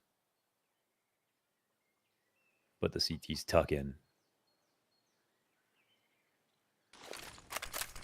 Smokes down at the 42nd mark. Cowes will reposition into the center box, and Descenti, he's got the gap on the side of his own smoke. Cuts them down. Bruninho offers up the kill towards Arch side as well, so this fight is losing on both fronts. Navi Jr. reeling back. Unbroken will find the kill through that box in sight, so that's something here for Junior to try and work with. But Koala's still very committed, and so with only 12 seconds left over, they're going to have to get a crescendo of kills in an instant. And just as they start to creep forward further, Descenti one and done. Then we get Head Trick trying to clear sight, but they all die to the hands of Furia Academy a little too slow. Once they got through mid, we had Furia on high alert in all the right positions. And they didn't... Okay, so the one tell, I guess, the one... I feel like one mistake there that was pretty clear was they got brackets control, and just versus Furia Academy, because they don't have any history here, but we saw Furia Academy not play anyone brackets, not peeking lane, not peeking boiler, not playing in halls. And they also didn't see anybody on B. But they know that Furia Academy are always playing for some info somewhere. And that is what they do. So they kind of throw the crummy nades to the top of B. If there was a full tight passive setup on the B site, then that would have been perfect. But in this situation, I don't think those nades, only thing they did was accelerate how quickly Furia Academy were going to come back to mid. Come back to me, I should say. But off into the next round, fast B control results in a kill here, but Cowes trying to catch him. Coming back to mid, beautiful second shot. He's kind of the fur of this roster. Leave him out in the open, he'll grab 2. But now with the Moto smoke down, no one in pit. A site wide open.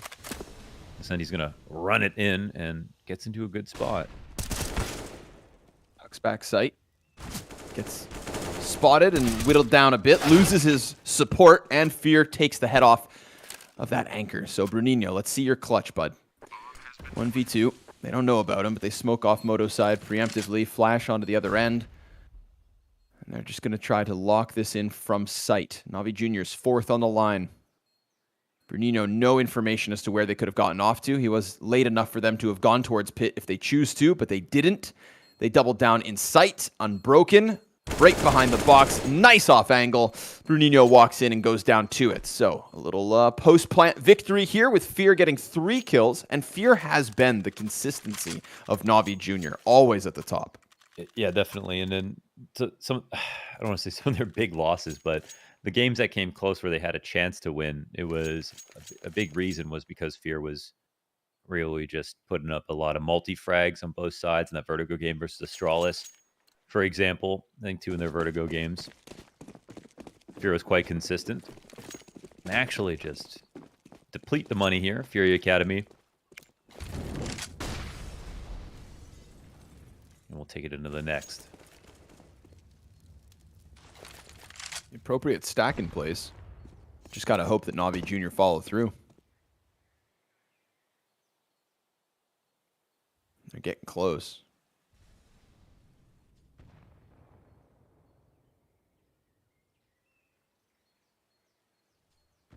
Fear doesn't know, but they're here. Finds the guy on orange. Gets tagged down to 4 HP. Taps still to Bruninho.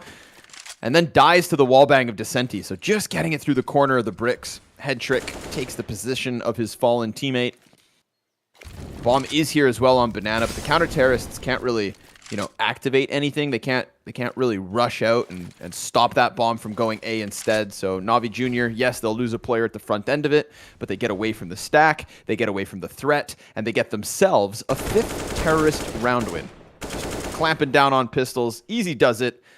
Nowhere FURIA Academy can run nor hide. Yeah. Between Head Trick and Fear, I feel like there's just like the perfect amount of experience.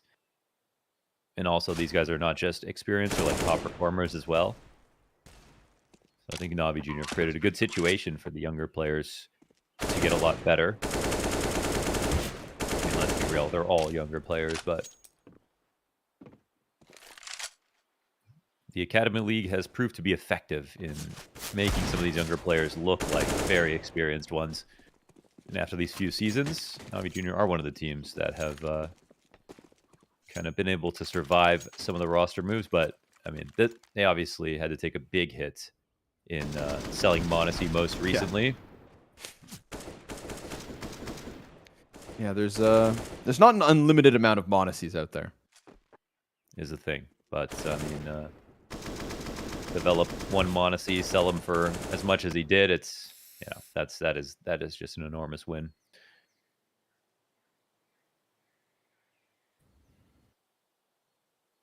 Where I grew up, I knew a guy, Blair Allnut, and he actually raises cattle. Like, I thought growing up, like, okay, he just sold cows, like no big deal. But it turns out now as an adult, I look back, he actually sells some of the best cattle in Canada. In all of Canada, prized show cows. They're not for eating. They're not for eating. They're for showing, like at like farms. And at county fairs, they do show cows. He gets them to stand properly and with like show dogs, but with cows. That's a thing, and I know a guy who does it. I need to ask more about this on the eco. Quick peek towards alt mid, they get back. So little threat thrown out from FURIA. Nobody dies for it. Unbroken burrowing in the underpass to deny the alt presence that they seem to be worried about. They'll go back to check on things. CTs are actually nowhere out here, so they think some kind of big flank is potentially coming in, but it's just not the case. 4 CTs over on B. Yeah, for the fight, to get aggressive, to be active, to try and take something by storm. They lose a player. The bomb's still here on the ground. Unbroken's kind of locked in the gunfight. Cowes, he's going to catch a kill towards middle. Nipple actually gets around the arch side. More damage comes through, and Unbroken barely standing. So he's stuck in the underground. Decides to try and sprint towards his teammate. How do they solve this problem? They won't. ZMB not going to let him escape. Cuts down the bomb. So FURIA Academy, the overstack on the B site, but not because it's passive, because it gets active. They wanted a fight, and they win that fight, storming down Banana. And I think if there's one player you could leave alone on a site, it's Cowes. He works by himself very often, whether it's overpassing the stairs or in this spot where they decide to go 4 towards B. If Navi ended B, of course, that would have been a nightmare. But even in this spot, they moved so fast to get down Banana, they caught the bomb. That was a big mistake there for Navi Jr. to leave that in vision as they were halfway up mid at the same time. So, of course, Fury Academy, they'll find themselves in a position you've never seen a team be in. Working off that creativity. Inspired by the main lineup. Gonna try it again, huh? Fear's in the corner, though. Fear's not gonna let that one slip. Yeah, kind of needs to dive logs in that spot. Had him blind.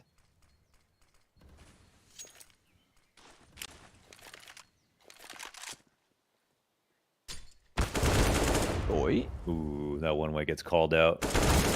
ZMB will get it back with 7 health left over. And then we also get the Cowes kill. 2 rounds back-to-back where Cowes just kind of does his own thing on a solo A moment. Oh my god, he'll miss this. Wow. This is... Nope, catches it on the fallback. Okay. Doesn't get past.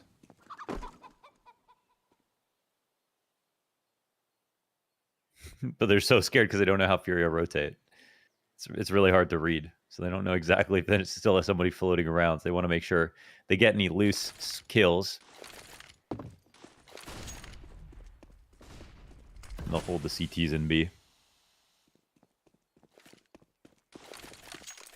Those CTs are content to just let this one go by. So hoping that Navi Jr. would maybe just misplay it. Does not happen.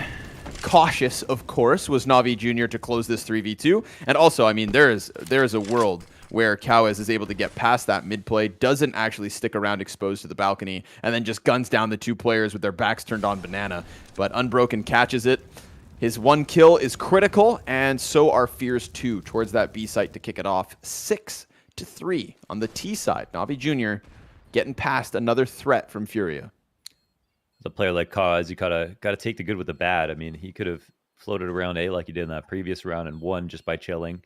But there seems to be so much unknown between these two when they're thinking about where the rest of the players are. And I can totally understand playing against Furia Academy, who are always wedging themselves into unique spots.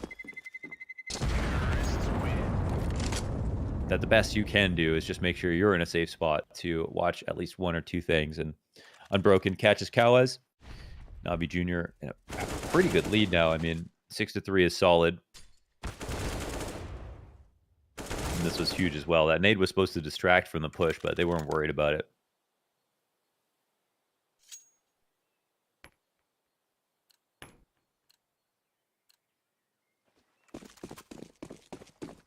We get to see the creativity out of a 2 AK round from Furia. Play it too passive, and these ones are just going to keep slipping to Navi. We've already seen an alt mid play, so a little boost over mid smoke. If Head Trick backs up, he could be the victim. Another boost over towards Banana, so trying to just pinch this from 2 fronts. And Head Trick doesn't back up enough to be caught out, so they give up that boost. Slowly but surely, Navi Jr. getting through the apartments control as well, so just kind of minimizing that fog of war, pushing Furia further and further from the front of these fights. So we saw 2 tactics. Both just got waited out. And that's usually where the round will begin and end, on an anti-eco. Furia Academy can try to fall into something else creative. Maybe concentrate the guns in one spot. That's an idea. I mean, yeah, Navi Jr. inside brackets. Bomb is going towards A. So they'll potentially end here. Yeah, maybe I guess they do have a good read on the situation.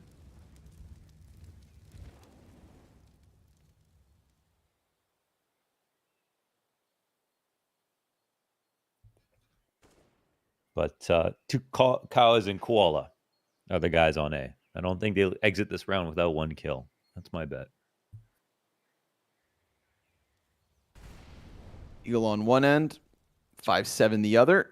Little jiggle, jiggle, jiggle going down on Arch, and he gets away from it. So just got to try to turtle up now. You know, you're at that point with 20 seconds left over where if you get the critical kills, you could actually just win this one by time. Koala goes into the smoke. 2 players past. He emerges with the AK, but unbroken in sight. Cow has 2 frags. Hands busy for Frozik. Oh, they've got it. They've got it. Just deny that plant. They do. The time. That is sick. Inside of the smoke, they wait, and Frozik dies after time. Nailed it. Damn. Cowes with the 3 Deagle round, man. And that was the majority of the frags, but it was also a great play from Koala to wait in that smoke. I mean, they made a mistake by throwing that smoke in a situation where there are pistols alive on the map. They're going to run to that. It's 15 seconds near the end of the map and near the end of the round. I mean, if it's rifles, they're not going to go into that. If it's rifles, they're going to try to play some sick crossfire, and then maybe you can isolate them with that smoke and protect yourself. But here, you kind of want to leave it open. You know, Molly's over smokes in that position. But, I mean, dude, those shots are unbelievable from Cowes. And then even though he dies, just gets Frozik off of that bomb plant. Yeah. Which could have been committed to, but obviously when all your teammates are dying all around you, you know, he's doomed. He's doomed.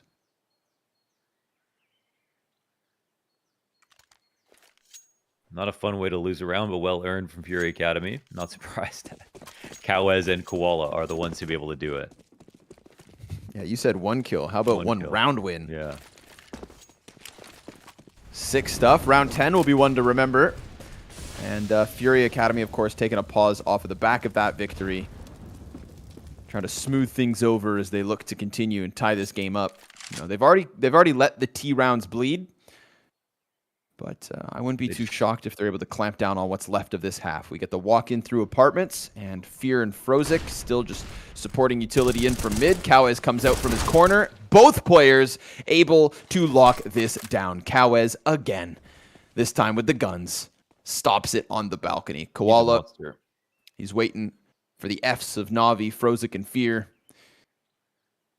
He is an absolute beast. We saw, you know, shining moments from him yesterday on Overpass. And now he's starting to kind of get his groove going on Inferno as well. Fear, try as you might, buddy. 1v5, no bomb control. That is a solid crossfire and hold on the A site. So out of spawn, they throw this half-wall smoke, and it immediately gets called out by Fury Academy. Is they put a lot of utility down, and while their mollies are still active and the mollies don't get smoked, they jump through car and see that no one's there. So once again, Navi Jr. get called out for not putting enough pressure with players into B control. And it's a round where, you know, they didn't really have the resources to go through and do all that. So just a very nice play from Fury Academy. And then Cowes does a good job holding into the wall to dodge the flashes. As soon as they pop, peeks out to take out any kind of Halls play. And he has a pit player to make sure lane is protected. And ultimately, Fury Academy win the round. So some very good info plays being made here by Fury Academy. They'll be rewarded as well. Clear the board, clear the economy, push Navi Jr. back into the half pistols. They'll have to channel their inner Cowes if they want to keep this lead. If not, we're looking at a tied game, 6-all. And a nice little recovery here from round 10 onwards by the looks of things.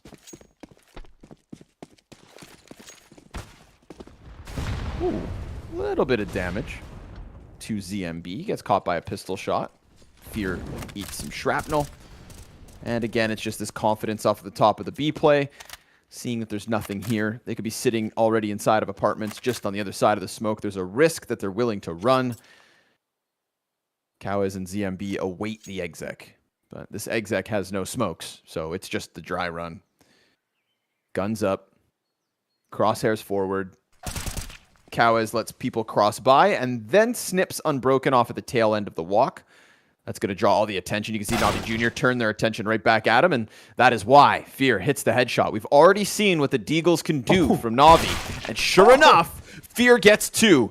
Nipple gets his hands on the M4, and we would be looking at the second time that Navi Jr. win with just this type of a buy. It falls onto Koala and Bruninho. Backs turned. Frozik comes out, but that picked up M4 is worth its weight in gold. Full house between Nipple and Fear is the one dropping the M4s for everyone to grab. And the 2K at the end for Nipple. Beautiful openers from Fear. I mean, Koala thought this was just a free round. Or sorry, Kaz thought this was just a free round to pick off some pistols, get the kills up, and I think in most situations he would be right, but Fear did not miss. Especially the graveyard frag. That's too much. Nasty stuff. And the individual level today has been through the ceiling. Really high. Again, like I tried to say yesterday, coming off of all those 16-13s that we had, like, oh, I feel like the season's getting close, things are getting more competitive. I also feel like we're watching players on an individual basis level up. Everybody's kind of, you know, they're all getting into their groove. And I feel like each of these wins feels that much more important as we try to place teams in the play-in.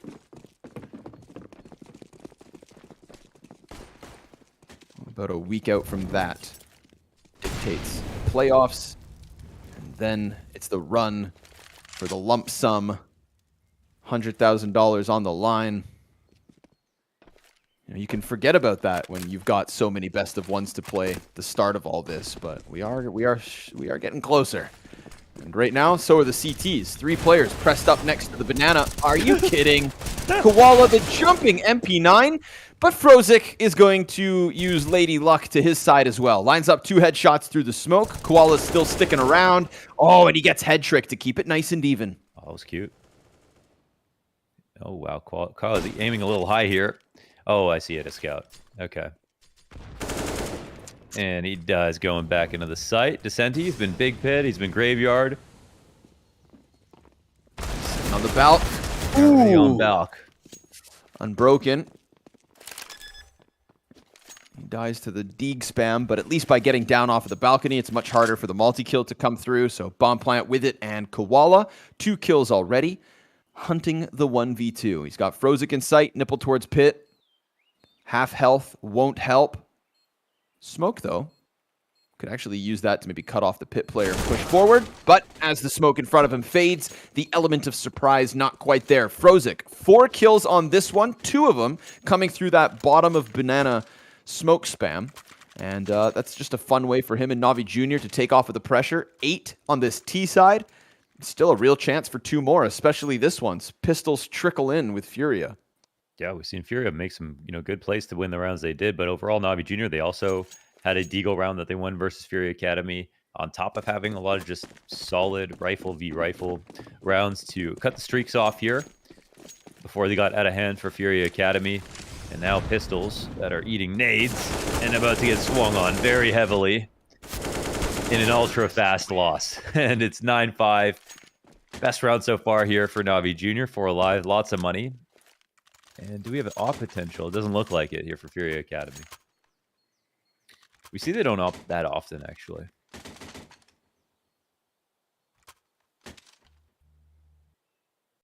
I'm down with that, though, right? We kind of, pointed at Head Trick as a strong rifler and somebody who maybe was getting bogged down at the start of the season. No, on Furia. Oh, excuse me. Yeah. Yeah, he doesn't always... Yeah, Head Trick doesn't always... I think he will definitely on CT, but just for Furia, I don't think they've got ZMB onto it too often.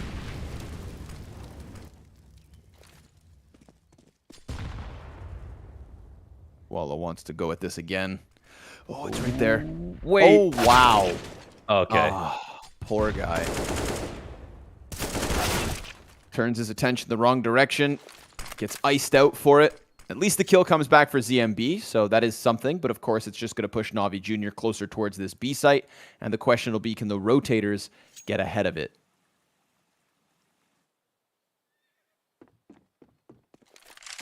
Looks like the answer maybe yes.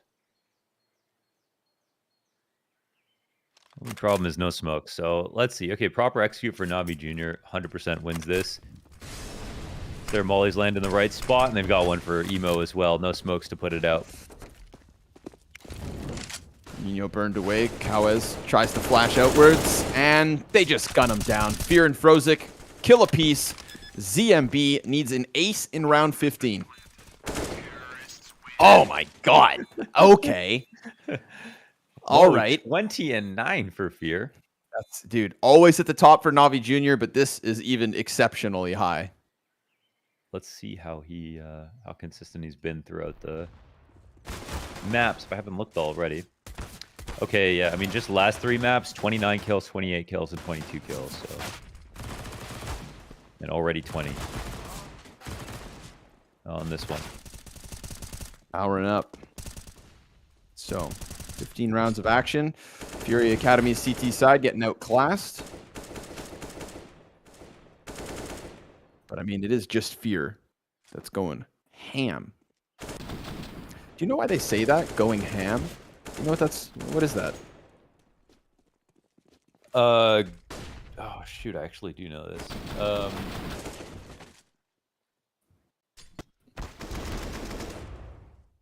It's because of hammer time.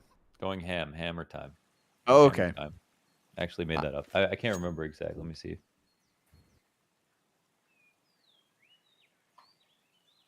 Go ham origin.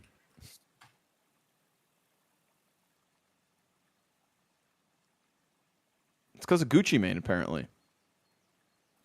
Okay. The acronym HAM found widespread popularity in 2008. That January, Gucci Mane released Go Ham on him. It's hard as an MFer. Oh. All right. Oh. I'm glad I know that now. Time to learn even more about Navi Jr. on Inferno. CT side begins. See if Fear can carry over this crazy impact. 20-9, 15 rounds at the T side of Inferno, putting FURIA Academy in a very difficult spot. But I'm sure they're open for the challenge. Nades stacked in the back of the sandbags, and there's nothing there. Fear gets smoked off as well, so you'd think it'll be a 5-player post plant unless he gets a lucky headshot through this smoke. Rotator's a little bit late. 5v5 retake. Ooh, almost. 88 damage with the nade. Not bad. Really critical for some of these players to get past the banana hold. And with the Molotov, Unbroken will be kept back for the time being. Loses nipple already, so nice sectioning of the players here from FURIA. Then they get the follow-up. Head trick will be boosted on the wall. They know that there's another player back here, and then Fear the entire time has been waiting out these smokes. It is easy for FURIA here in the T-side pistol. 5 up at the end despite low HP, so 6 rounds to the board as quick as they can. Trying to make this a real match, yeah, because now, I mean, after that first half, like, good rounds overall, but just not many. Pistol will help them even out. Can't help but feel like we haven't seen the last of the ecos, though, with the amount of crazy shots that are getting hit by these deagling players, and a few will be bought up here from NAVI.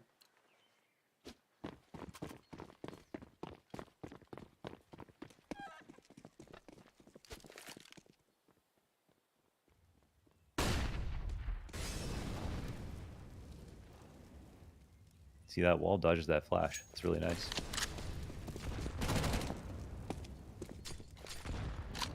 Solid objects, man. Valuable. Until they add source 2 and everything becomes destructible. I'm down. Oh, that would just be going back to source, I think. Just go backwards. You guys wanted change? Well, here you get it. Ooh. CTs. They've got a whiff of this. Yeah, getting into positions. They lose a player, but Frozik still comes through with the frag to Bruzinho. Ooh, hold on. Hold on. Fear still got a spot, but nah, it'll get cleared out by Cowes. And with that, the B site has crumbled. So they got in the right positions. They did some impact, but it would have to be a Deagle MP9 2v2. They've got the terrorists stuck here, but as long as that smokes up, there is a chance to technically cross out. Honestly, and they throw you towards Coffin. Yeah, well, I think there's a chance to actually kill them in this spot. Whoa, that was close. Okay. Yeah, it's very risky for them to go on the plant on that side, just because if they lose construction control, then that's not a bad fight at all for anyone's peeking out from there. So they decide to take those fights early into CT. Wisely done. 3-round game. Oh, it wasn't deadly, but it was expensive.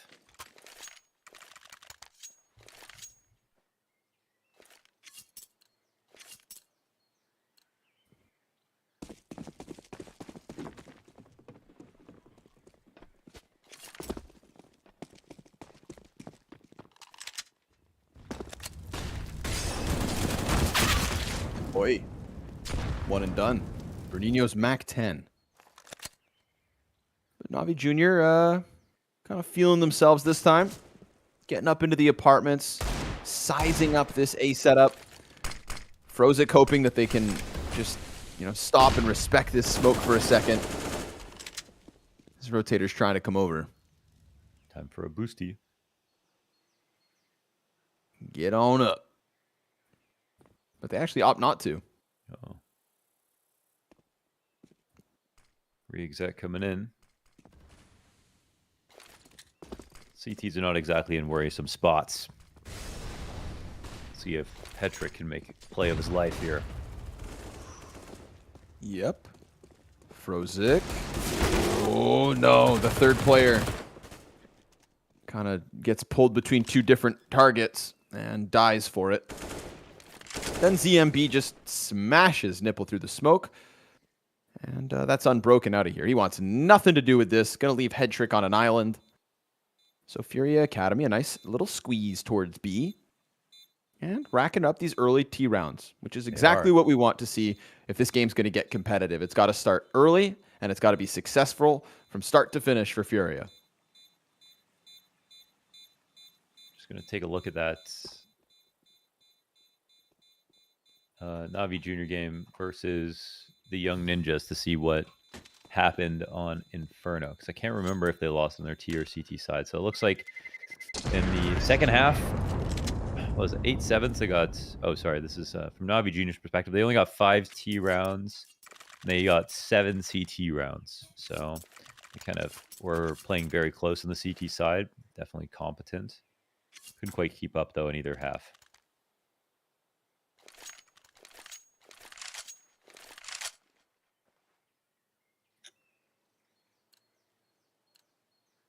Oh, they're still broke.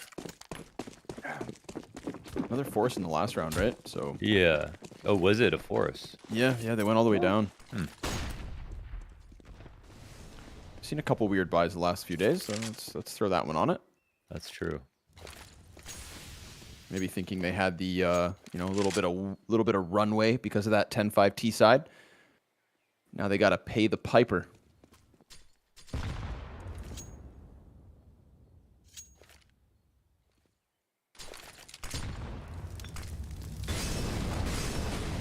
Fear forced in. Little gap there. Oh, come on. Not with the USP, of course. No. Koala sizes it up, and ouch. ZMB insta headshot. Down goes Headtrick's MP9. One of the 2 guns they were working with. Counter-terrorists will offer no defense on this B site. 9 to FURIA Academy. Oh, and down goes Nipple from the skies.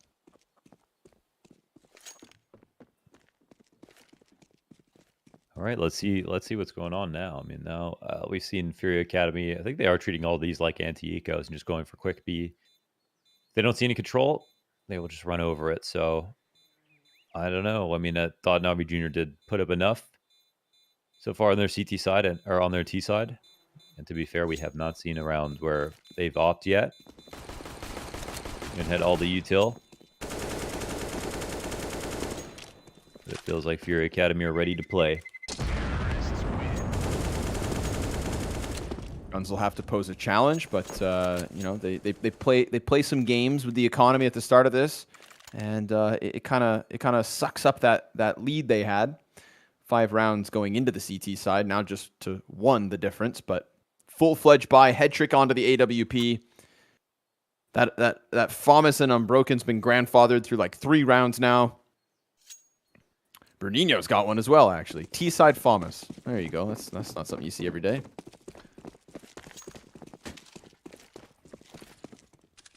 But it's free. That's everybody's favorite price. FURIA out of the gate. Some util towards top banana. And Fear gonna hope to dunk this nade on top. As he goes forward to throw his nade, he gets hit by 40. So takes more damage than he deals, but then another frag over the rooftop. And so they are indeed exchanging back and forth. Oh, little pocket. The reaggression might be important, yeah. Oh, man. It works. Yes, it does. Hits the dink, too. The player in the back gets flashed, but Fear, standing on the front, drops 2 kills versus FURIA Academy. Man advantage here for NAVI Jr. as he does go down, but ZMB is instantly gone. CTs don't move a muscle over on the A site. Unbroken will have to come up huge here in the back of the pit. Not even preemptively mollying, actually. Oh, and he dies. But Nipple's still here. Gets past that challenge. Descenti damage down to 16. Trying to set up the retake for his 2 other players. Running over from that B site. But this angle, Descenti, he's on top of the wall. May get caught. Sure enough, head trick. Didn't see that one coming. Nice play from Descenti on the low HP, right? Runs a risk, knowing that his life is limited. And so 2 kills to his name, tucks into the side of Grave. Frozik wants to save that up, and we've got a tied game, folks. FURIA Academy in this T side. Perfect so far. Yeah, and winning around on A suddenly. Like, they wanted to go back to B. It's actually a good setup from NAVI Jr. Got a little awkward when they smoked CT, and the puffy smoke made it so the op couldn't get into a good angle that was nice and safe. And there was nearly a chance there for FURIA Academy to win that. But Fur wins his first duel, which is huge. And then when they go back over to A, I think the big trade is Descenti versus Nipple. Nipple got him down to low HP. I mean, that was the round 1 if even Nipple could win that duel. So super close. Nice try from the rotator, but ultimately it's now tied up 5 straight. They make up for that first half, and Navi have yet to see success so far.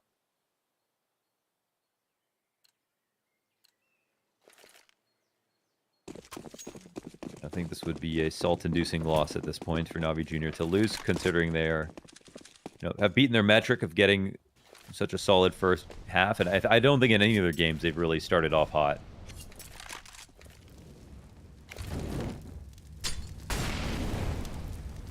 Walla crosses his fingers.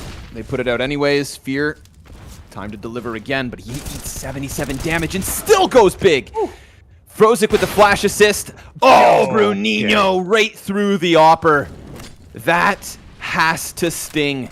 Frozik suddenly under pressure. Decides not to play in sight, comes wide, stands in the open, tries to line up that damage, will catch Cowez, and Bruninho's still going to try to come through. He gets another headshot before finally going down. This is all Bruninho. And Descenti's so far away, looking to catch flanks. One guy in the site, and that's still the case. So Descenti's got to work this out. Can he find his one target here?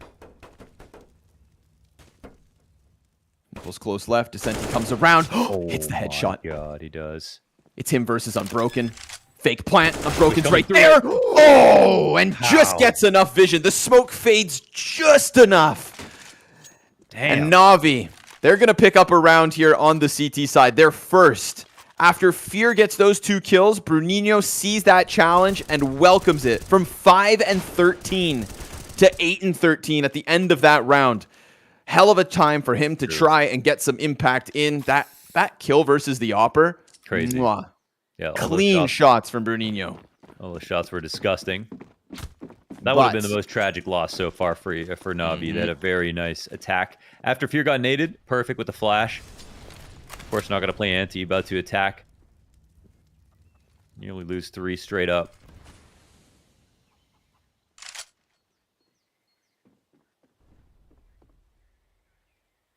So Navi win 1, but it's as expensive as possible here.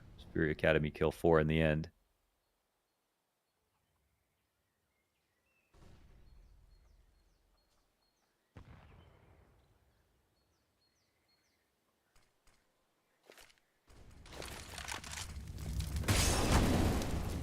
Trick burn back, and with that, he'll repost.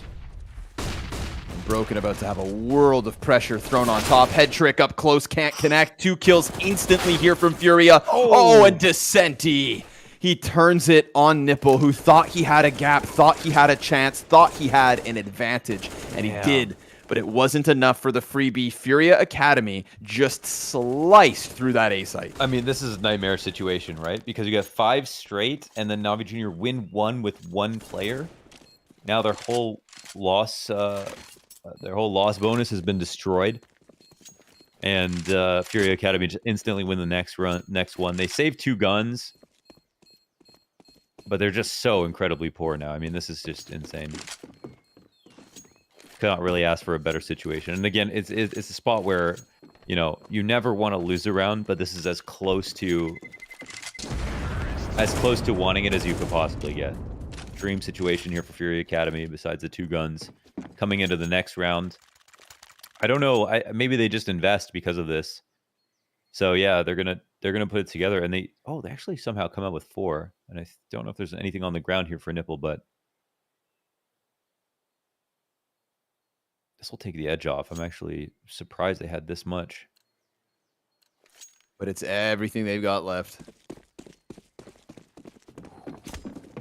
Damn, cannot afford to lose back-to-back. Just can't happen. Or else we're talking FURIA 13. And a clear run towards a win here on this T side. It was a 10-5 half. From 10-5 to 11-11. And Fear, again, always trying to throw himself at these opponents. Takes down 2 players, dives away. This time he escapes. It's not the first 2K off the top Banana, but it is the chance for him to survive and hang on. Just Fear this time. Draws them into Frozik.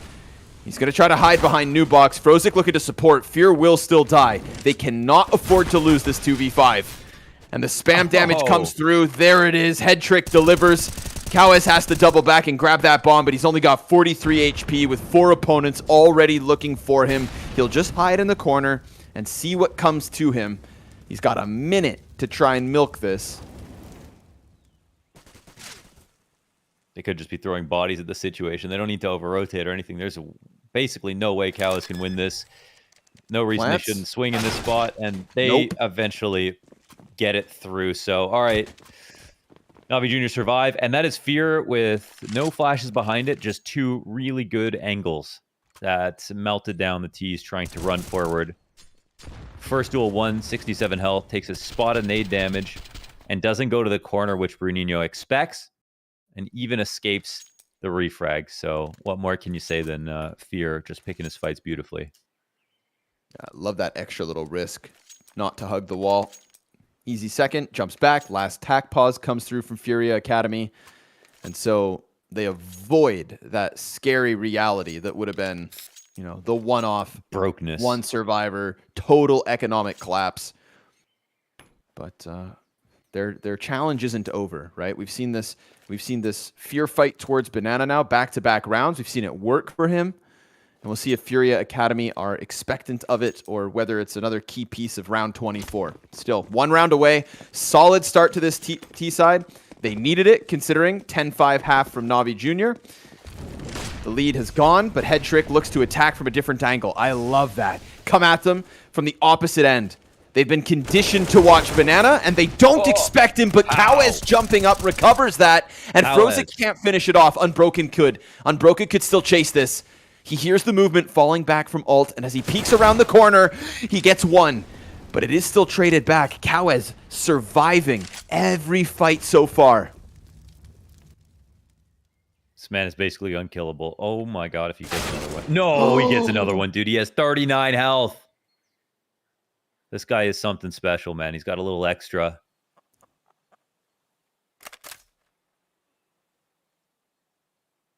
Jesus. So they try to lean on Fear.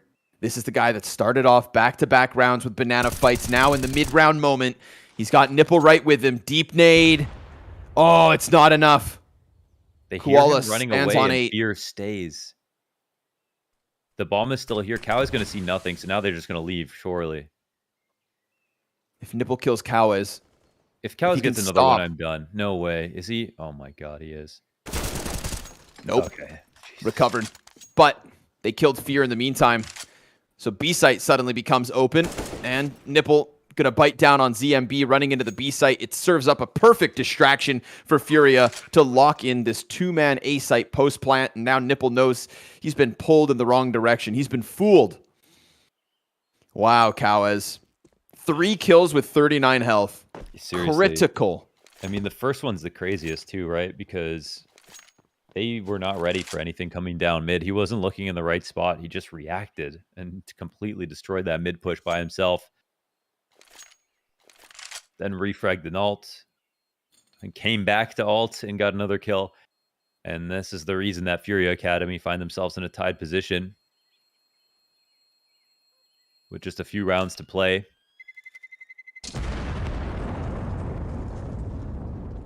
Money's a bit all over the place here, but enough to drop, I think, critical save here for Nipple if he doesn't have this. I mean, this is so unreal, man. That should... That was like such a guaranteed frag. Yeah. Right? Like Spider-Man, just clinging to the wall. Yeah, his aim is excellent. I mean, and then that one. I mean, that's timing, right? You'd think Frozik is favored, hit the but floor. Thing is, even if Frozik gets 2 bullets there, he's dead. You know, every single moment. Our man Cowes delivers on the doorstep of death. Oh, they're not investing, man. I actually thought they were going to. So the buy will be good next round. Still a chance to do damage here.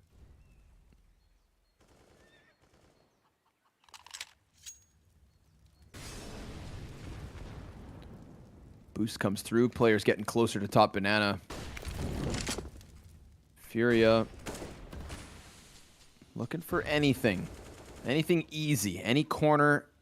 Any fight. But this time it's Navi Jr. to just play it quietly. Sticking to the silence. Open Balk push. Not going to be a problem for the time being. Cowes, pinched from both sides of brackets. Still manages to take head trick with him. And now Unbroken's just going to have to lean back on his laurels, play from inside sight. Boosted on the box. That smoke actually keeps him shrouded. Of course, they're not going to forget about him. Yeah, if anything, he just can't see them crossing towards pit. So it delays the inevitable death and the inevitable bomb plant as well here on the A site. 4 strong for FURIA, as this little half buy doesn't net them anything. Navi Jr. kind of play it back a bit. The only chance was to just cleanly shut down brackets, but by losing a player, it was too much pressure for Unbroken. There's definitely still some room for Navi Jr. I mean, they can give this up, and they weren't totally anticipating winning. They saved 2 of their guns. They'll have a buy, keep their economy okay, then they'll have a couple more chances to play. Oh, Frozik runs out of bullets. Oops. It's not quite as worth it to get 1 kill as it is to save for Navi Jr. I think you know, unreloaded AK. And it's nothing. Oh, he doesn't kill Bruninho as well. 2 health. So they save 1 gun. Buy. They'll probably have an op at least here. This was it. Head trick. Comes back with the re-peek. Feels like Unbroken kind of let off the pedal a little bit. And in that split second, we still get Cowes with a kill. So it was that awkward distance where you're not sure if you should spray MP9. Yeah. Also like side of the smoke and But within that weird moment, FURIA flourish. So full buy back in. That dude right now, he's always going to get a kill. Yeah. Takes to the top of the board for FURIA. I think he's got Descenti right behind him. Close peek from Fear. Nothing. Mid-round body spam. Yeah, Koala. Okay. He pokes the beast. I'd just like to say good nades from Frozik so far on the B side. I think this is the best we've seen from him in terms of utility. He's been doing a good job of slowing him down. He's got a lineup for everything, even the CT smoke from different positions. Now he's getting scaled upon, going fast, and oh my god, ZMB ruins him. Head trick was smoked off, couldn't offer us any kind of a hold. So FURIA 4v3 post plant. Eventually, ZMB plants that bomb. Gets it in before these frags come through, right? This is a before the bomb plant. Retake, man. Yeah, this is it. The numbers aren't great. They really don't want this to go to 14, but we needed basically 1 more kill in the B site to justify that. And also, I think Fear feels like he needs to make that play, otherwise they're going to lose the round. And he almost finds the timing, but this time they just play anti. And, you know, maybe shouldn't do the exact same thing. On the flash retake to Banana. They have to rely on that. That's problems. Fear's been doing a hell of a job, but he's kind of done this on other maps too, where he'll go back to what works, and then even if he's got 29 kills right now, but he needs to also stay alive at the most important juncture of the game this late on. And, you know, what's the first thing you talk about if someone flash retakes Banana the next round? You know, who's playing anti-flash if they try that again? So, you know, not surprised to see that one flash doesn't work out. He doesn't get his kill. At least the buy's still good here for Navi. Try again.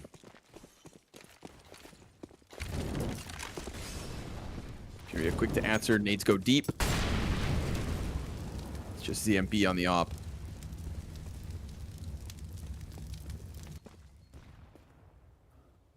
Head Trick is here as well. It's not just Fear this time.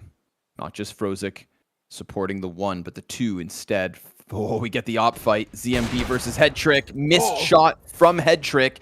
Wall bang from ZMB, and that's Fear off of the side peek. Head Trick gets finished by the frag. Frozik delivers a kill off Coffins. Bruninho looking for the multi-kill as he chases him around that corner. At the very least, he's opened up some space.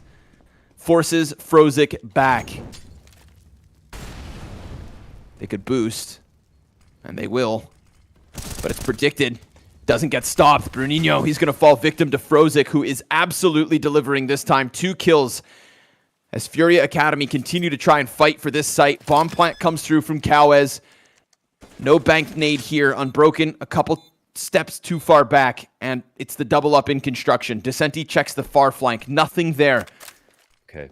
Op is setting up this rifle to play in this position. Cowes has the most amount of leeway to move around. Op comes in, back. Perfect from Descenti. Cowes still unbothered, and now they'll approach, but he misses his shot. Smoke on bomb, makes it awkward. Descenti's got fire in front of him. He's got to hit this one right now, but he doesn't even try to take that next shot. And so Navi Jr. stick the defuse. The utility makes the difference. Yeah. Hey, listen, you know, not always is Frozik getting the kills, but he's pretty squirrely, staying alive a lot, and that one he grabs 2. So that makes a world of difference. And sometimes he's kind of, you know, it's Fear going in to take fights early, and sometimes he gets killed, sometimes he ends up dying. It's always Frozik left last alive to figure it out. Descenti probably could have shot one more. Yeah, he should have absolutely. I think that was worth dying for, actually, for another attempt. Yeah, very close on it. But even with that round, Furia Navi Jr. still 1 down.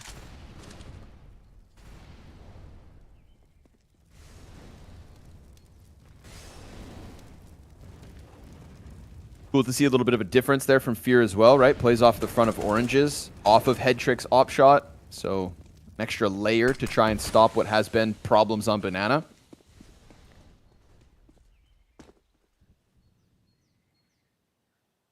But I like the way you describe Frozik there, squirrely, as he gets back. Just taking one off of the side of Coffins and ensuring he survives. It's a lot of pressure on him and that B site. Head Trick here from Arch will be smoked. Nipple locked in. Oh, Bruninho, that's nasty. They almost line up. Koala gets a team kill. ZMB, he's going to get that man advantage, and the A site is cleared. They busted open. Yeah, they busted open. The bomb's planted. There is, I guess, a chance for them to try to go into this. Frozik gets full kit coming over towards the A site. Late Moto smoke. Maybe they use that a touch early. Let's see if there's a world. I mean, the boost can come in. Oh, there's a crack in the smoke. Being watched, though. It is being watched. They did kind of have to stroll over and watch the bomb be ticked away, and they are now playing against match point. Yeah, because they won't have not any guns next round, if not for these 2. A very nice attack from Furia. I mean, that's even with a team kill. They're able to grab 3 players on mid for the cost of 2. The Bruninho tap on the Opper towards Arch side, that was just dirty. I heard like 2 AK bullets. Yeah. And he goes down. Nimble This loss will attempts. sting for Navi Junior. They've only got 3 rounds on the CT side. Furia Academy already have 10 on T side. And Navi Junior will pick up the 2 ops. I like that. Ooh, it's ZMB's op there. Ready for that peak on short side. So I like Furia opping in this position. I mean, it'll force him to be a bit more careful. And I think if they do anything in terms of a walkout, he'll be able to punish them. This is just to get 14. It's goodbye, though.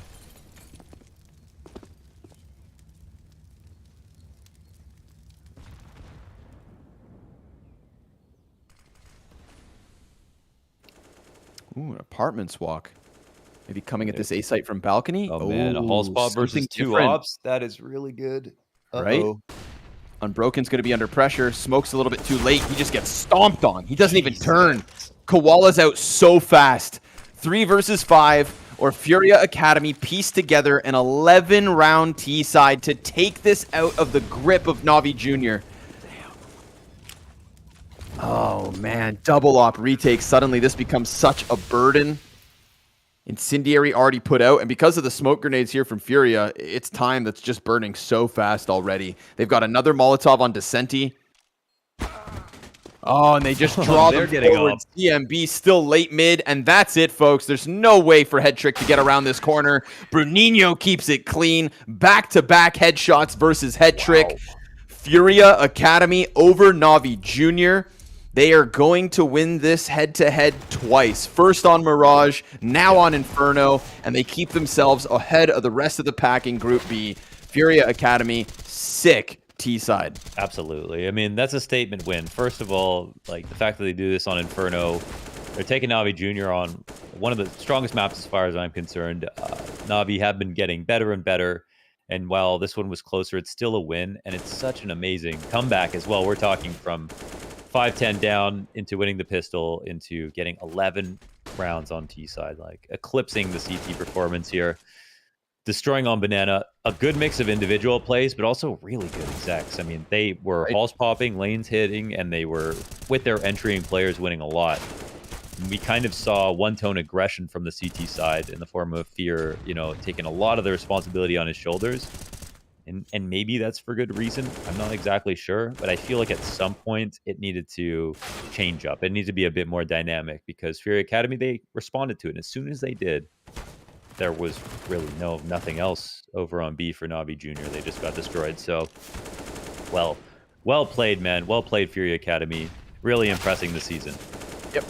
Going to continue to tear it up, right? More wins than ever before. And a team that I think had kind of earned being written off, sadly, just because of the consistency in their woes.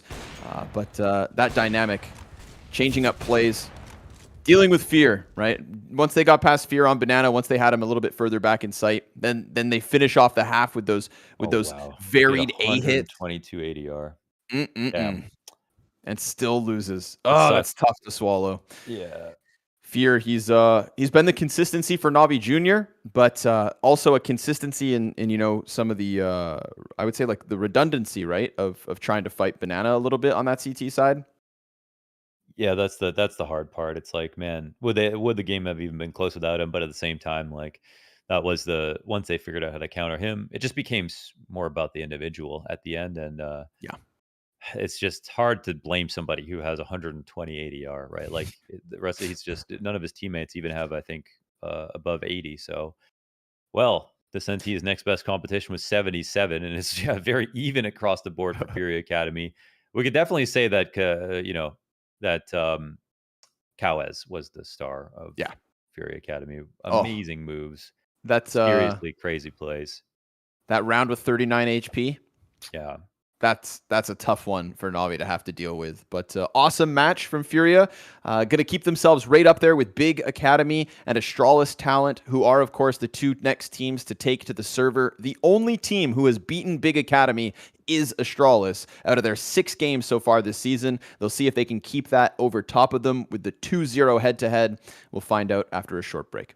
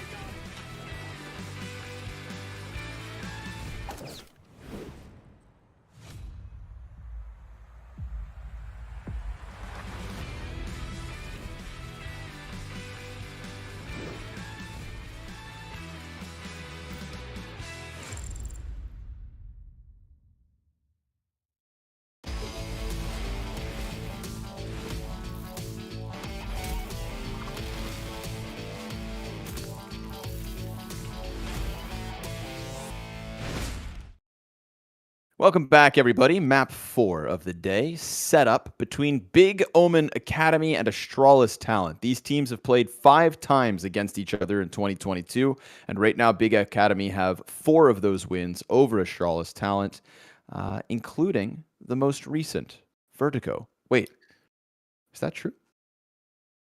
The most recent is Mirage. It's Mirage, right? Yeah, the first 2 were Vertigo. I think it's the top is the last. Yeah. Yeah. I'm just looking on HLTV. It's not listed. That's weird.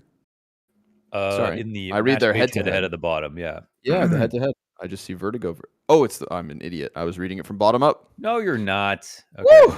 So yes. Okay. The one thing is though, I think we've probably seen Fesser every single time in those games, and now we have a player known as Towson who is going to be playing in place of Fesser. Team Towson. And apparently it's not Bruiser, it's Breezer. Breezer, which, yeah. Yeah. I like both. I like Bruiser more, but I that's think fine. Bruiser's a little more intimidating. We should be able to choose his name. Yeah. Yeah, you have a problem with it, Bruiser, let us know. Yeah. What are you going to do? Breeze us? When you know? Bruise it? Yeah. So, yeah, head-to-head, 4-1, but the most recent is Astralis Talent's victory. So that actually makes it even spicier, right? What they couldn't do in Season 3, they did in Season 4. That was, of course, the first time they played Mirage. And I'm going to double-check, but I believe, yeah, that was Big's veto process, right? They're the ones who took Vertigo out at the last second to play Mirage, despite having, in those 4 wins I alluded to, 2 previous Vertigo victories. So they tried to take it to a new territory, and they paid the price. Now today, it's going to be Astralis Talent to decide exactly where we end up. So Ancient will be coming out first here for Big. Let's see if we can figure this out. I think they're going to take out Inferno. Probably going to take out Nuke, I would imagine. And I think this could potentially just come down to Mirage again, I want to say. Because Astralis are probably going to take out Overpass and Dust 2. I'm down for the head-to-head. Again, like we've got that point where we're getting the rematches, so I kind of want the same maps. Yeah, let's go. Come on, Astralis Talent. You already beat them on it. You got no reason to go anywhere else. You're the only team that could beat them. Yes, let's go. We got it. An exact repeat of their previous game to start off this season. So again, the only loss Big have in Season 4, Astralis Talent on Mirage, and we're going to run it back. So these 2 teams will be very well prepared with a fresh demo to watch. The banger of the day, Astralis Talent versus BIG.OMEN Academy. And we already got the banger of the day. That was OG Academy versus the Young Gods. I mean, that game will be hard to beat. That's for sure. That was also Mirage, but the level of play here will be quite high. And I think that what was cool about Big the last time we watched them play Overpass was watching Hyped for me. I mean, he was like top fragging, he was opping, the setups looked really cool, and he looked like a different person. He looked like he was way less stressed out in terms of how he was approaching fights. And when we see him play on Mirage, he plays kind of frantically and hits some crazy flicks, but sometimes gets caught off guard. And honestly, Astralis Talent's style of play, which is Danish, which is pretty well optimized, which is pretty calm, is kind of good versus that stuff. So I think we need to see Big match up a little bit better and find some more comfort on Mirage. Now they bring a unique style to the map. They don't play it like their main roster. I think it's between Hyped and Sin that they have kind of interesting, sometimes 2 ops overlapping in mid, 1 window, 1 cat. They are doing a good job of taking over Underpass with Keto. And Astralis Talent were running over them on the CT side, if I remember correctly, just peeking everything from stairs to we're talking about a 13-2 half that Astralis Talent pulled out versus Big, and a decent comeback on their CT side, but not nearly enough. the same caliber. Yeah. Such a non-existent margin of error. So, I mean, to improve on a 13-2 seems very doable for BIG.OMEN Academy. We'll have to hope for their sake that they're able to pull that off at the very least. And then we'll get to see more of their second side. But, Sin and Process, currently the 3rd and 4th highest rated players in the season. And then you've got Hyped, of course, coming in at 8th. So that's the 3-man core. And Process has been fun to watch in the last couple games. I'm always down with that. I think he should be over towards the B site. Process is a And vet of the Academy League and somebody Yeah, who I think showing is, it. Yeah, I think he is the most promising player on the team. Looks like he's making a lot of the good moves. Kind of similar to the game we saw from Next. Not last Mirage wasn't the best game that we've seen out of Next, but the one before. I think Process makes a lot of very kind of highly aware plays. Very few mistakes. He's got the stats to back it up. Oh, Fessor is here. Wait a second. Okay. Oh, okay. I thought... He's back. Yeah, okay. So Towson is not here. Fessor is in. And Fessor was key in their match last time versus Big, pulling the straight 90 ADR. Wow. Never seen a team get into Windows so damn quietly. Right? This is a very good setup right now. Keto has actually no idea what's happening. roll through the windowsill, and Keto, man, poor guy. Now. Yeah, he's just so pinned into that spot. So Altex finds the opening. Aqua not going to be able to offer anything off Cat, despite having a player with him. It's all about Hyped. They don't know about him. Mr. Side of connector. Hyped comes through, reveals himself, and Aqua will sure enough be baited in and distracted by it. Breezer, 1 kill. Altex, there it is. 3 kills in the pistol. Headshots clean as can be. And we've got the young Danes striking blood first versus Big. That was a pretty serious pistol, wasn't it? They got into the window. I mean, that was the space that was left open from Big. And even though they left the grate unbroken, it didn't really matter because they were just using it to help them split towards A. And for the connector guys, getting jungle control is just as important as, getting to the top of connector. So they didn't even need to smoke it there, knowing that the T's would clear it out. Called out some positions there from Big. Very, very scary. Lots of HEs here in mid. Couple go a little deep, but it looks like the damage helps, and the bomb's out in front.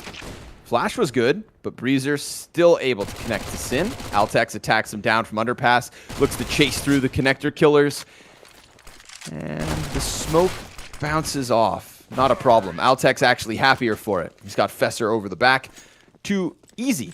There's some damage there towards top mid, right? And that flashbang did connect to the eyes, but it wasn't enough to get the crosshair off the spot. BIG.OMEN Academy, I like what they throw forward, but unfortunately they don't really stick the landing. Yeah, and at the end of the day, only a single frag.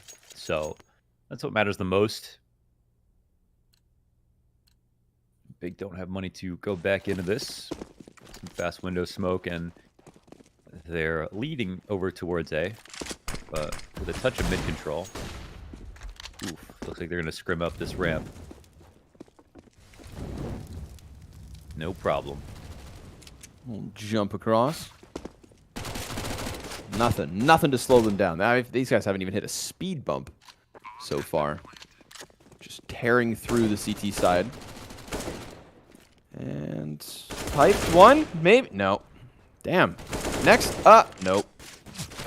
Everybody getting cleared out here. 3-0. Easy as possible for Astralis Talent. And they keep a couple MAC-10s moving into this one. So Altex already on a tear. Of course, for versus not much. Buy time.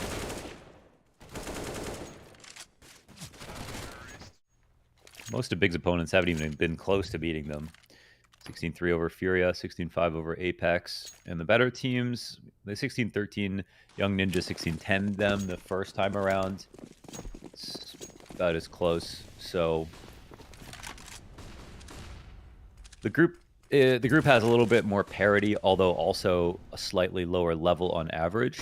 So that is something. But these two teams are the ones I feel like can be the most impressive.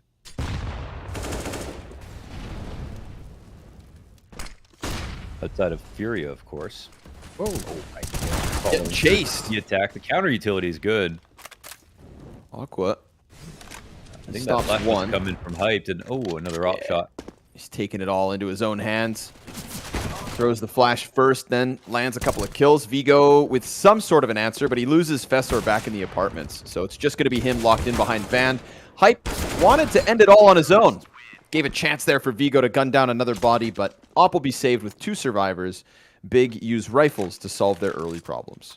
So I'm not sure. I think the kill feed had lied to us, but I think the player in CT flashed over B, and that helped to stop the two players who were coming across from scaling and killing him back on empty pillar. I think that was the key moment. I believe it was hyped. I want to give him some credit, even if we didn't get confirmation in the feed. Sometimes it lies. Don't believe Valve. Okay. It's like smoke kills sometimes. Wow, Yeah. through smoke, and then you see it from his perspective, and just full vision.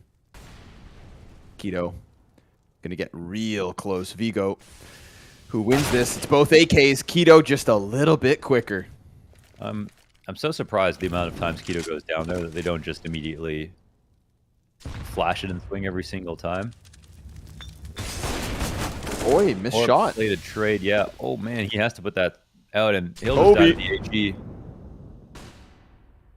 Nade Gets is on put in the spin money. cycle.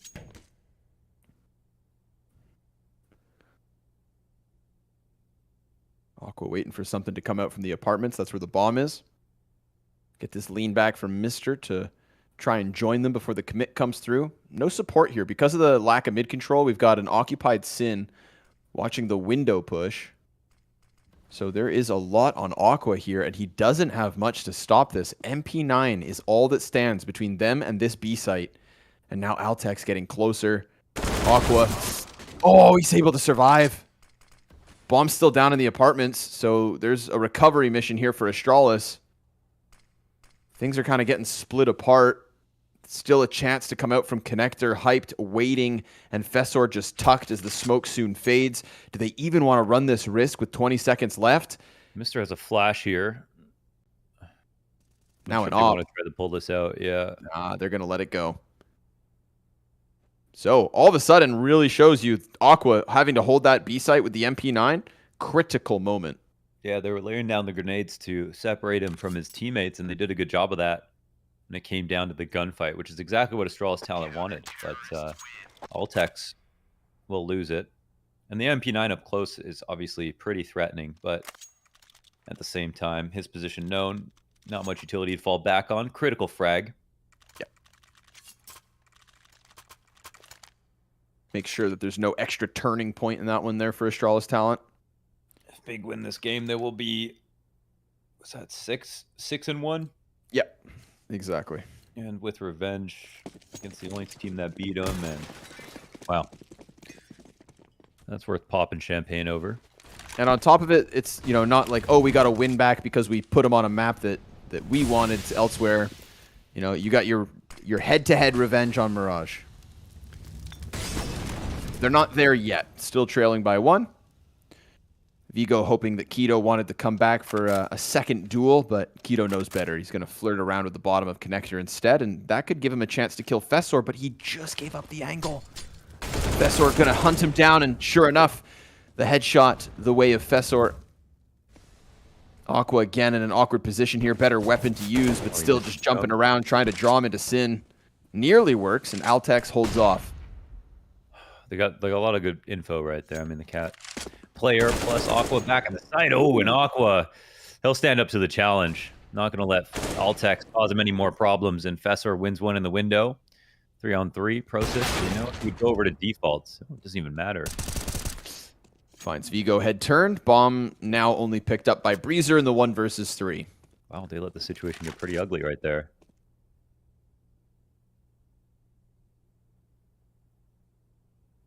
They set up a promising spot to escort the bomb into the site, but 2 players get caught off. 30 seconds up, and Aqua with his upgraded gun will die. Wow. Interesting. He was splitting the difference. Probably should have just played bench in a position like that, but tried to hide himself from the halls. Take an aggro angle. However, Sin is right behind him. Quick clear. Op grab back. This is Fessor's entry, so the 5 versus 4 was there. Aqua, though, peeking down into the apartments, and then Sin with that key. Oh my god, what a drive-by. Yeah. Where do we place Sin in this pack for BIG.OMEN Academy? I feel like I know less about Sin than the others. Yeah, I think he's kind of just like hyped to me. A lot like hyped, especially when they pull up. Oh my god, 3 ops. Okay. Yeah. What? This is what I was This is what I was saying. Like, they could always 3-op because Keto sometimes will hybrid. So I don't know if we've seen it just yet, but let's see where they put the ops, because they always, I will say, have the very interesting double ops setups. And okay, now they're down to 3 ops and 1 rifle as Breezer takes out Prosis. This is pretty funny. Man, they made this bed. Now they may have to lie in it. Fessor just walking out mid. Keto lets him go by. Yeah. Yikes. There is a lot of pressure on Sin, and he'll find his first frag. But, I mean, they can kind of continue forward with this. It looks like they're kind of scared. But oh. Hang on now. Flash does Sin nothing. sees another. Frag goes in. That one's going to chip away at them. Dropping all the util as they scramble to rotate over. Sin, the one-man army. Yes, oh! The headshot into Mr. Now it's just Altex. The triple op 4v5 ace from Sin. Oh, Come on. please. Come on. It's the graffiti jump. Come on. Altex Sin's era. just waiting. Sin's era. Make it happen. It's got a ring to it, doesn't it? Yep. But he's waiting. He's waiting. He's going to jump up on that barrel and get the 5th. Yes. Oh. Nah, Keto instead. But that's still all right, man. Awesome play from Sin. Yeah. Just sectioning off those fights one by one, using the util to stop them as well before he gets those extra 2. It's the cat shot that I feel like is most important. I think they don't even know about the 3rd op now. They're probably like, wait, Keto has the op and Hyped is still alive. So, I mean, you'll never just assume there's 3 ops on the board, but Sin made it feel like there was 3 in the B site with this 4K. And he had a super strong overpass game as well. A super strong overpass game as well.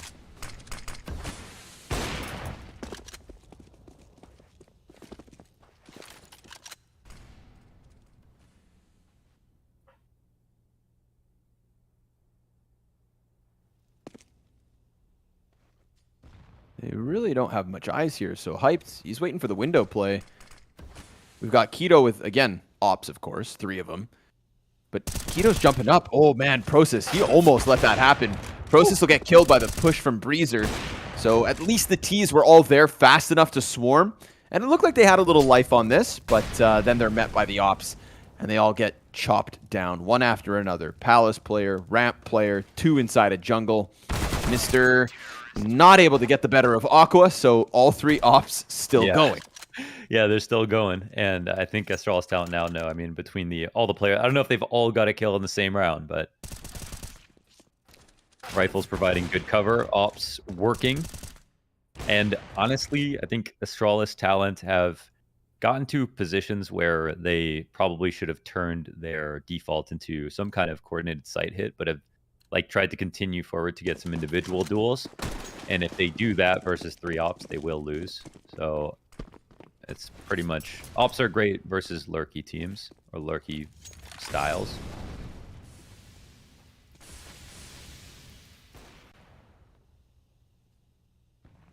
Like where ops are bad, they're not going to retake. You get a full site hit on A, for example, and the smokes are down. The ops can't play within smokes. They also can't come back in later if the bomb is down. So a lot of this comes down to Prosis. Anybody that can help them right away. Good flash. Yep, helps. Hyped gives them a chance to take down at least that one. 2 players into the sandwich. Crossing while the smokes are up, but now they start to fade. Fessor just getting through. And Hype's not able to catch that kill versus Altex. So you take what you can get, and that would be the default plant, but there's actually nobody to help Fessor. So now Vigo's posted on the CT peak. Aqua just hugging the wall in case the flash comes deep. It doesn't. And then Keto's able to connect. So Fessor goes down. Vigo tucks into the firebox. Breezer comes back off of the ramp. But there are ops all over the place. And a wall bang comes through from Keto. Breezer, 2 kills back his way. But then he goes into the 3rd op. And Hyped's going to gun him down. They retake this A site.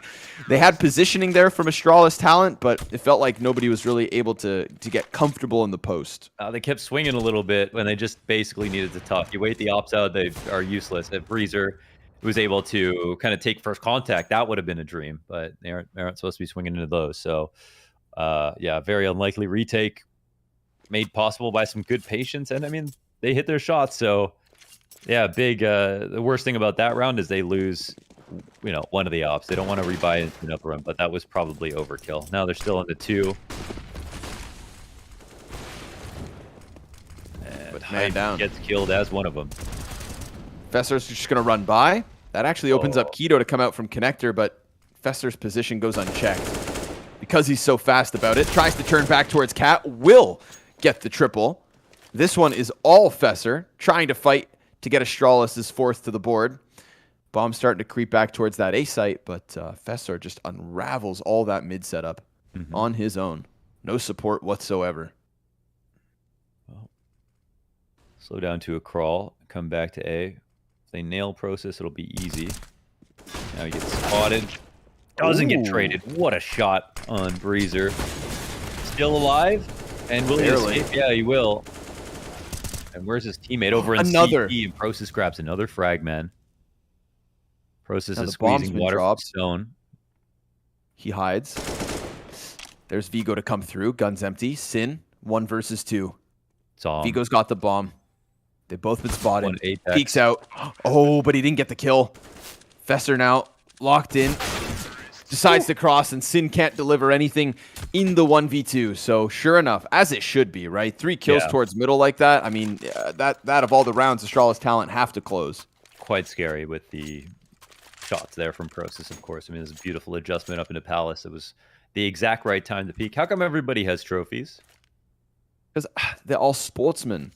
Oh, yeah. I think they're handball trophies, or? Either that or, like, I don't know, the long ski jump. Yeah. Actually, so no, Denmark is so flat. Their only ski hill is a fake one. It's a garbage treatment facility. That happens to have artificial snow surface. Don't know how it works. I think it's grass, isn't it? It's some kind of weird, like, fake grass. Ooh, dunk him, dunk him. That's what we call surf and turf. Oh, Vigo. He's not even thinking about the possibility of this position. But he smoked off the whole time. Oh, I thought they would have called that too. I was surprised. Yeah. Well, it was silent. So, okay. k1to will grab his, and it looks like it's all good. Trying to recover. Oh, my God.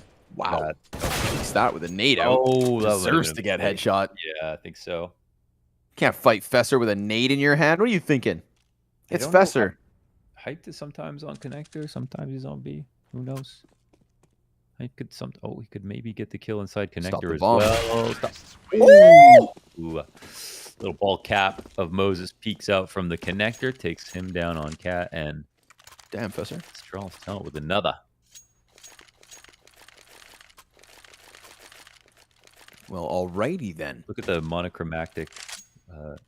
Everyone's hanging their clothes. They got the indoor clothing racks. I like that. It's a good look. Very Danish. You don't know that. Yeah, very IKEA. That's Swedish. You know how to make Danes mad at you. That's for sure. Ooh, USP kill. All right. k1to hits another ding. Vigo's got 3 health. Oh my God, k1to. He picks up the AK from that. Blinded. Oh, wait. Oh, he got Fesser frags Aqua. Yeah, we switched perspectives. Deagle comes through with the wallbang. 1v2. Winnable. It's Process. AK. No armor. Bombs in spawn. Fight Fesser now, and there's a chance. Give him time to get out. I think he pieces this together. It's got to be the headshot. Aim punch is going to be drastic. Connector player. Yeah, that's the end of that. Breezer. Nice slow play up the catwalk. Fesser serving up an excellent distraction. 2 kills on the round. And Astralis talent tie this up 6 rounds each. Like, I feel like if you're going to remove vowels from your name, then you can't include vowels that you've removed earlier. Yeah. Like, you don't get to decide. You left it open to interpretation. We interpreted. Because he has an E in there. you know, just arbitrarily remove the other two. It's modern. I mean, Bruiser isn't actually spelled like that, but that's all. That's all I'm saying. I want to pick his name. Maybe we can pressure him into officially changing it. Yeah. He would spell it the same. All right, 3 guys on the cusp of a B hit. 4th has the bomb in the back to support. Util over the top. Let's see it, Aqua. Aqua and Sin. I've got faith in these two. And they both collect a kill as Astralis Talent just try to jump out from the windows, land on their heads. 5v3 right off of the back of that. It looks like Aqua might have a little one way to peek over. Watch him leave.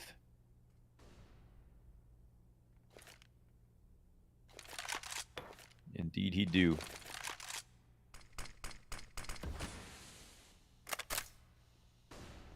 Sin's going to have to come in big again. Just look to man. lock down the cat play. Fessor toys around with Connector, but then joins his teammate. So it is still very much what they wanted to start with. That's that B split coming through. Now just cat emphasis instead. They use that little bit of extra time to redirect, and Process gets one from window.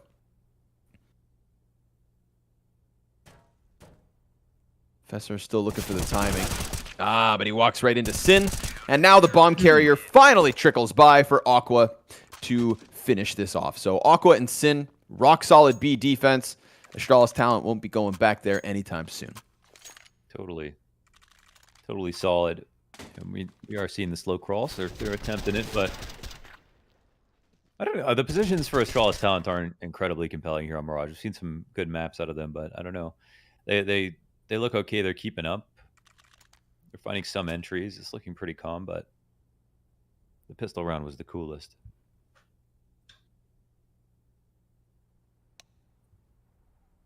They're letting even some of their good rounds get close. This one they get melted. Coming into the second to last. And I assume they will half buy.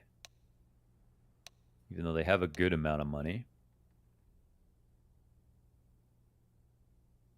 Oh, the FOMO of hearing all chat. You think they're talking smack? No, a little tech issue, huh? All right.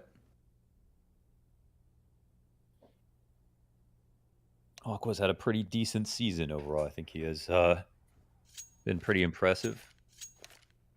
Again, I think he was like clearly nervous back in season 2. And we saw him play both well, but then also some games really nervous. But so far this season, I feel like he's just making plays and looking comfortable.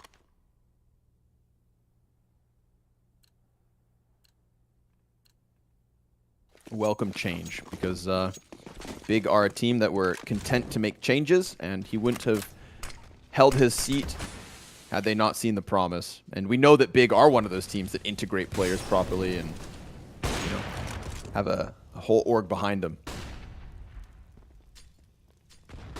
Looking to bring German Counter-Strike back to the top.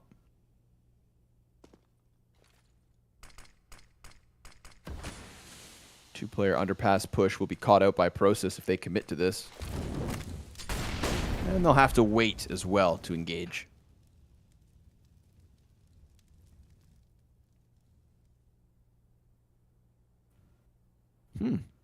I don't think they'd want to come back for B. He's walking all the way in. Sin's on a nice angle. Is this really the one the Opper chooses? I don't know. Oh, killing Keto's mid in the open. Oh, almost looked away. Well, got a little info. Oh, Sin drops. Bye. Oh, almost gets the kill at that. Opper peeks back, misses his shot. Sin's given a chance to finish off what he started, and then Keto kills Breezer. So the 4v2 is found here from Big. Op shot from Hyped. Denies that late lurk from Fessor, and suddenly Mr. feels very lonely in this big world. Ooh, and he'll die too. Nice round from Sin. I mean, spotting for the coverage, falling back, dropping a smoke.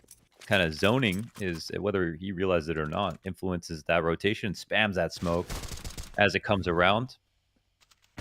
Breezer drops this one.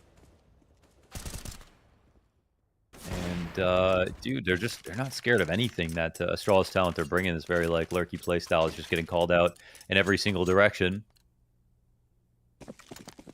Why they're favoring so many walkouts here, but it's getting countered. Bunch of util on the last round, but that's about it.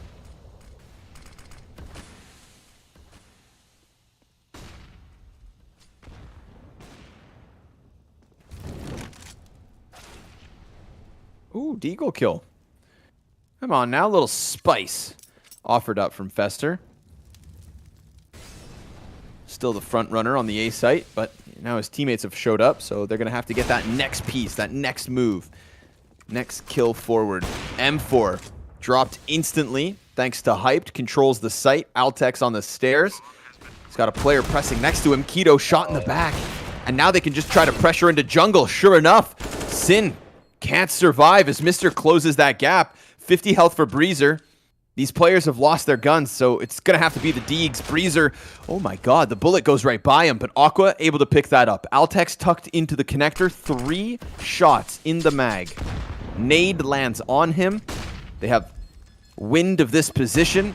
He's going to hope to spam through on the defuse, but can't stop that retake from coming in. And a retake at a bomb plant, well, that's exactly what they need. Economy, not a problem. This half ends with 3 straight from BIG.OMEN Academy.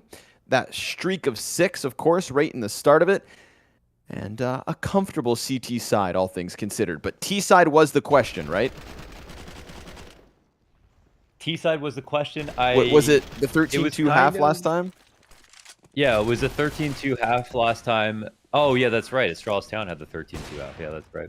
So, yeah, they normally don't have such poor T sides. That one was, I guess, a special exception. I mean, I guess Astralis Talent will be perfectly comfortable then with 6, knowing they can go into the second half like, oh, we've done it to them already. We'll see if Lightning strikes twice. I think that was quite an exceptional map from that perspective. But and also, it was early. It was very early, and I think Big have gotten quite a bit better. Of Astralis Talent, but Big 6-5-1 or whatever it is. So yeah, maybe Big both don't feel like it's over, and Astralis Talent are okay. They feel good. We're nice, you know, right in the groove of things, right down the middle, for the most part. Yeah, feels that way. So Pistol could determine a lot. Hype's giving us more shots this half. That triple up, I'm surprised they still got so much of that, or rather with that. But you know, find your identity, flex it on them. It's an expensive identity, but with them it works. I mean, they legitimately have 2 oppers that op a lot. Hyped as a primary. Sin looks so much like him. I mean, I don't really think either one is less reliable than the other. And then Keto, who ops 2 and has done it versus much better teams. So bless you. Scusi.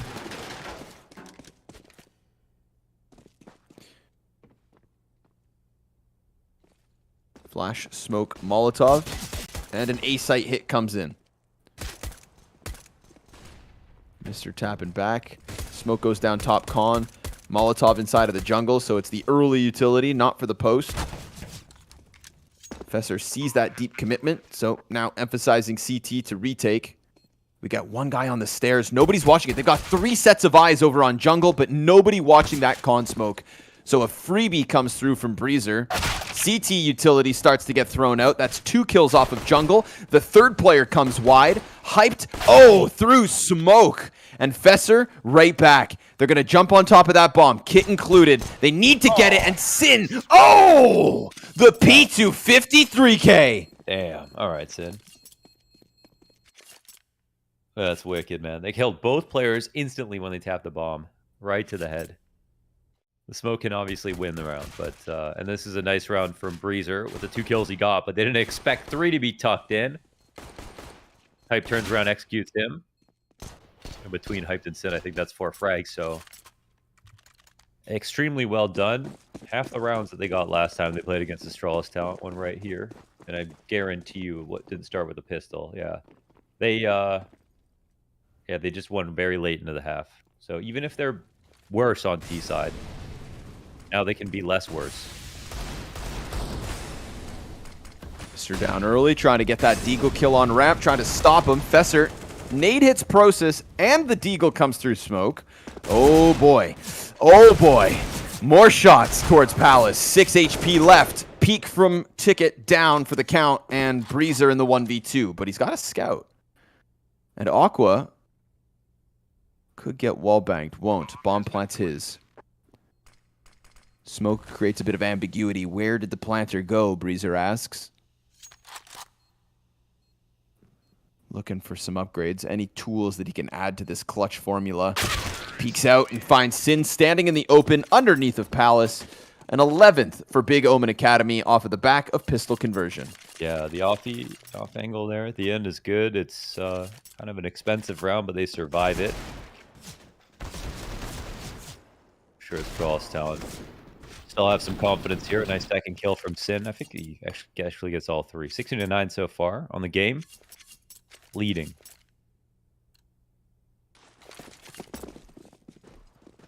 And more pistols to chew through. So, gonna try to run that early momentum. Already as many rounds as the last time they played this team on Mirage. Yeah. Hyped, aware of the underpass position. Gets that one down early. It's exactly what you want, right? The more Mac 10 kills, the merrier. Run the risk, collect the info, get this 12th on the board without breaking a sweat. Yeah, ancient Counter-Strike adage. Don't be afraid to scout.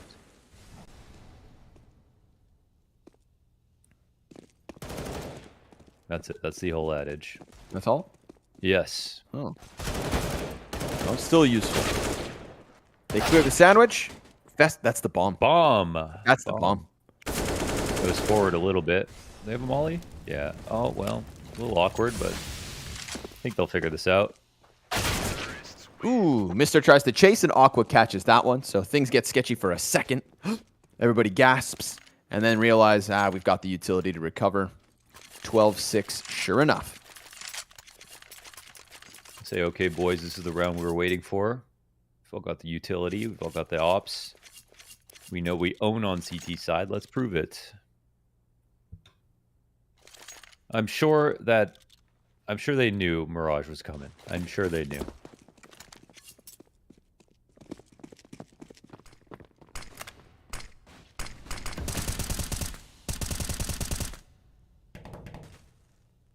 Boost up for B apps.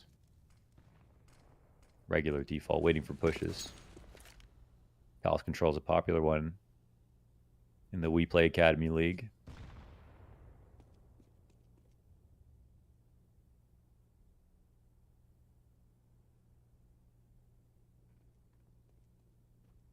And they've officially got the CTs guessing. We're not going to have a late pounce back on mid, I don't know. Smoke to the bottom of connector just as the T's start to activate. You gotta be careful about that, yeah. Oh my goodness. Floating in that spot is very dangerous. Especially with that fresh smoke, and Fesser will get another kill. 3-1.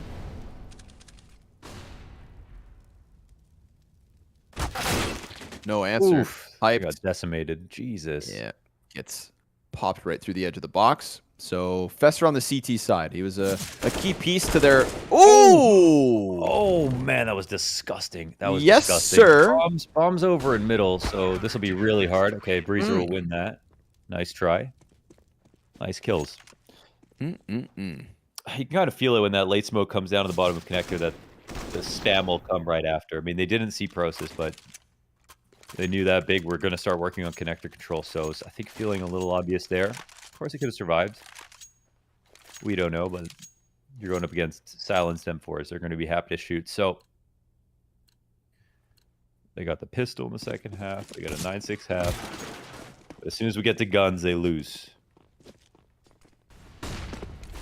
Fesser already kind of leaves an impact on them from the CT side. Key player in their last head-to-head.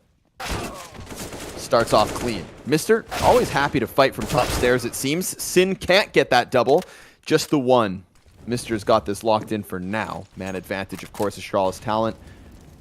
Bomb sitting outside of ramp. One player ahead of it, and then Keto trying to crawl through the underground, but he's got a player peeking now from window, and He gets by that, but then Mr. Awareness, as he has done everything this round. 3 kills for him. Op peek from Vigo. Going to confirm that presence. And poor Hyped in the 1v4 has Fesser to deal with first. Reaches for the AK. Puts the smoke down to create a little pocket here. Trying to weasel his way back into the round. But top stairs again from Mr. 4 kills. He goes from 5 and 14 to 9 and 14 here in round 20. Never left. He's back in the game. Man, the only thing they do that's cool there is they get the op pushed into Palace and then they swing off stairs. So Mr. finds him on the A ramp. They catch all the quick lurks here for BIG.OMEN Academy. You can see the confidence now coming up for Astralis talent. So maybe the worst fear for BIG.OMEN Academy is dropping a lead this sizable, right? Getting the quota on the first half and still losing. That would be tough.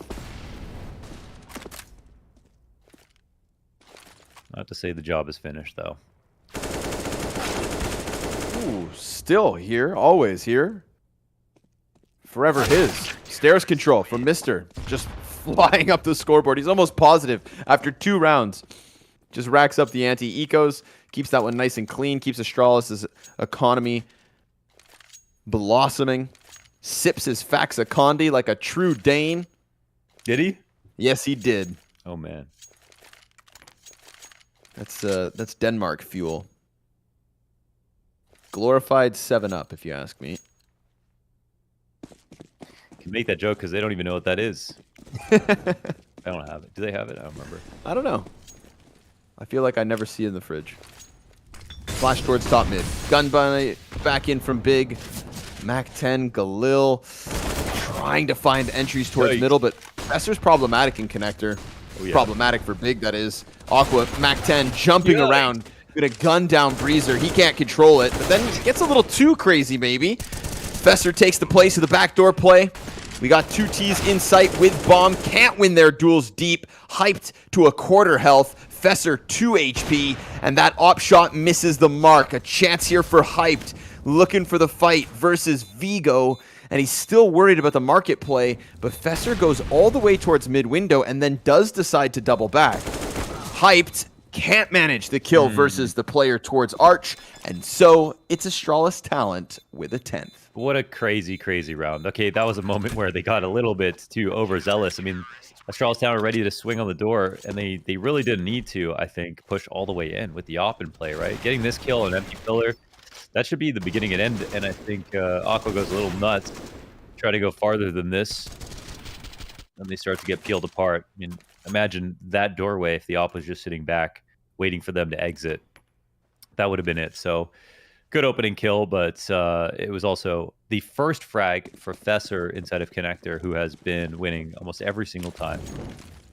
Big of cross down cap.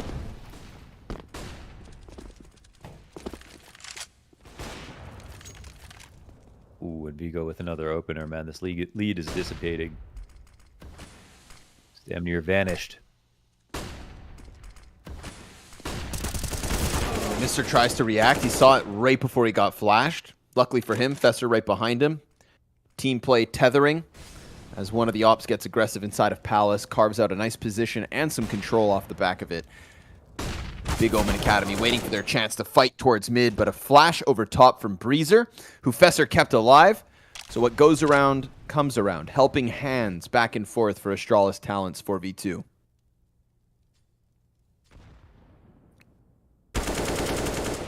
This Lurk is sick enough, then maybe they can get a bomb plant.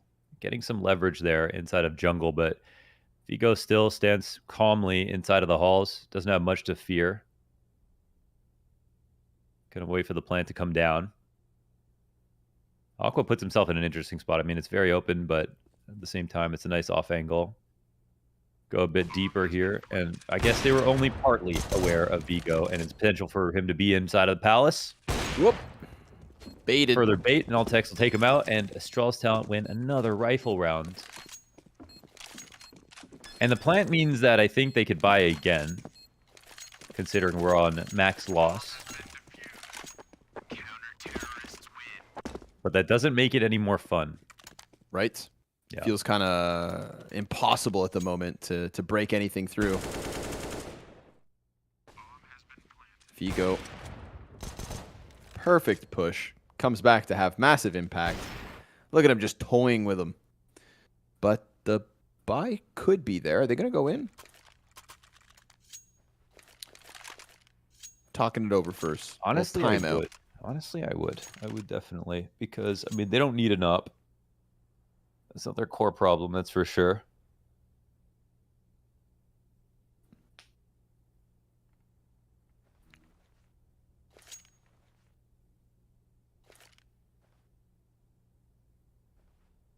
I think at this point, based on what we've seen from Astralis Talent in the past, they are in control of this match. This is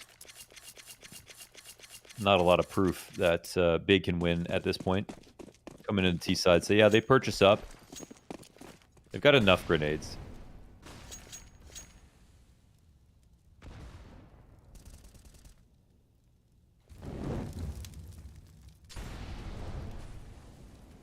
Freezer going top mid. Keto caught walking around those corners. Yeah, right into it. Sin's going to take a chance. Just runs through the fire, trying to play with the forward spacing. There's a player right here on triple, though. You think Mister's got this one. Hook, line, and sinker. Sure enough. But the fire on his feet actually gives a chance for Process to complete that bomb plant. So double man advantage on the retake, but a nice shot from Breezer. Quick little adjustment there. Hyped is tucked underneath the palace. His position now known. Aqua's the X factor, and because Hype gets the kill, they still don't really know about Aqua. You'd think now, let Aqua take that next contact, but he can't deliver. Hype sure can. 3 frags, both the Oppers holding him in this spot. They're going to try to close that gap. Sidearm out in the hands of Vigo. He's on top of the bomb. Hyped expects it to go high. Vigo goes wide, and with it, all of Big die. Their lead right there with it. Yeah. 12 all. Yeah, the pause. And then the up in the back, and that was definitely winnable there for Hype, but it still was a 1v2. And some of that does come down to Aqua holding the cross, but once they get in front of triple, they can just clear everything to the left. And if maybe if communication is perfect, funnily enough, they're like totally aware of everything, then they wouldn't anticipate someone to have been there. But yeah, it was a very crazy, fast-moving, and ongoing situation. So with that Astralis tie, I guess Big's best attempt so far. 3 plants in a row, 3 retakes in a row. And a non-existent lead. Oh, Breezer only took 10 damage running through that molly. Pretty good. He's got that flame-proof feet. Shoes. That's what you put on them. Shoes. Oh. Process slipped through. Okay. Whoa. I thought Breezer was turning, but not fast enough. Altek's going to feel like he is so alone. What's the move here?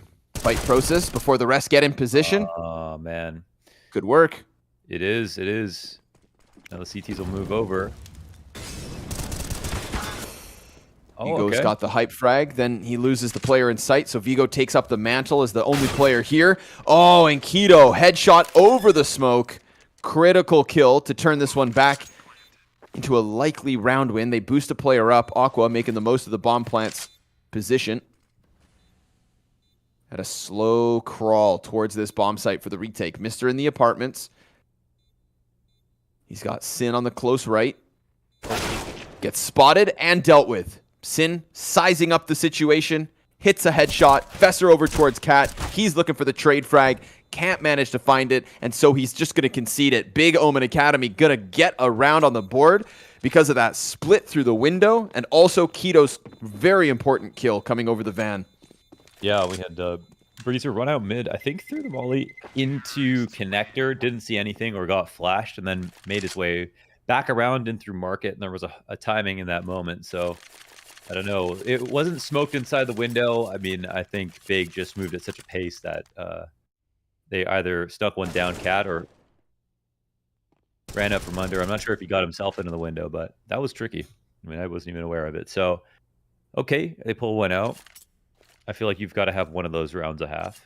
Can't only be that kind of round, but could be a good start here.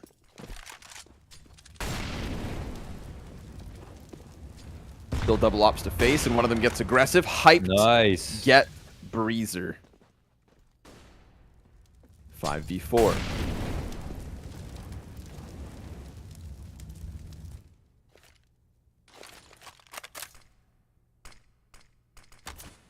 Nothing anywhere else. This is all big, all A. Critical juncture in the closing 5 rounds of Astralis Talent and Big Omen Academy. The second head-to-head on Mirage. Must be a sigh of relief to get that lead back, but can they hang on? Fester's underneath the palace. He's going to get burned out of the position. Down to about half health. Flash comes through. It's good. Fester, 3. He's got hype still ahead of him. Altex shuts that one down. And if Sin can't come out with Palace, this 1 versus 3 is so needed. Fester doing everything on his own to stop that ramp push in its tracks. Damn, that's insane. He had to wait inside that molly. It was getting incredibly hot, and they had the flash come out a little late, but he didn't overstep. He just waited and came out, and this is a 5v4 situation. It really couldn't have been better here for Big coming out of the A ramp. Fester was the first and most important threat, and they just couldn't get past that kind of level 1 bodyguard, and they didn't even get to see a bomb plant in this situation. So Big's money is okay. It's not too bad, but they had an opportunity there to get Astralis onto their last buy and then be in a position to just completely smash this game out. Now it's a bit of a reset. I don't know if I mean, I feel like Big once again are in a good enough position to invest. I don't think this warrants saving. Yeah, so they'll purchase up. They can still opt. They can still get a couple of AKs. They'll have a decent amount of grenades.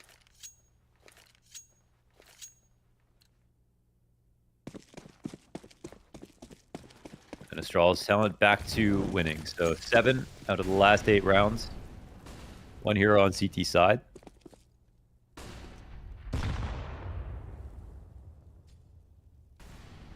And Infestor was looking at 21 kills in their last game, and the map is already over.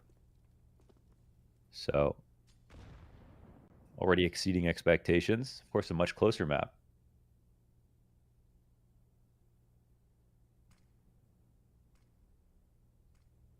Continue to rack them up on CT side.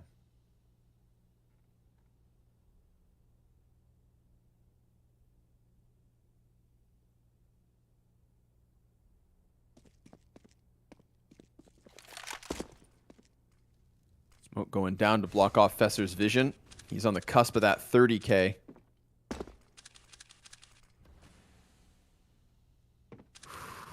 Go. Oh, that was close. Wow. A shot that could have been. A little warning for Big. You want this A site? Come get some. Just letting them know they know exactly when they want connector. Fester still keeping eyes on windows, wary. Mr. locked into the sandwich spot. There's a very high likelihood that we get the Oh my god. Mr. versus Keto fight. Ooh. Still just trying to squeeze in. Process is actually the player to get the sandwich guy out, and they do just walk up connector here. They're not Fester's flashing been CT. smoked off. Vigo can walk out.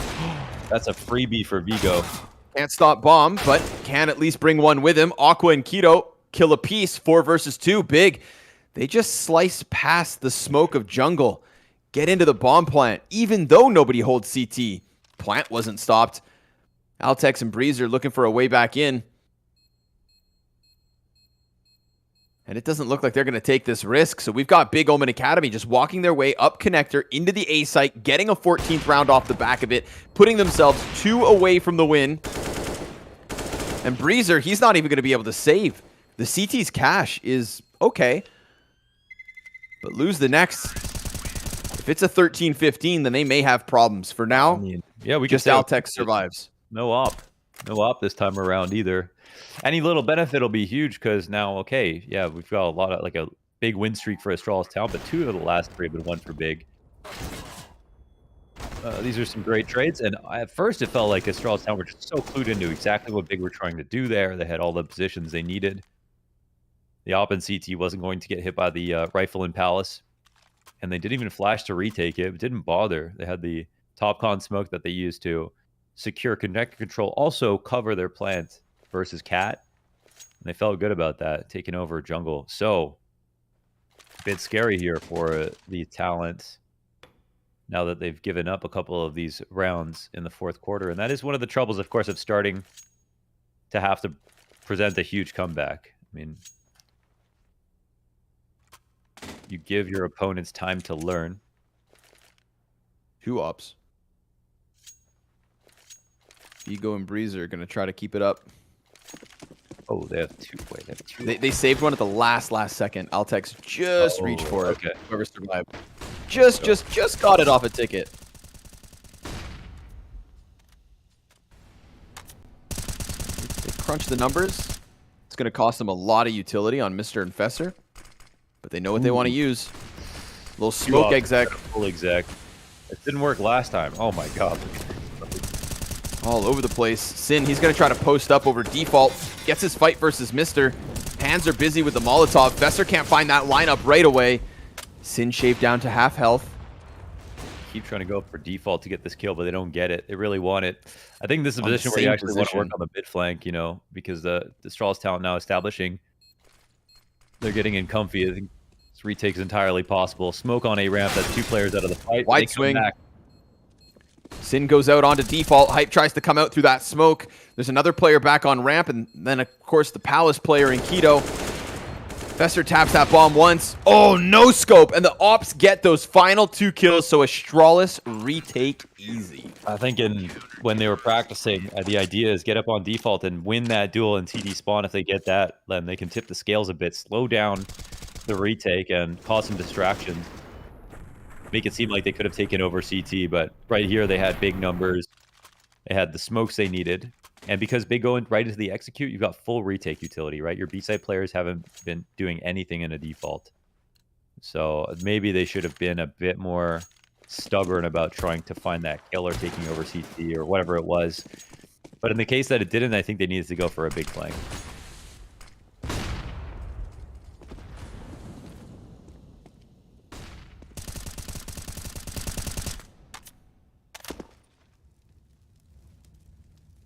The games that we've gotten today, 16-13, 16-14, 16-13, and we're 14-14 right now. True. Some bangers. Every time, down to the wire. Nail biters.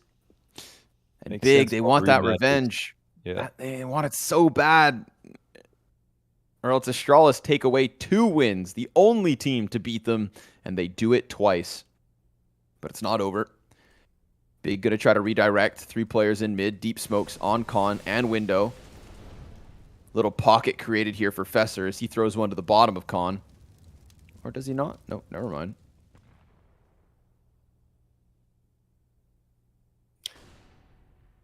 They get 3 up cat. Oh, yeah, they do. Altex at a distance. He gets sniped down from Hyped. Jesus. They just walk 3 up cat. Yeah, that's the first time they've just got by connector without Fesser having something to say about it. And that's all they needed to do. Oh, Big. Well, just silently ship this one up catwalk, and Fesser, he's not able to communicate the problem that's really there. Wouldn't have had any clue that there's so many players. it's like Top Con, but I mean, he's an A-site player. There's no one in window. There's no one in ladder room. There's just a bench guy, right? Getting that last second notice. So much comes down to the site hit. And hey, if the bench player frags, I mean, they could slow that down, but not a single kill between the 2 players in the site. Ops land. Playing this one on hard mode, but it is a locked-in 15. Overtime guaranteed by BIG.OMEN Academy. Fesser survives. 1 op and 1 M4 held onto. The money for Astralis Talent. It's not beautiful, but I don't know. It feels like they have had so many individual plays that can win these rounds. How many rifles can they squeeze out of this? And do they want nades or a FAMAS dropped or what? Altex can get nades. He can be dropped. Oh, he's going to get an MP9. I'd say this is pretty 50-50 based on the amount of rounds that Astralis Talent have won. But that was a good play, and that's the majority of the last rounds won here by Big. Quietly taking over mid controls, they're Astralis' biggest problem, and right now they don't really have the ability to fight heavily for mid, so they have to think about that. If I'm big, I go right to, you know, either a heavy B lane, wait for the push, or make sure the palace push doesn't come in from the op. You can take mid late if you want to, knowing that they're on a low buy. If they can read the money, I don't know. But yeah, I wouldn't worry about mid early on here.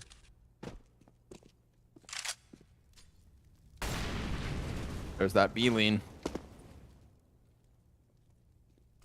Mid not played early, but Hype's got that bomb, and he's starting to walk around those corners. Yeah, he shouldn't be up there. But they come in late. It's very hard for the CTs to hold on to in a moment like this. Woo! Oh. Okay, well-timed Molotov comes in from underground. Burns him off at the angle. Nade goes deep. That's 36 health off Aqua. Fighting for OT. Astralis talent, 4 kills away from getting us beyond regulation. Fesser gonna tuck into the side of connector. Keto's getting closer. Smoke goes down beyond him. He's got to clear this corner, and he will. That's Fesser down. 31 kills for Fesser, and now he has to watch from the sidelines as his 4 teammates will hope to hold off on A. Mister has pushed deep ramp. And Hyped, he's disjointed. Aqua's so far back that there's no trade potential here. Not yet. Hype maybe throws out some grenades, let Aqua get closer, but he's throwing caution to the wind. He doesn't suspect this one bit. And now Mister's going to lock it off with a smoke grenade at the bottom. A 4v2. The A site holds strong. And Breezer gets another with the op. Aqua, all that's left over. A flash into the smoke, a desperate attempt. Aqua pushes by, and Astralis talent push past. We go OT. Yeah, another nice one, man. They lock it off. Thought the molly on Cat was like, all right, the little piece of map control that Astralis talent wanted to grab gets denied, but then they walk up in underpass. Professor grabs his from connector. Just over top of that smoke, he's gotten way too much off of this play. Keto will trade him out, but right here, I mean, this is a very normal thing to do for Mister. They need to be more careful about their approach into the ramp. But I think they felt a bit time sensitive about coming up into here and didn't think Mister would have turned the corner. So now Big have to go into overtime. I don't think they want to be here. Lots of money here. 2 off for Astralis. Oh, maybe they do. Nice kill from Sin.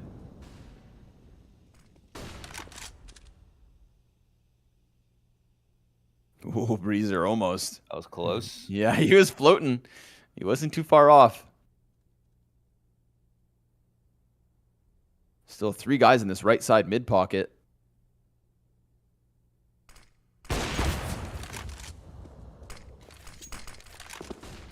Damage both ways. What? Oh, you heard that. Wait, surely you heard that. Keto, he's not even looking.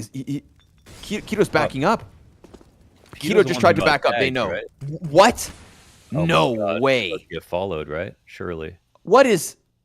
How is this? Oh my god, and then he goes to mid and gets a kill. Keto gets... Oh my lord. Right.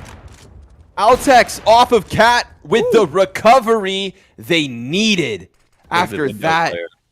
Okay, don't go too fast, right? Okay, there we go. Keto comes through. What? Jeez, how lucky. What a... I don't know who should actually have won that inside a connector, right? Like, I mean, it should have been the Keto, CT because Keto is the one who touched the molly. You know what I mean? Yeah. He didn't touch the molly, so I don't know. But then Keto was trying to walk back down the stairs and then couldn't. He was like on the left side of the stairs, couldn't get through the smoke for some reason. Decides to walk further right and then gets through. You'd think that'd be like the indicator. And then the fact that when the smoke fades, CT starts clearing corners and con, they jump through a window and kill his teammate. Oh my god, what a wild round. But however it goes down, Big, that's 16.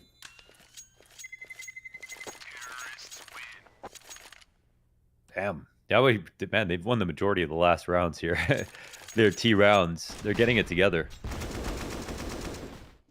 Took them a while. Warmed up into it. Such a ridiculous situation.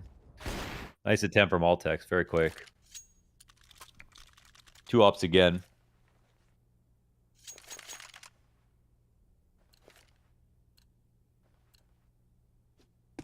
easily see this game going on forever. How close these guys are.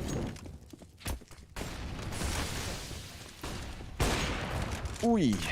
Vigo sends a round between the two. Triple ops from the CT side. I love it. Taste of their own medicine. Big again. 3 players top mid in that pocket.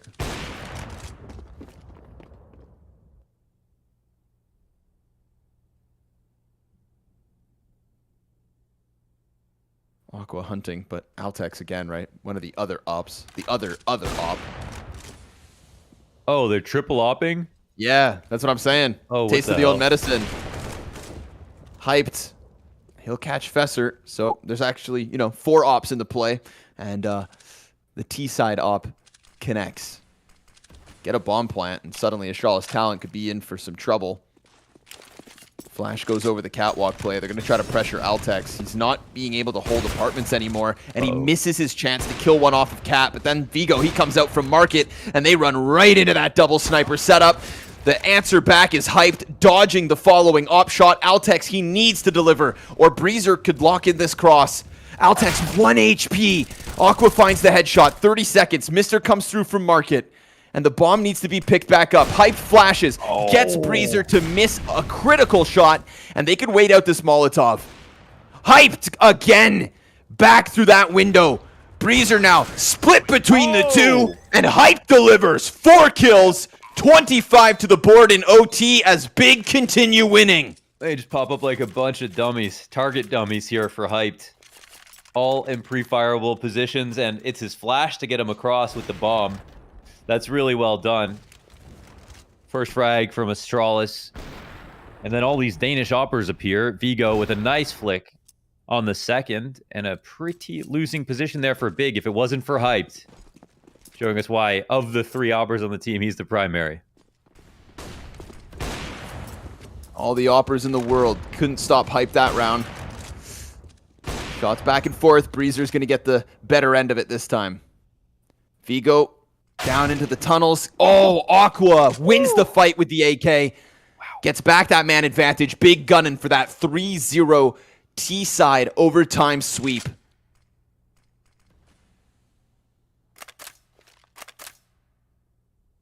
Yeah, right. That'd be a tenfold improvement, man. Finally not getting killed by Fesser and Connector as much, which was just giving them nightmares at the beginning of this half.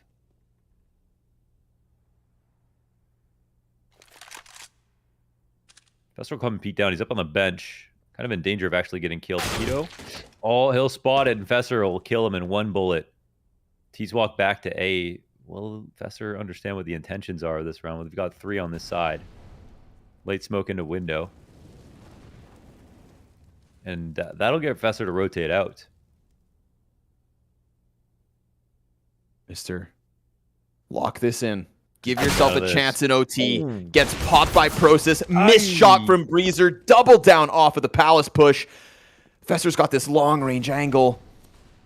But they don't even need to cross. The bomb comes down. Process is going to give cover to the CT. I think the rifle has. Here comes Altex. Runs in. Doesn't stop the bomb plant.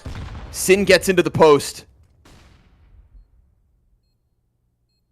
Fesser flashed off for the time being. 1 more flash to be offered over. Fesser's going to try to use that. There's another grenade on the ground. If he can get his hands on that, then they can burn Sin out of the corner. But Sin activates first, gets 1 kill, and Fesser comes in clutch. 3 kills on the retake. Astralis Talent with a lifeline. Much needed, man. The 3-0 sweep, that would have been unprecedented territory here. 3 rounds in a row on T side in overtime. That would have been it for sure. So Astralis Talent will now have to show what they can do on T side. See if they're improved. They got 6. Wasn't the most spectacular half. It was okay. Full credit to Big for kind of learning and fixing their issues. But their first demon comes back to bite them right at the end here. To make sure the game isn't just completely won flat out. 2-1's pretty good. Big Omen will be waving 2 ops, not 3.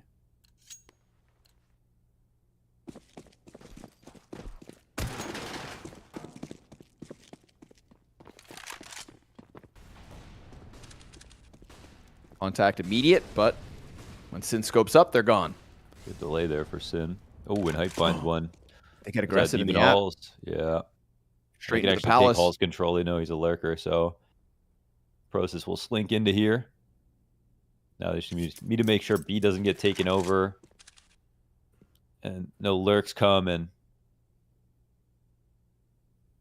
then they're in business. Not a freebie. What a shot. Let's from go. Vigo. Heavy mid control still. Keto in the open, off angle. Catches him off. Fesser, he's expecting somebody from window, but then all of a sudden, Altex, he actually gets the A kill. That's going to be the open plant. Keto so preoccupied with Fesser because he loses his window support. So now Aqua's going to take the role of trying to deal with Fessor. Keto can turn his attention back towards A site. But all this is doing is giving Altex so much time to go deep. They need to get Fesser first, or there's no point. They are going to strike him down from the catwalk. Bomb beyond the halfway point. They could just try to scramble for this retake, but not even. They go for the exit instead. They offer Astralis Talent 17, and the game is tied again. Yeah, it's alive very much so. The clutch in the last rounds. A clean T round here. I actually don't know how they pulled this off. That was looking like a very good spot after the first kill, but Process died in the halls? Did they come late through the halls again? Or did they come from the A side into the halls? That one's shocking. He wasn't even peeking. He was just deep in there. That's the kill that drew Keto back. And they lose their A player, so they must have just thrown themselves at it. Made sure to get him out early.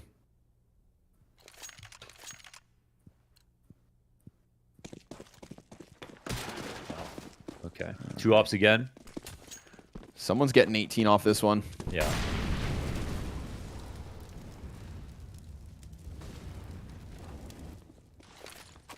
No guarantees in this match. Ooh, fast to the end of halls. Could walk out. Looking to do it. Timing against Process. All right, when they get him to pull out utility. Yikes here, Astralis now. They can scale. Keto alone in front of the stairs. They've got him ISO'd. Oi. Keto, just the one. Altex trades back. Double ops on the retake. A consistency in these CT sides has been the amount of snipers. They're going to go for the boost. Blinded is Vigo. Aqua gets closer. Snaps that crosshair up. Knows that Altex must be close, so he decides to immediately push over towards triple.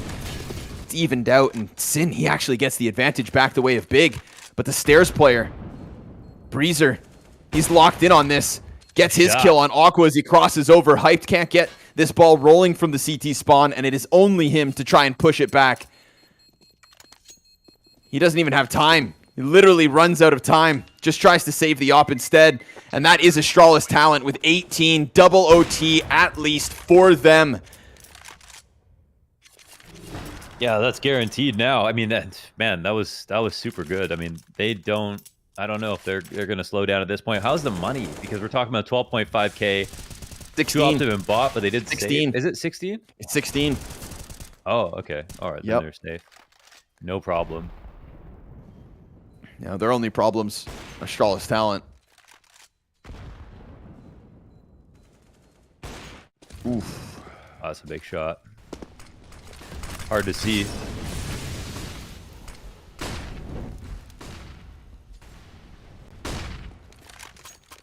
That Palace lurk was so tricky. Process had to pull out his nade to flash mid. I think they put a little bit of pressure there and then just took the timing. Simple and beautiful play.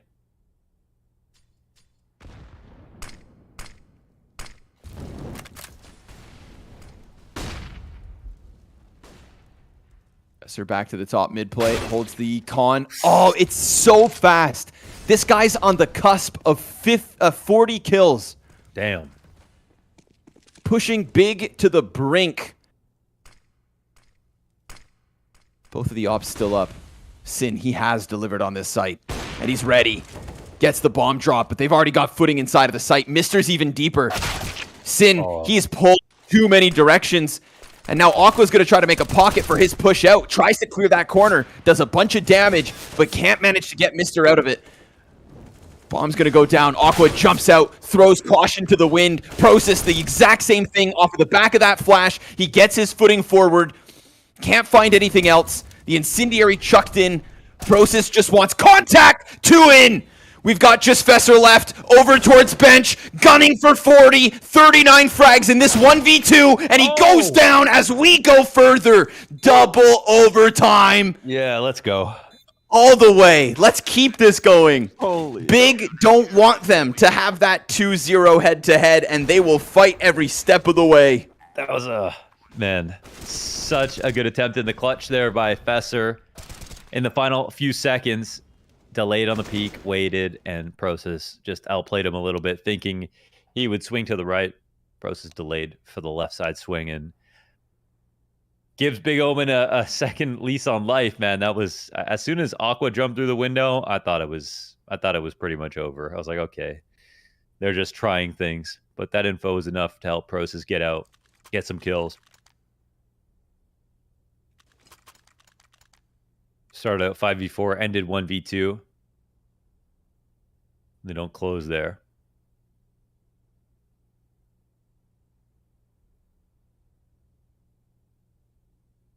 When the first player gets cut down jumping out of the market window, the second guy just follows. I love that. Yeah. I love that. That's your timing, right? They had a flash too on the second one, which they should have just had a flash for the first, but still won it. Follow through. So, as the sun sets on Denmark, Big Omen Academy burning the midnight oil, keeping that dream of revenge on Mirage alive. So many ops still.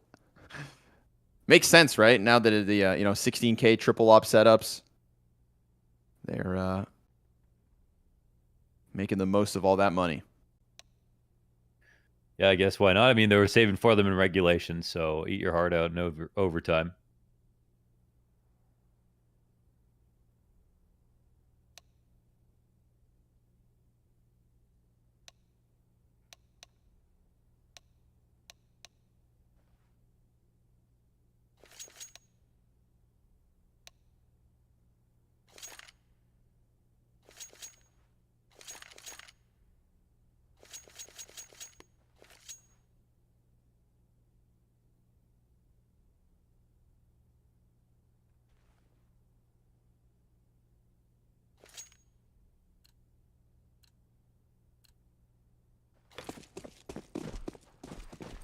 Time to get to it. Big almost had the dream half in that first bit of regulation. Nearly 3 rounds on T side. Ooh, triple nade into connector. Starting out hot.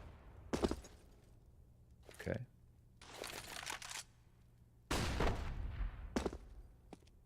$360. Okay. Okay. Pirouette into death. Nicely done. Sure, man. That's funny. Okay. It's not double overtime or anything. Because it makes him harder to hit. Probably look crazy from the other perspective. Yeah, it's There's about intimidating one under the balance, window right? peak. Yeah. Yes, there is. ballot. Yep, one to the left. He's dead. He Yeah, is that's dead. actually guy you allude to comes wide. That's Keto and Process locks this one in from Ticket. AK shots here for Mr. And the Op of Vigo down to the half health. We get a quick one out of Astralis talent trying to sink into the A site, but instead they get sunk. 19, Big Omen Academy. Yeah, they got bonked. That was good. That was good play from Keto. Cut to catch the lurks. This time doesn't start in connector. Let him come to A. Could have fought that way. Astralis talent haven't typically played that fast on the T side, so maybe they'll regret it. Let's explode on mid. So much in the way of utility here that they have to think about. fnatic smoked the window. No molly this one.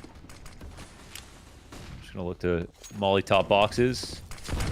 Astralis talent once again go fast. Oh, They lose yeah. track of him. Oh. He goes out. The flash from Process catches him in mid late, and the op behind gets both. Oh, Hype nade. gets another. Oh my god. That's the moments of timing right there. It's all timing, but it's also all so fast. Yeah. Big wanted to kill them coming down mid. That's what they were looking for. They didn't realize exactly how fast right there, but with the flash in place from Process, that just shows you that was their intention, to try to catch him in that spot. Crazy Keto runs by the first frag. Yeah. And then he delivers. Yeah. That one goes perfectly for Big. Now it's just a matter of holding on. Of course, Hyped getting his second kill is, the deep one over towards Palace. Process, insta headshot. Altex, they close clean. 20 to the board for Big. Yeah, 22 solid ones. Both relatively fast connector plays. Insane. I mean, that could come down to Hyped as well. I think Hype turns around and kills Palace right after. On top of it, everything gets shut down. I was very aware. 2 to win in double overtime here for Big, and will Astralis Talent even grab a T round?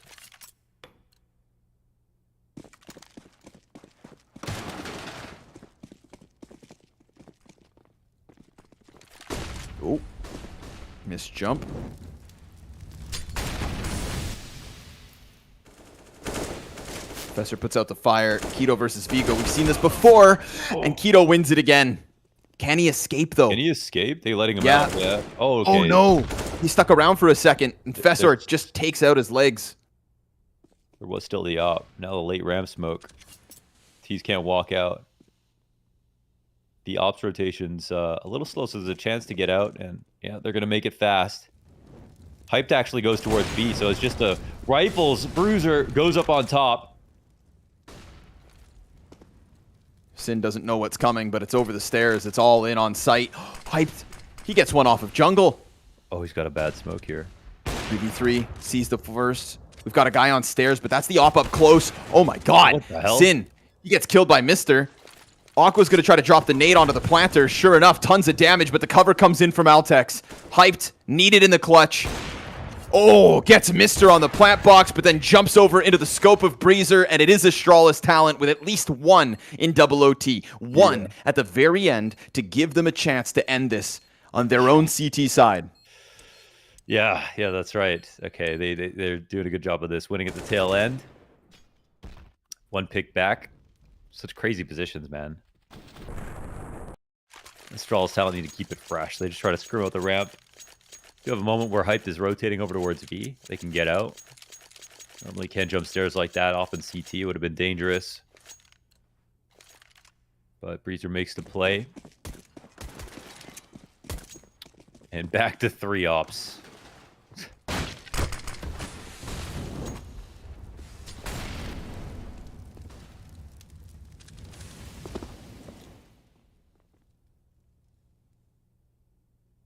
Op fight. Breezer picks it up. Oh, a second as well. Process now going to answer as the default player goes down. They've at least got a little bit of footing here on triple. Tetris. And Process.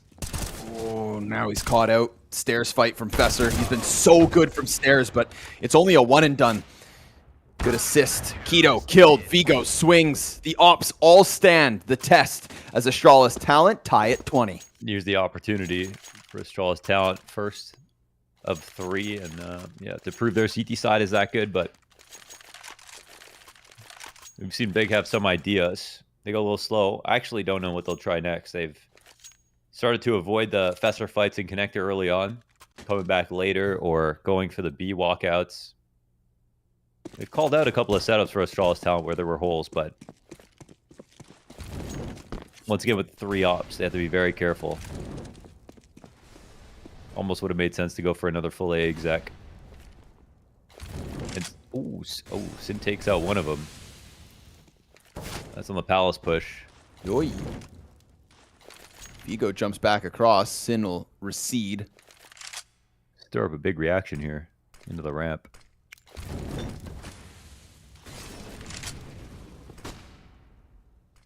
Of course, they would want to go A. They're still staring at it, but Keto, he's looking to come in from the cap play. Yeah. Vigo just spamming Berettas. Okay. Player inside a ladder. That's Fesser. And he has always been problematic. 41 frags now. 41 rounds into the game.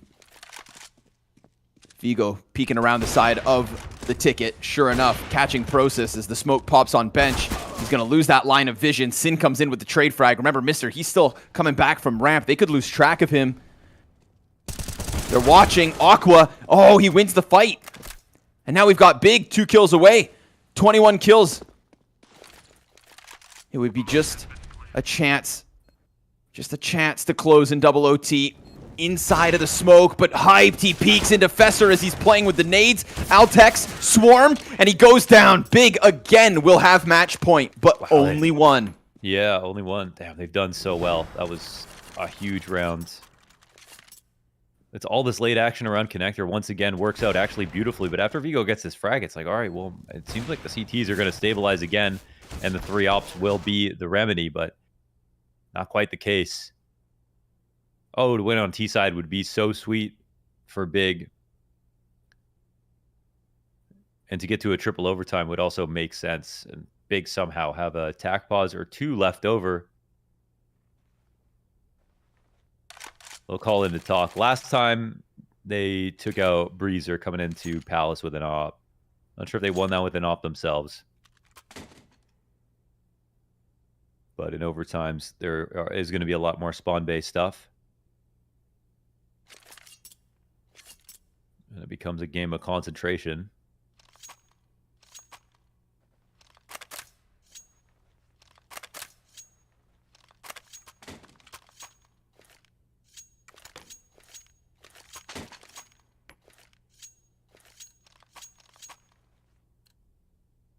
Can't lose sight of the goal. 42 rounds in. Get that triple OT, Astralis.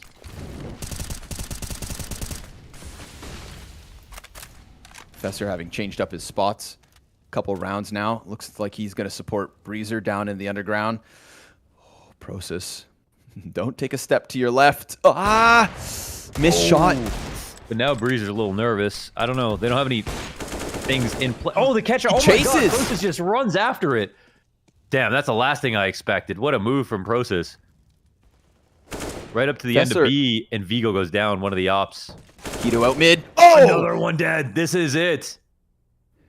So it seems. Keto, he dies to Mister, so a little bit life back. 2 versus 4 attempt. Ooh, they 3 jumped left out. to go.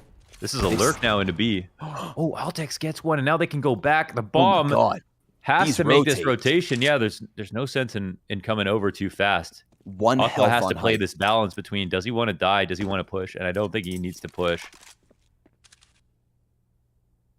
And they have to worry about the underpass rotation that CTs always make, but they're so low numbers. They don't exactly understand what's going on.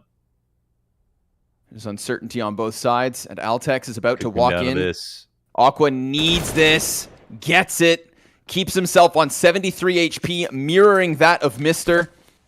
Hyped, aware of every threat, every step of the way. He goes for that bomb plant. Mister comes around the corner of Cat. Can't stop Hype from getting that in.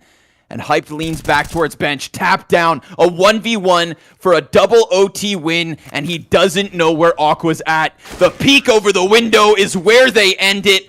Big get revenge. They do. In double overtime on T side.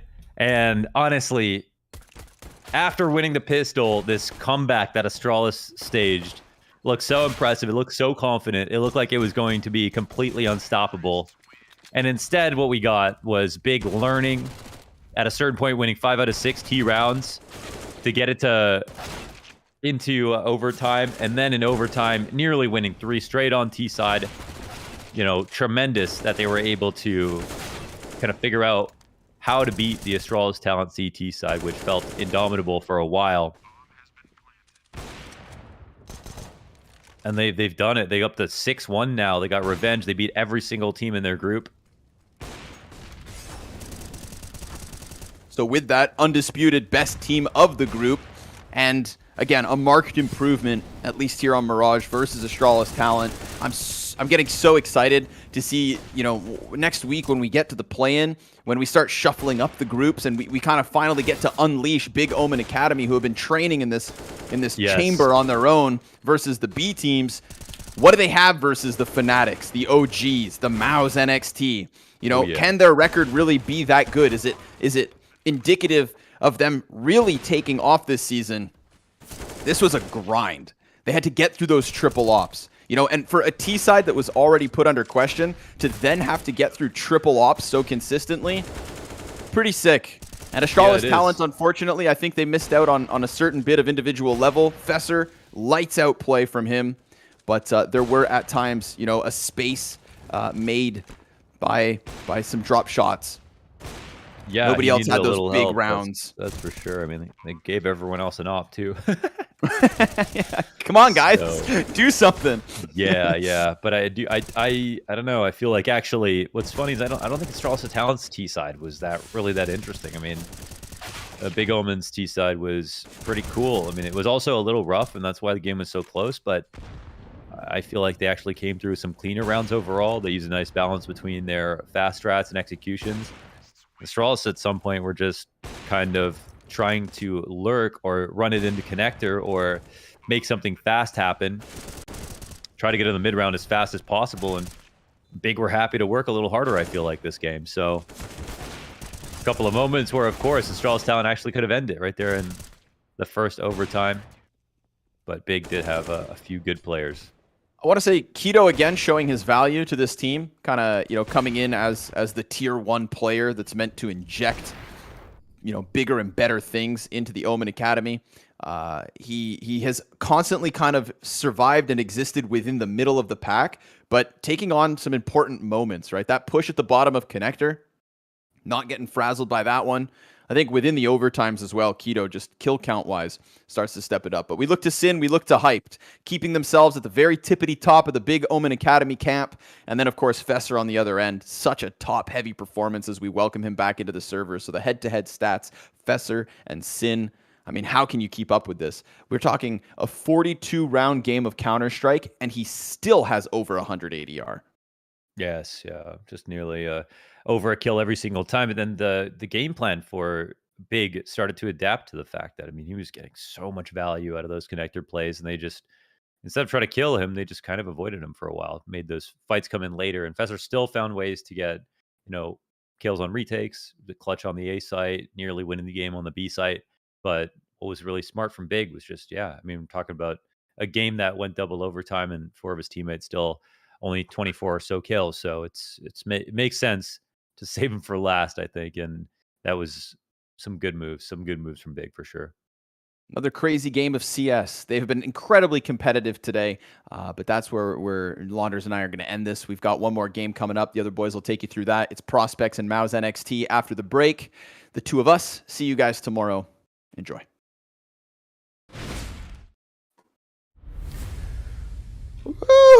Holy fuck, dude.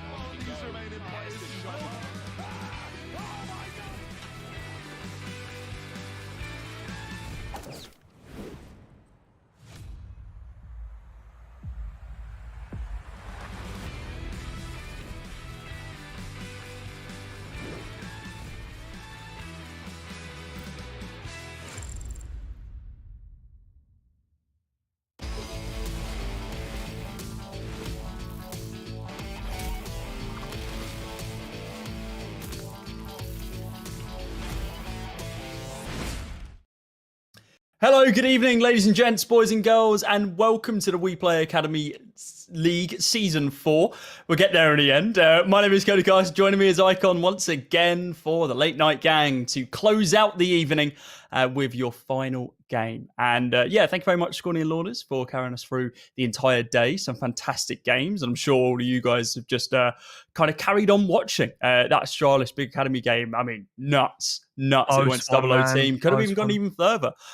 Two fantastic teams from Group B. But we draw our attention over towards Group A for our game now between MOUZ NXT and 0-0 Prospects. Really looking forward to this one. Of course, we've got the ex-champions in form of now MOUZ NXT and Prospects, who haven't had the best of seasons so far, but looking to really draw themselves back up coming into this one. A strong map pool here for MOUZ NXT. Yes. Look at the amount of maps that they've got above that 50% win rate. The only two which aren't right now are Dust 2 and Overpass, and Overpass simply hasn't been played. We'd like to see them delve into that one and maybe develop themselves more on Dust 2, but when your map pool consists of, 5 of the 7 maps, then yeah, I feel like you're pretty damn consistent.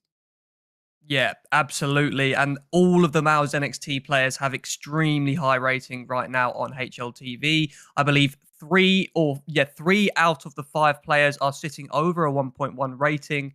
And that just goes to show the level of performance coming up from the entire squad and the consistency that they're able to put together and the confidence in one another. We can see the win rate's not quite as good for the OO Prospects. Ancient, they played 11 times, 46% win rate. And Overpass 9 times, 44%. Inferno, little bit down there as well, only winning that 1 out of their 3 times visiting the map. So that leaves us in a bit of an interesting position, Cody, when it comes to what maps we are going to see from this match tonight. And I have had a little look in the pre-game. I'm going to make a prediction that we will be seeing either Mirage or Vertigo, but I do think it's more likely that we see Mirage. What do you reckon? Yeah, well, I feel like Prospects are pretty happy to play that map right. 3 out of their 4 wins so far in this event, as you can see on your screen, have actually been over on Mirage. Those being against Young Gods, Eternal Fire. Oh, sorry, no, Young Gods actually beat them. Eternal Fire Academy, they're able to beat along with OG Academy and Spirit Academy. Of course, Spirit Academy, an incredibly close game, that going all 30 rounds, 16-14. Overpass and Vertigo getting banned out early doors. Not surprised we're seeing Overpass banned. Of course, MOUZ NXT, they simply don't play the map, and it doesn't look like they want to dip their toes into Dust 2, but they do leave that elusive Mirage still in the pool. Are Prospects feeling it? I mean, surely they must be, right? They have a good win rate on it and coming into this event. And with Inferno and their most played map, Ancient banned, we have it. Nuke has to be the next ban and bringing us to Mirage. So certainly makes sense. It seems like you're already over on the map. What's the weather like right now, Icon? Is it? I tell you what, nice? it's a beautiful day here on Mirage. Yeah, the temperature is nice. It's not raining, so I think there's going to be a great potential for some exciting Counter-Strike. In fact, we've seen Mirage a lot of rounds on Mirage on the game prior. And hopefully this one brings as much action and excitement, because that one was an absolute stormer, Cody. Yeah, it was. I mean, we were confused yesterday about some of the buys between that Fnatic Rising and Spirit Academy game, which went on Mirage. And we were like, double AWPs consistently? What's going on? And that last game between Astralis Talent and Big Academy, we saw triple AWPs consistently. Yeah. So maybe we're just stupid. Who knows? I'd be really interested to see if that's going to be coming out in this game between MOUZ NXT and 0-0 Prospects. A bit of a proving ground game here. MOUZ NXT, they've got not too much to lose. They're still in a fantastic position going throughout the rest of the event. Of course, being 5-1, potentially 5-2 if we see Prospects step up to this one. But Prospects really hunting for that 5th game underneath their belt. Currently sitting 4-3 at this current moment in time. And we're not going to have to wait too much longer for us to be able to find out how this game is indeed going to start. Slight tech issue as one of the 0-0 Prospect guys leaves the server, joins straight back, and pistol round soon to be underway. MOUZ starting on the CT side and the Prospects on the T. Yeah, it's worth mentioning before we get this one underway that this is a rematch. These two teams have already faced one another previously at the start of the group stage. And last time that was the case, it was a dominant win on Ancient for MOUZ NXT. They absolutely wiped the floor with OO Prospects on Ancient. So no surprise we don't see Ancient come out again in this game. And Mirage, somewhere where the OO Prospects are much more comfortable. But here we go. We get underway with the pistol round. MOUZ NXT starting on the CT side. OO Prospects leaning heavily towards B here early on. And Sui, quick boost into the apartments. He's going to get himself in a nice tucked position here. As the hit comes in, we've got 3 players leaning towards the B bomb site for MOUZ NXT. Already, they're in a great position here. Exertion puts his name in the kill feed. We've got kills going left and right, but they're all for the CT side. Sui with a nice 3k there in the end. And he hugs the chicken. Lovely stuff from Sui. A great start for MOUZ NXT. They were prepared for that round well and truly. I'm just envisioning what that TeamSpeak sounds like. I mean, you win a round and instead of everyone going crazy, you just hear ha, ha from the bloody chicken. Those things make so much noise. It's ridiculous. But yeah, I mean, that's one way of celebrating, right? A fantastic start to the game. Being able to keep all but one alive, with the exception, of course, Tertian. And now a big commitment inside of MIG from Sui, who's on the hunt for a few more kills. He was only able to find, well, a little bit of assistance for his teammates in the previous. Let's see what he can do here. 3 frags to his name. Spam down the M4. And, oh, okay, yeah, not going to work out too well for him. MHL spins the corner, finds 3. On the hunt for a few more. Exertion wants to add his name to the tally, though, and picks up 2 also. Yeah, not much really to say about that one. Prospects, they're on pistols. Just a little bit of chip damage here and there. Weren't able to punish the force buy. Yeah, at the end of the day, just another day at the office for the MOUZ NXT boys against the Glocks, but we will be seeing a full gun round come in here for the OO Prospects.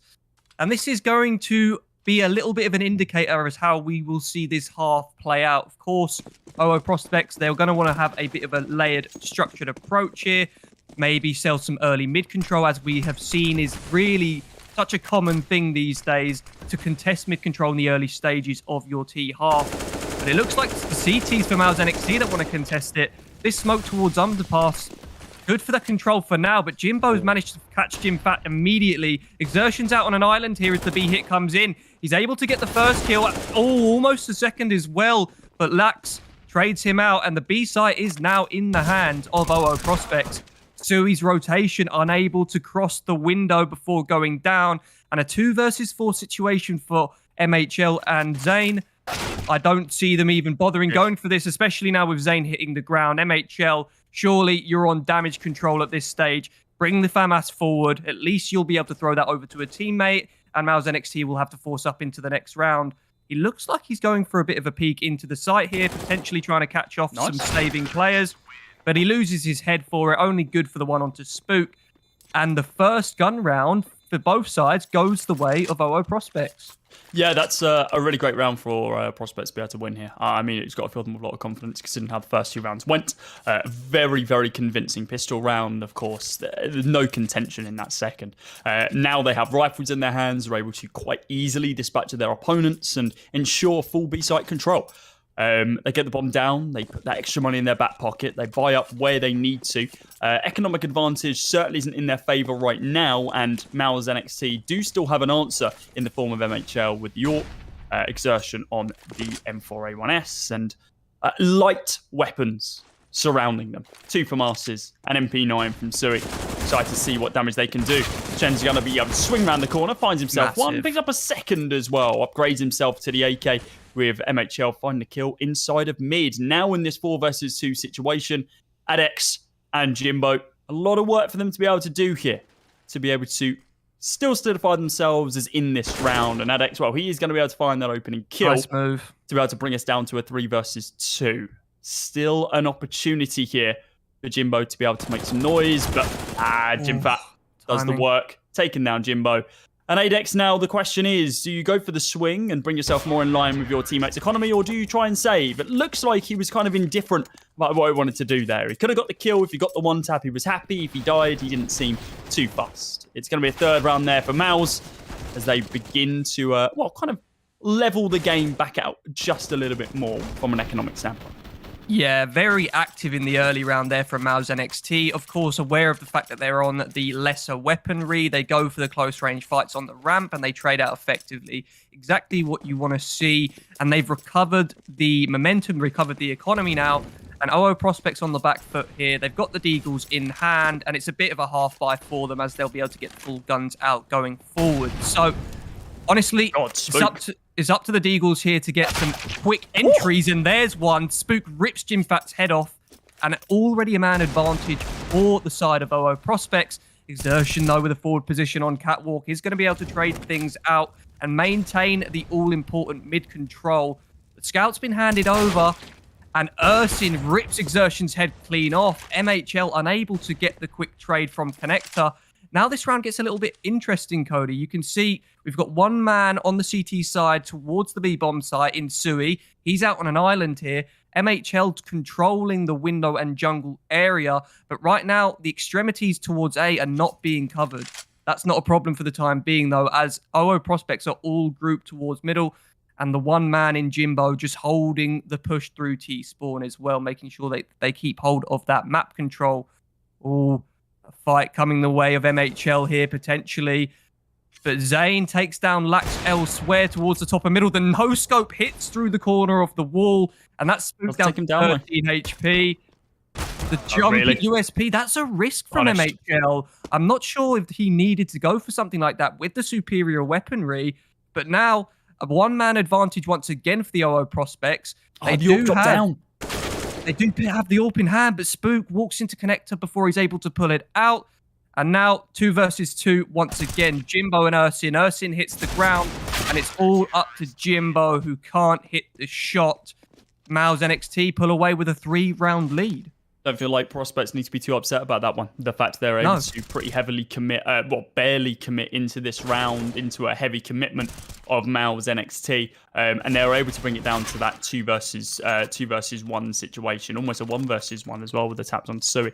Yeah, good damage. Pretty happy about that one. They're still able to buy up here. They've hurt their opponent's economy. They've brought them down pretty damn low. No one above 1K right now. No one above 700 right now for the C2. MHL, look at the position he was able to get himself in there, but Lax rips his head clean off. The flash perfect from Zane. In fact, that was his teammate. He caught a team flash, I think. That's unfortunate there. And a one-man advantage for the T side. Let's see what OO Prospects choose to do with the early advantage. We've seen them pull ahead with the one-man advantage already in the game. Granted, it's only been on Deagle rounds. And a smoke towards the top connector is going to guarantee that safe control for now. But look at Jimfat. Such a deep angle in the B apartments already. It's going to be expected, of course, when they come back to clear B, if they come back to clear B apartments. But this angle is usually good for a couple of kills. You've got to be very quick on the trade here. And with Exertion also at the back of the van, just having a little jump spot. I feel like Jimbo knows. I have a weird inkling that he's going to clear this angle. Yeah, look at him. He's setting up perfectly, and he's going to be able to get that perfect crosshair placement to be able to tap down Jimfat. Yeah, the lineup was there, and Exertion now having to be able to defend multiple angles. Needs to back up there from Sui. He doesn't indeed get it, but as he turns his back, Alex going to be able to swing, and Sui swings onto the site, finds himself a couple more. It's a 4K for him in the round. We're 7 rounds in. He's up to 10. But, of course, let's not overhype it, because we've been in situations like this where a solo player begins tearing away.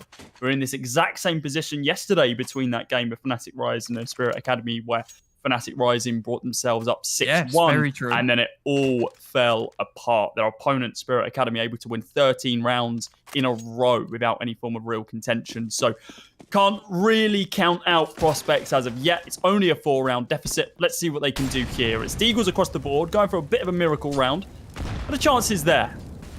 Absolutely. Corner and Lax changed his mind. Has to fall back and wants the help of his teammate Adex. A really nice opener there to be able to 1D down the AWPer of MHO. He keeps getting caught out in some of these situations. He does, yeah. He's been taken down now by a scout and a Deagle in the space of 6 rounds, and that is not what you want to see from your AWPer. You're supposed to be able to take 1v1 duels and consistently win them. Part of the role, of course, of that AWP is being able to take the early engagements and win them and then hold those advantages going forward into the mid-round. Jimfat here. He's got players creeping up on him. I love this jump spot, able to check through the windows as he crosses through on the jump. He saw something. And the flash just to check safely as well, but he doesn't choose to act off of it. Looks like he's calling Exertion back over to the bomb site, and he's going to open up. He saw 2 more bodies there as well. Exertion's here to support him, and just another day at the office against the low by weaponry. They're doing a very good job of dealing with these low buy rounds, MOUZ NXT. At least, even though they are losing players occasionally, they are keeping the majority of the map control, and they're able to trade out effectively when it comes to crunch time. So I can't fault them there just yet. It's not great, though, because consistently it seems to be MHL getting tapped down inside of mid. True. He's either overexerting himself and getting a little bit too overzealous in his positioning, pushing up and then getting caught out, or someone's just hitting a crazy shot on him, like inside a mid window, like just kind of predicting his angle. And yeah, it's working out pretty damn well for them to be able to hanker the opportunity to save that up. I'm surprised it wasn't done in the previous round. You don't really need 4 people on a CT side to be able to keep control of B explicitly, especially when you have so much explicit control all over the bomb site. But yeah, either way, we're seeing a fantastic start here for MOUZ. They're 6-1 up right now, 5-round lead. This is where we were yesterday. Yeah, it's exactly where we were yesterday. And now we're situated into a bye round. Finally, an AWP going to be picked up by prospects. We're seeing Adex with it in hand, and he is going to be positioning himself, well, it looked like over towards the A-bomb site, but he's changed the plan. He's going to leave Ursin over there solo for the time being. He's going to rotate round, recover the bomb, and potentially try and take down someone inside of mid. A lot of presence from the T's right here, though, and I'm not too sure if I'm a huge fan of it. Yeah, neither are they. They fall back, they recover the bomb, and they try and play a little bit more methodically instead of off the back of these contacts. Yeah, the project Get Jimbo Behind Boxes is a success, and he's going to play a lurk role in this round now. We can see the majority of the forces of the OO prospects regrouping towards the A side of the map. Spook given the responsibility to help Jimbo clear out the top of the middle and make sure that they've got that map control before they commit themselves too heavily to a bomb site here. Some early utility being played out here from OO prospects. A top connector smoke and a Molotov to clear out the close sandwich angle means that as they get to the later stages in the round, they're going to have the presence of mind to know there's no need to face that direction, because that sandwich angle is a tough one to clear for your entry fragger. You essentially have to commit with your back to the site if you want to check that one safely, but no need for that now. Jimbo opens things up, alert through middle, catching Sui. Adex as well onto MHL. The battle of the AWPers goes the way of OO prospects. And now it's up to Zane. Zane hiding in a smoke. He's good for one, but traded out immediately by Lax. And now a 2 versus 4 situation. Exertion trying to spam the smoke on Catwalk, but his position now known. And Jimfat doesn't want to risk going through the murder hole and being shot in the face by a player potentially holding jungle. So it's going to have to be the save call here for MOUZ NXT. And what an incredibly well-structured round from OO prospects there, Cody. I'm really, really impressed by that one.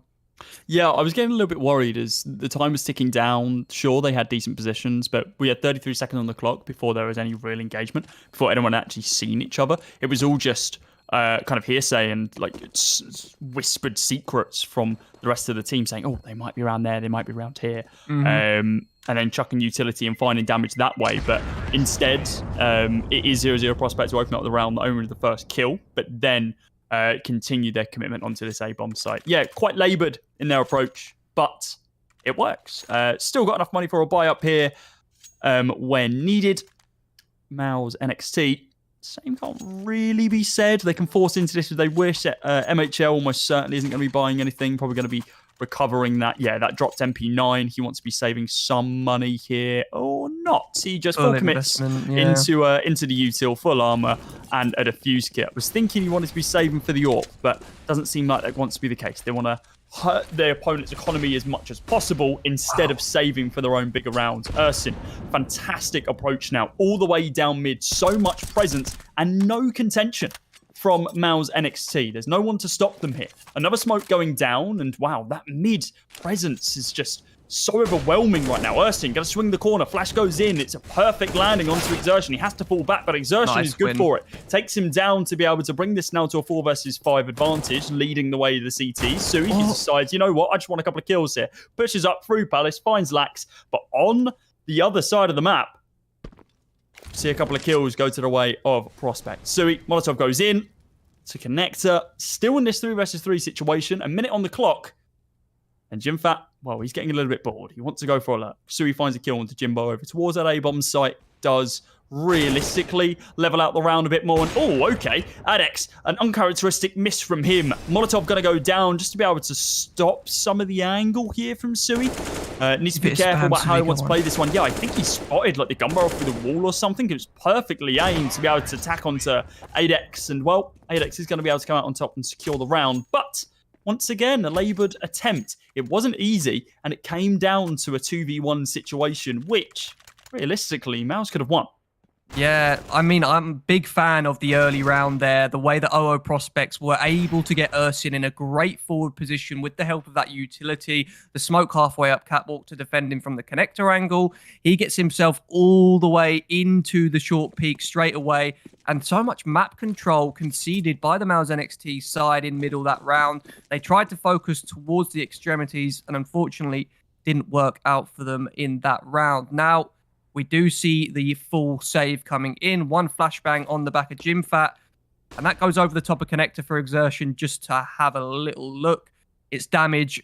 That's all MOUZ NXT are looking for in this situation is damage. Drop a couple of rifles. Force some reinvestment here from the T side of OO Prospects. And at least it stops them from stacking up their economy too heavily going into the mid to late stages of this half. So I expect a very slow and methodical approach here from OO Prospects. They're going to be well aware of the economy situation here for MOUZ NXT. And it's really their round to lose in this situation. Already, again, similar utility being laid out. The top connector smoke, the Molotov for sandwich. Ersin manages to spam down Zane through the top of the Palace pallets. And yeah, he's still going hunting. Look at him. He wants to find this A stack and he's found 2 players. Jimfat hits the ground, and now Jimbo's here to support him as well. Ooh.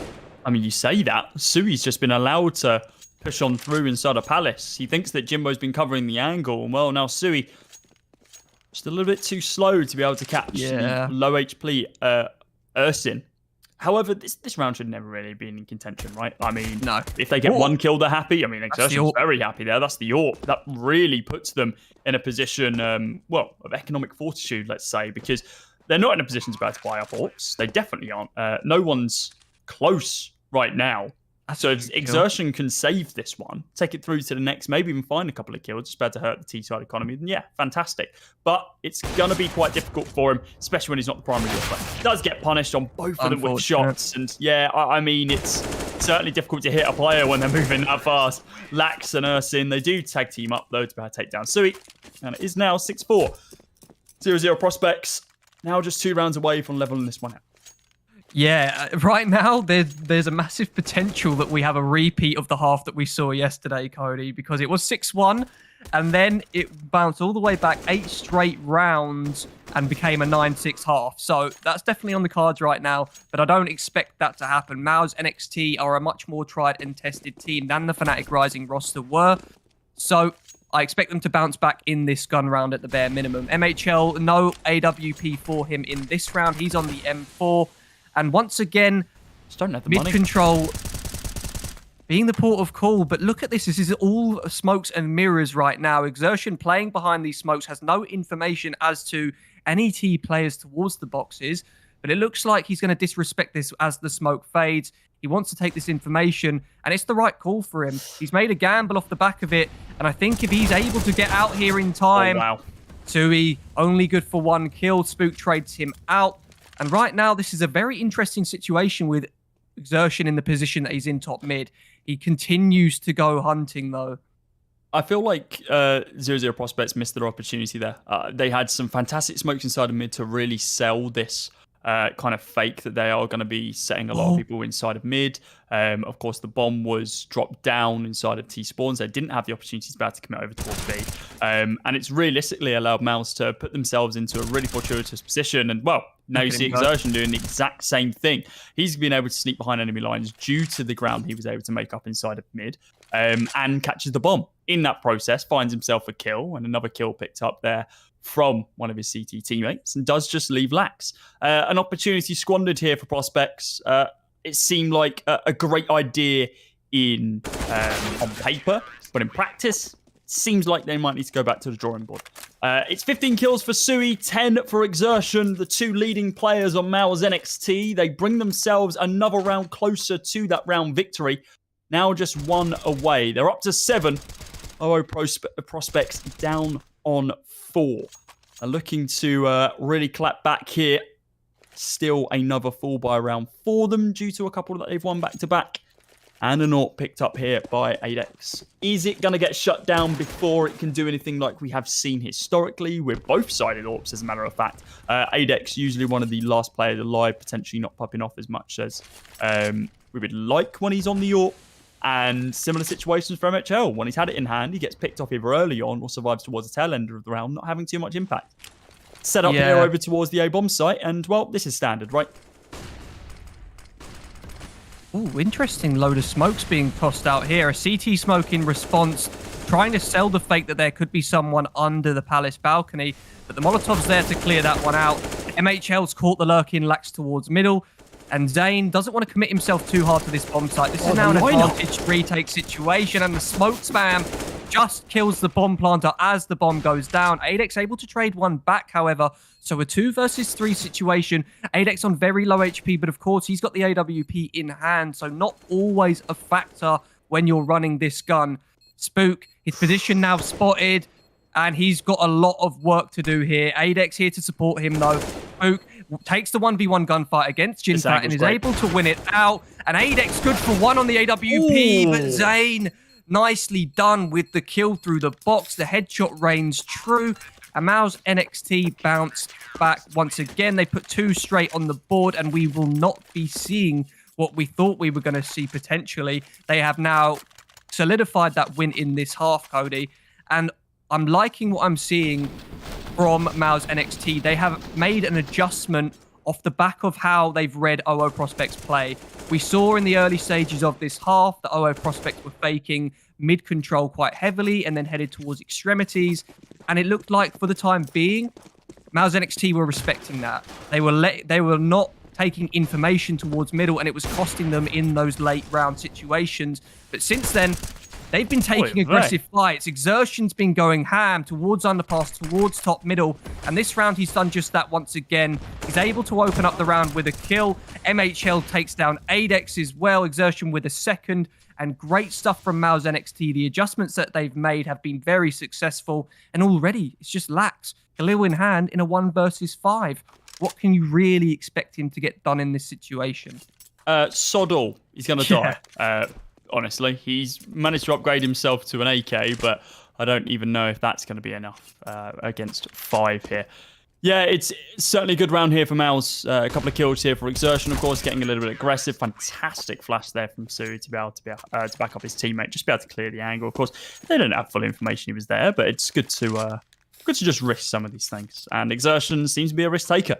He's been jumping in and out of these hyper-aggressive angles inside of mid and then pushing up a little bit hard over towards A ramp as well when required. Yeah, MOUZ NXT just 2 rounds away from that elusive 11-4 scoreline that we all know and love. Are they going to keep their foot off the gas, though? I don't think so. Their opponents down to Tech 9s across the board, with the exception of Spook, who's decided, no, you know what, I want the hand cannon. Now you're going to go in. It's only 11 damage onto Jimbo. He is still going to be alive and kicking and could potentially rip the head clean off of MHL, who historically has not had too much success inside of mid when going for these hyper-aggressive AWP angles. Does tag Jimbo down to 5 HP. Molotov goes down into under. Is he going to be able to spot anyone out here, though? It doesn't look like he is. Sui, easy peasy, spams him down on the hunt for some more people. 1 top mid. Anyone else underpass? Anybody home? MHL wants to be able to find someone out. Yes, and he does indeed find them. Sui does fall at the hands of Ursin. But in the overall scheme of things, losing 1 to pick up 5, yeah, they'll take that every day of the week. Double digits for MOUZ NXT, and they've still got the T-side to go. Yeah, great stuff there from MOUZ NXT. They've regained control of this half without a doubt. MHL unfortunately hits that shot through the wall, deals that 95 damage and not the kill, but it's all right. Everybody else mops up on his team. And the final round of our first half here, we'll start with a pause for... I'm not quite sure who this is for. I can't see it in the corner of the screen, so I'm going to have to make a wild guess. And I'm going to make a wild guess. I see timeout 2 out of 4 at the top there, so I'm guessing that this was an OO Prospects call. They want to make sure that they really understand what they want to do in this round. We've seen them have a lot of success on their slow-paced, layered, and well-structured rounds, but since then, it's kind of gone to the wayside. The fake towards middle has been found out by MOUZ NXT. They've been reading that very well in the mid to late stages of this half. So a bit of a change of plans by the OO Prospects, it seems. Grouping up towards this A side of the map and lining up early smokes. But MHL gets boosted up quickly into the angle. Exertion as well with a boost of his own into the ladder room. So a lot of control taken. Yeah, a lot of control taken towards the B side of the map. But the same cannot be said for A. We've just got Zane in CT spawn, having a little jump spot, and it's his responsibility just to take information and play retake as this utility comes in. So out comes a CT smoke. Zane is going to be blocked off now, and he's going to have a quick look over the top of the ticket to maintain that control for the time being. So maybe this isn't the early A hit that I was potentially expecting from OO Prospects. They lent A early. Now they're sending Jimbo to have a little look towards top middle, has Exertion, got up to his old tricks again and gone for the push. But this time round, it's not the case. Now comes the A execute. Off the back of it, the rotations are going to allow space for OO Prospects to take full control of middle, but look at Exertion. He's still in a cheeky angle here, dodges the Molotov perfectly. And now this is going to be on Sui as the split comes up connector. Full on A split. I'm loving this approach, but the lineup goes the way of Sui. A massive 2K and already a one-man advantage now with only 30 seconds on the clock. This is honestly a really sticky situation for OO Prospects. Zane is going to give them respect of allowing the bomb plant to go down, and I'm loving the discipline from him there. Not going to take the fight. Now in comes the flash for him. Perfectly timed. Zane hits the quick headshot and still the one-man advantage for MOUZ NXT. This retake surely has to go their way. Exertion's got the nade in hand. That's going to land right on the head of Ursin here. And Exertion deals with him as well. Adex able to trade one back, but Exertion once again puts his name in the kill feed. And that's the 17th kill of the half for Exertion. There we go, Cody. 11-4 at the half. The Zonix Law may be coming into play in our second half as OO Prospects head over to that CT side. They need the pistol round. I mean, yeah, we can say that Zonix Law could by all means start kicking in, but if we're looking at the scoreboard right now when it comes down to pure frags, this is, looking very MOUZ NXT.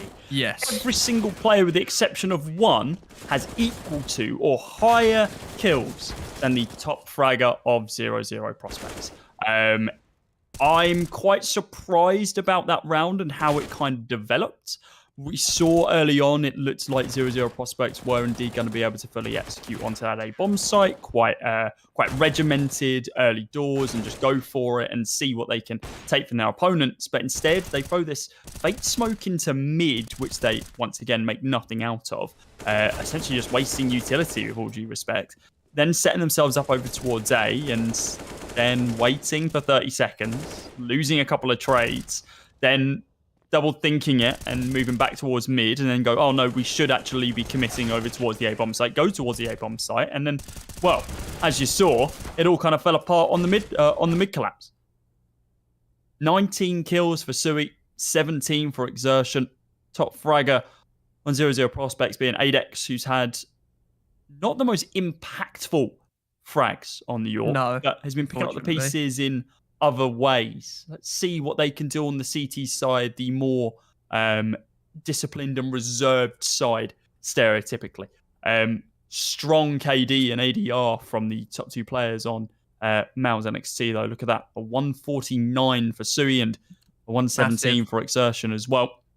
It's not going to be too much of a force buy here into the first round. We are going to be seeing a bit of util, a minimal bit of util here for MOUZ NXT. It's going to be a single flash and a single smoke, and potentially a bit of a bait on the A-bomb site, because they've got 2 players set up here, potentially waiting for the hyper-aggression from 0-0 Prospects, which is still yet to come.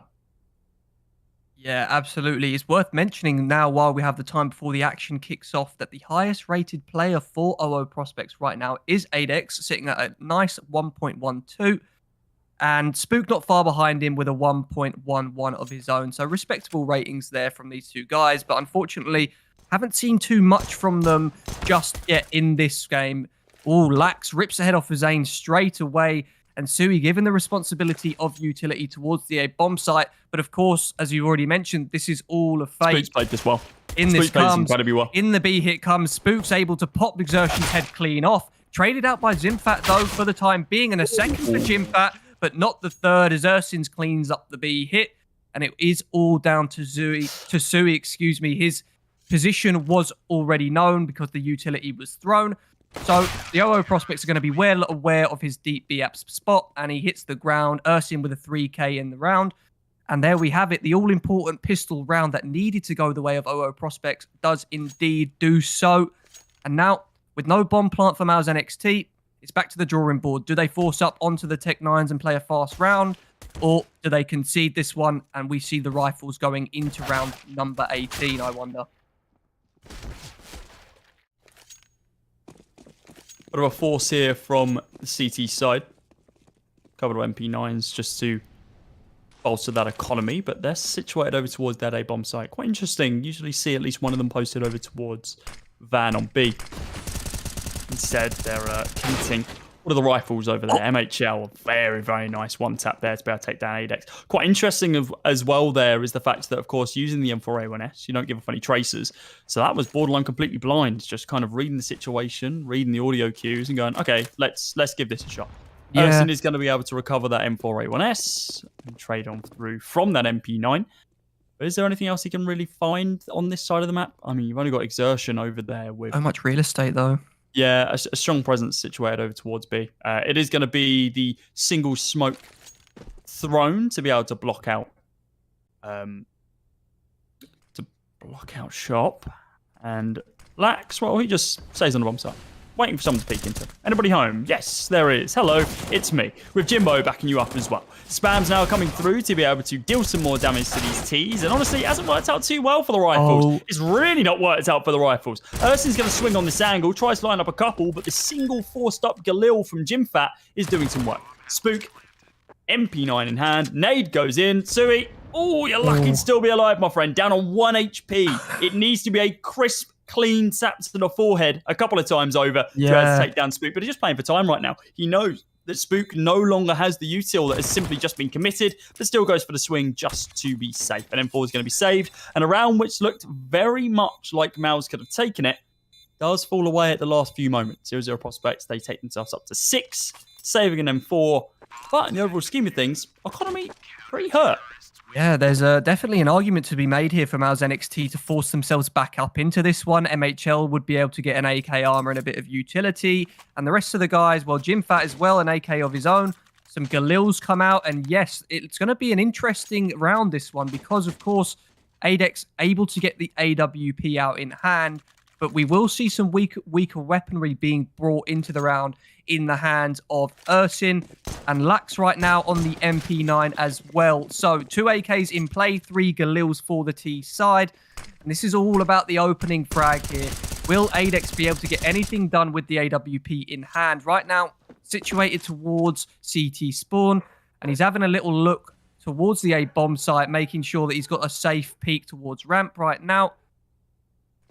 Mid-control smokes being laid down by the T side. You can see we've got top connector smokes. We've got bottom connector smokes. And also a lot of presence being taken right now by Jimbo towards the B apartments. MOUZ NXT, they need to make a lot of presence here. Exertion going inside of mid. Flash comes in. It's not really going to help out. ADEX, hello. He forgets where mouse 1 is on his mouse. It is the left one, my friend. That's how you shoot. Spook now, up close and personal, but Exertion, who swings on through Connector, going to be able to find that kill. Lax now coming out blazing, finding that kill onto Exertion, but shot straight back down by Jimfat. Jimbo now, 1 versus 4, looking for potentially some consolation frags. He's not going to be able to secure this one. Jimfat, a whiff from him, as Jimbo looks like he's going to be able to get away scot-free. Wow. Are MOUZ NXT going to go on the hunt here? Looks like they are. I mean, I don't think this is too smart considering what their economic situation looks like. Jimbo realizes that there is the potential of a lurk here, has quite a bit of util. And yeah, MOUZ NXT, you're completely right. They don't have a clue where he is right now. He's made some audio cues previously, but they were nowhere to be seen to be able to hear those. So Jimbo's going to be safe and sound, sitting on the sofa inside of apartments. It is going to be a 12th round here for MOUZ NXT.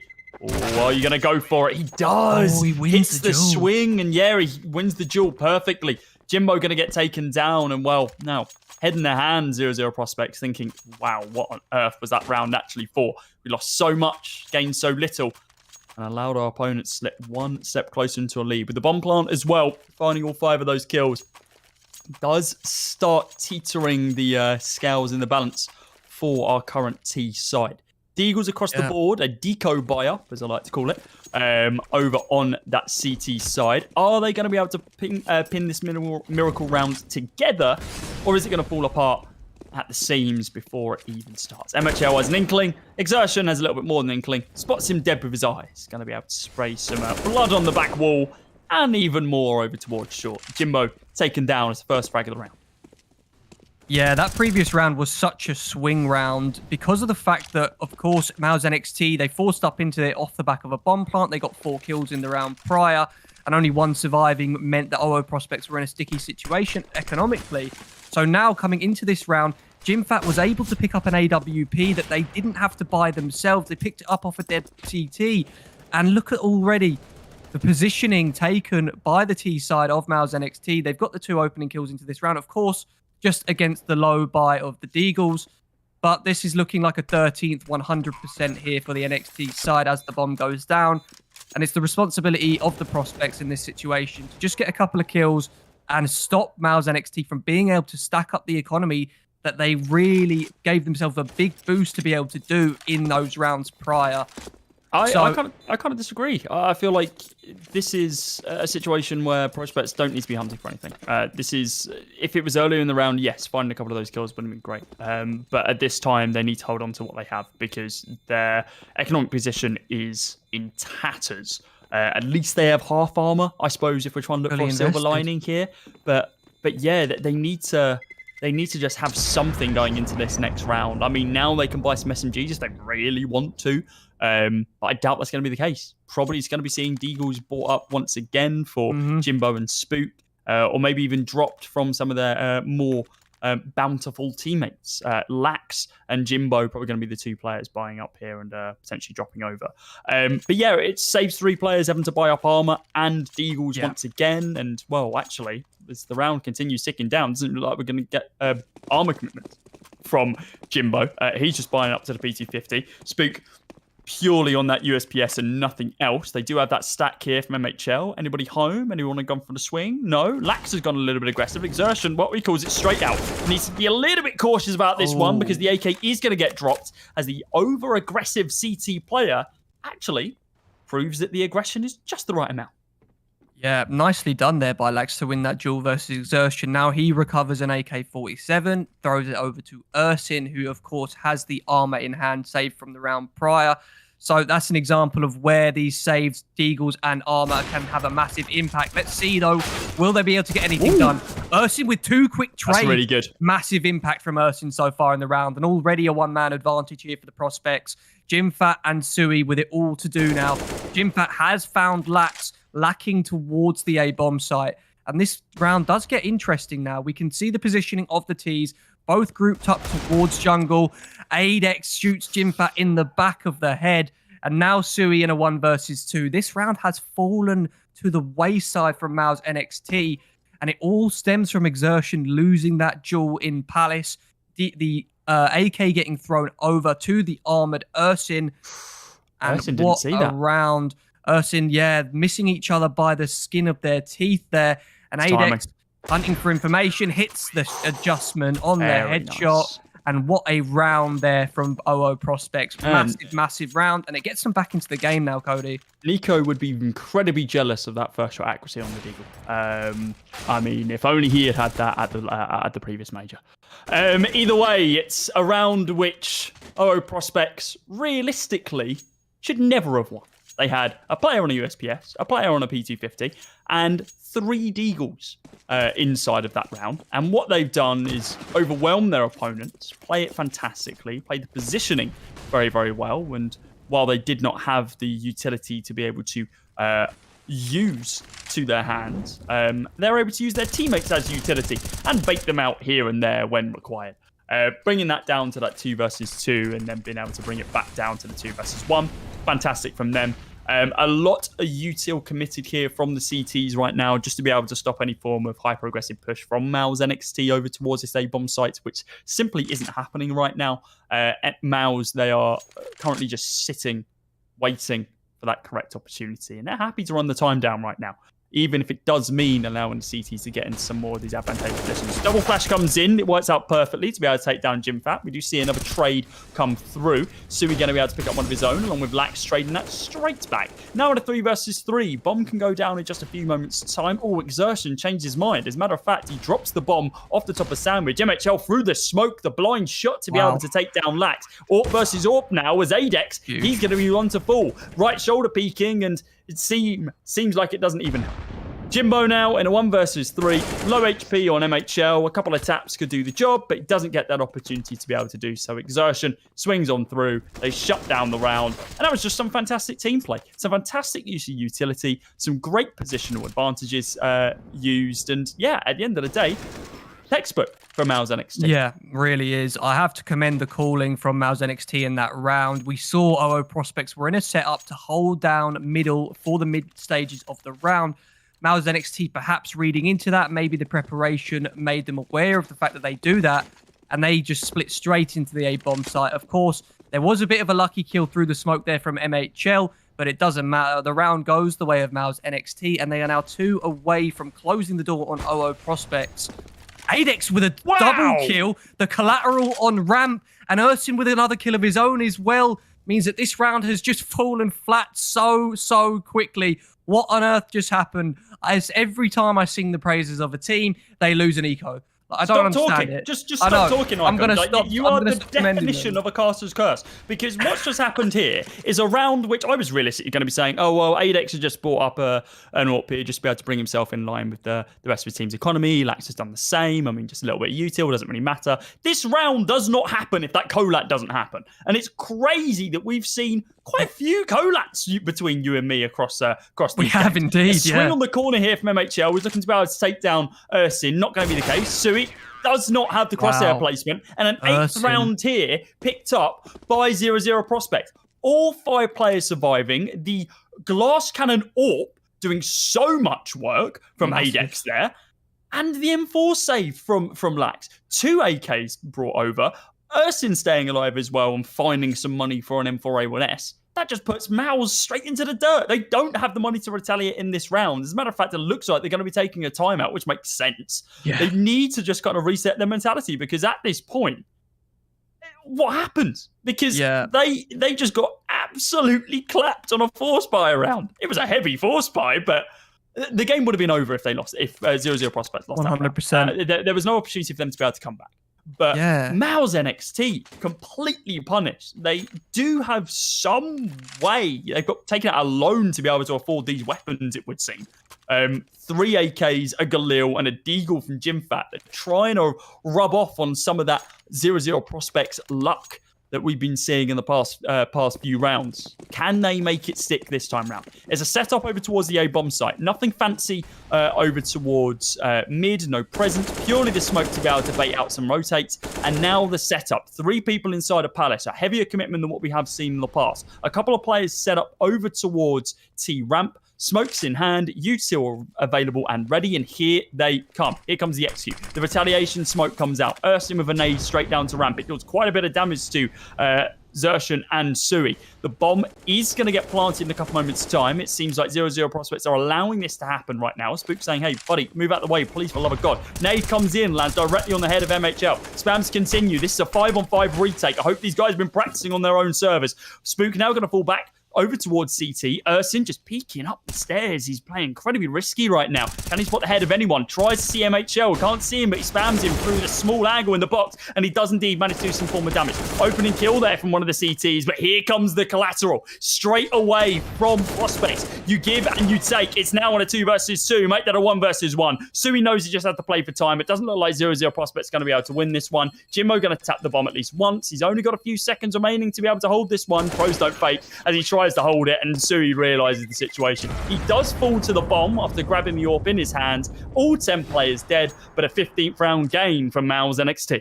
Yeah, nicely done from Sui there. And honestly, I had OO Prospect pegged to win that retake, given given the utility advantage that they had and the weaponry advantage. Of course, Jimfat was only on the Deagle, but a couple of double kills going the way of MOUZ NXT is all it takes to get that 15th round on the board. But as you said, 10 players died, which means that both teams' buys in this round are a little bit sketchy. We can see we've got MAC 10s in play, MP9s, 3 FAMASs for the CTs here, and a couple of 3 Galils as well. So really, this is like a second round buy here that we're seeing from both sides. And I wonder, will that adjust the how the T side play here? Do they opt to take the close round fights, the closer range fights? Lax is pushed all the way through Palace and is able to pick off Zane. Massive opener. Sui trades onto Adex though, who's already got himself into deep jungle, but Spook's position goes unchecked for the time being. Jimbo as well takes the opportunity to clear out middle. Exertion, a bit paranoid as the position of Spook. But Spook looked like he played it perfectly. Exertion manages to adjust. Jimbat trades back and forth, and back it goes. But now, as the dust settles, MHL in a 1 versus 2. He's aware of the position of one of these players, or the previous position of one of these players, but he's got 45 seconds to work with and the bomb on his back. It's worth noting there is no utility here for MHL, and we've got a couple of smokes here on the CT side. No kits in play, and the cross not being held by Lax. MHL manages to slip through the gap for the time being, and he's got a 1v1 fight against an MP9 here, unable to win the long-range engagement, and the smoke being dropped by Ursin is great. Yeah, well, it's great for Ursin to delay time, but MHL will be allowed to get a little bit closer and potentially isolate these fights. Wow, what a play from MHL. Just pushes straight through the smoke. That is so ballsy. He's got 10 seconds, though, as you say. And unless he wins this duel right now, which he does, he's able to get that bomb down with 4 seconds left on the clock. He has time. Only and just. 1v1 versus Lax. 4 HP for MHL. He needs the quick headshot, but the timing eludes them. They slip past each other like ships in the night. And now he's managed to get himself tucked behind the bench and wins out the 1 versus 1. A massive clutch from MHL to close the door on OO Prospect. And a 16-8 win for MOUZ NXT after a couple of sketchy eco or force round losses. Now puts them, 6-1 overall in Group A, Cody. Topping out the group already, but now solidifying their position. That's 2 games now won in the group stages against OO Prospects. MOUZ NXT still showing what they're made of, man. I'm really happy with how they're playing. A nice way for MHL to silence the haters. There was a lot of doubts about his performance early on in the game. Of course, getting picked off, should I say, in some of these hyper-aggressive positions. And, well, when he's the last man alive, he just makes it work. Brings that 2 versus 1 under his control. And he, of course, wins it out on 4 HP. Very, very nice from him. Yeah, a fantastic game there from MOUZ NXT. It certainly looked a little bit ropey midway through that. Of course, OO Prospects were always on the back foot, but it seemed like there were some opportunities for them to be able to start driving the conversation their way. But MOUZ, they just built up that lead too much in that first half, and they could have some of these down rounds here and there. allowing them to build up that economy. And yeah, when they got to 15, it only took them a couple for them to be able to close it out. There were some fantastic opportunities for the IO prospects. Remember that collab from ADEX off the back of the, kind of the glass cannon AWP solo buy in the round. It was really, really nice. We saw some great developments from them. And it seems like towards the end of that game as well, MOUZ NXT began respecting their opponent just a little bit more. Playing with a little bit more concisely. And then at the very end of the game, it kind of thought like, you know what? Screw this. Let's just go for a crazy buy. We've got MAC 10s. We've got the Galils. Let's bum down mid, stack up where we can, and see what we can find. And what they find is another victory. 6-1 right now in WePlay League. Impressive stuff. WePlay League Academy, or Academy League Season 4. I will get that name right eventually, at some point. Let's have a look at no stats, never mind. No stats for us to be able to see. All we know is that there's fantastic players on the server. MHL being able to stand out towards the tail end of that one. Sui, of course, some really, really nice performances from him across that game. I believe he ended on close to 30, like 25 or something on those lines. But it's not just that those two teams that we've been talking about today. Of course, Scrawny Launders took us through a lot of the other games. Fnatic Rising versus Turn of Fire Academy being one of there were so many other games going on. That Astralis Talent BIG.OMEN Academy. We were talking about that one quite a lot towards the beginning of this game, right? And it just kept going on. We were itching to get on broadcast. Like, come on, we want to see some games now, guys. But instead, we had to watch that one. It was a masterclass. Schedule for tomorrow, guys. Remember, we are nowhere near done. Still plenty of play days. We start at 5 p.m. CET once again. Scrawny and Lorna's taking you through the action there. BIG.OMEN Academy versus NAVI Junior. BIG.OMEN Academy, a fantastic squad, and NAVI Junior, a squad with a lot to prove coming into this one. Apex Rebels versus Young Ninjas, another great game going to be setting up there. Eternal Fire Academy versus MOUZ NXT. I mean, MOUZ NXT, honestly, a bit head and shoulders ahead of Eternal Fire Academy right now, but should still be an interesting game to see what Eternal Fire bring to the table. Spirit Academy versus OO Prospect, another interesting one between the mid-table lot. And our game tomorrow, Fnatic Rising versus OG Academy. Looking forward to that one. Make sure you tune in if you like what you've heard this evening. Icon, I mean, that's it from us tonight. That's it for another play day at the WePlay Esports Academy League. Any closing thoughts, my friend? Closing thoughts? Yeah, I do have a quick closing thought, and that is Ersin. He's been on the squad of the OO Prospects for 16 days now. And honestly, although they lost 16-8, not really that much of a close game, considering they were able to win eco rounds in the way that they did. Ersin performed very, very well. So I see a lot of potential in this guy's future, and I hope that they continue to improve with him, make the adjustments to their Mirage game, and hopefully they bounce back from this loss. Anyway, that's it from me.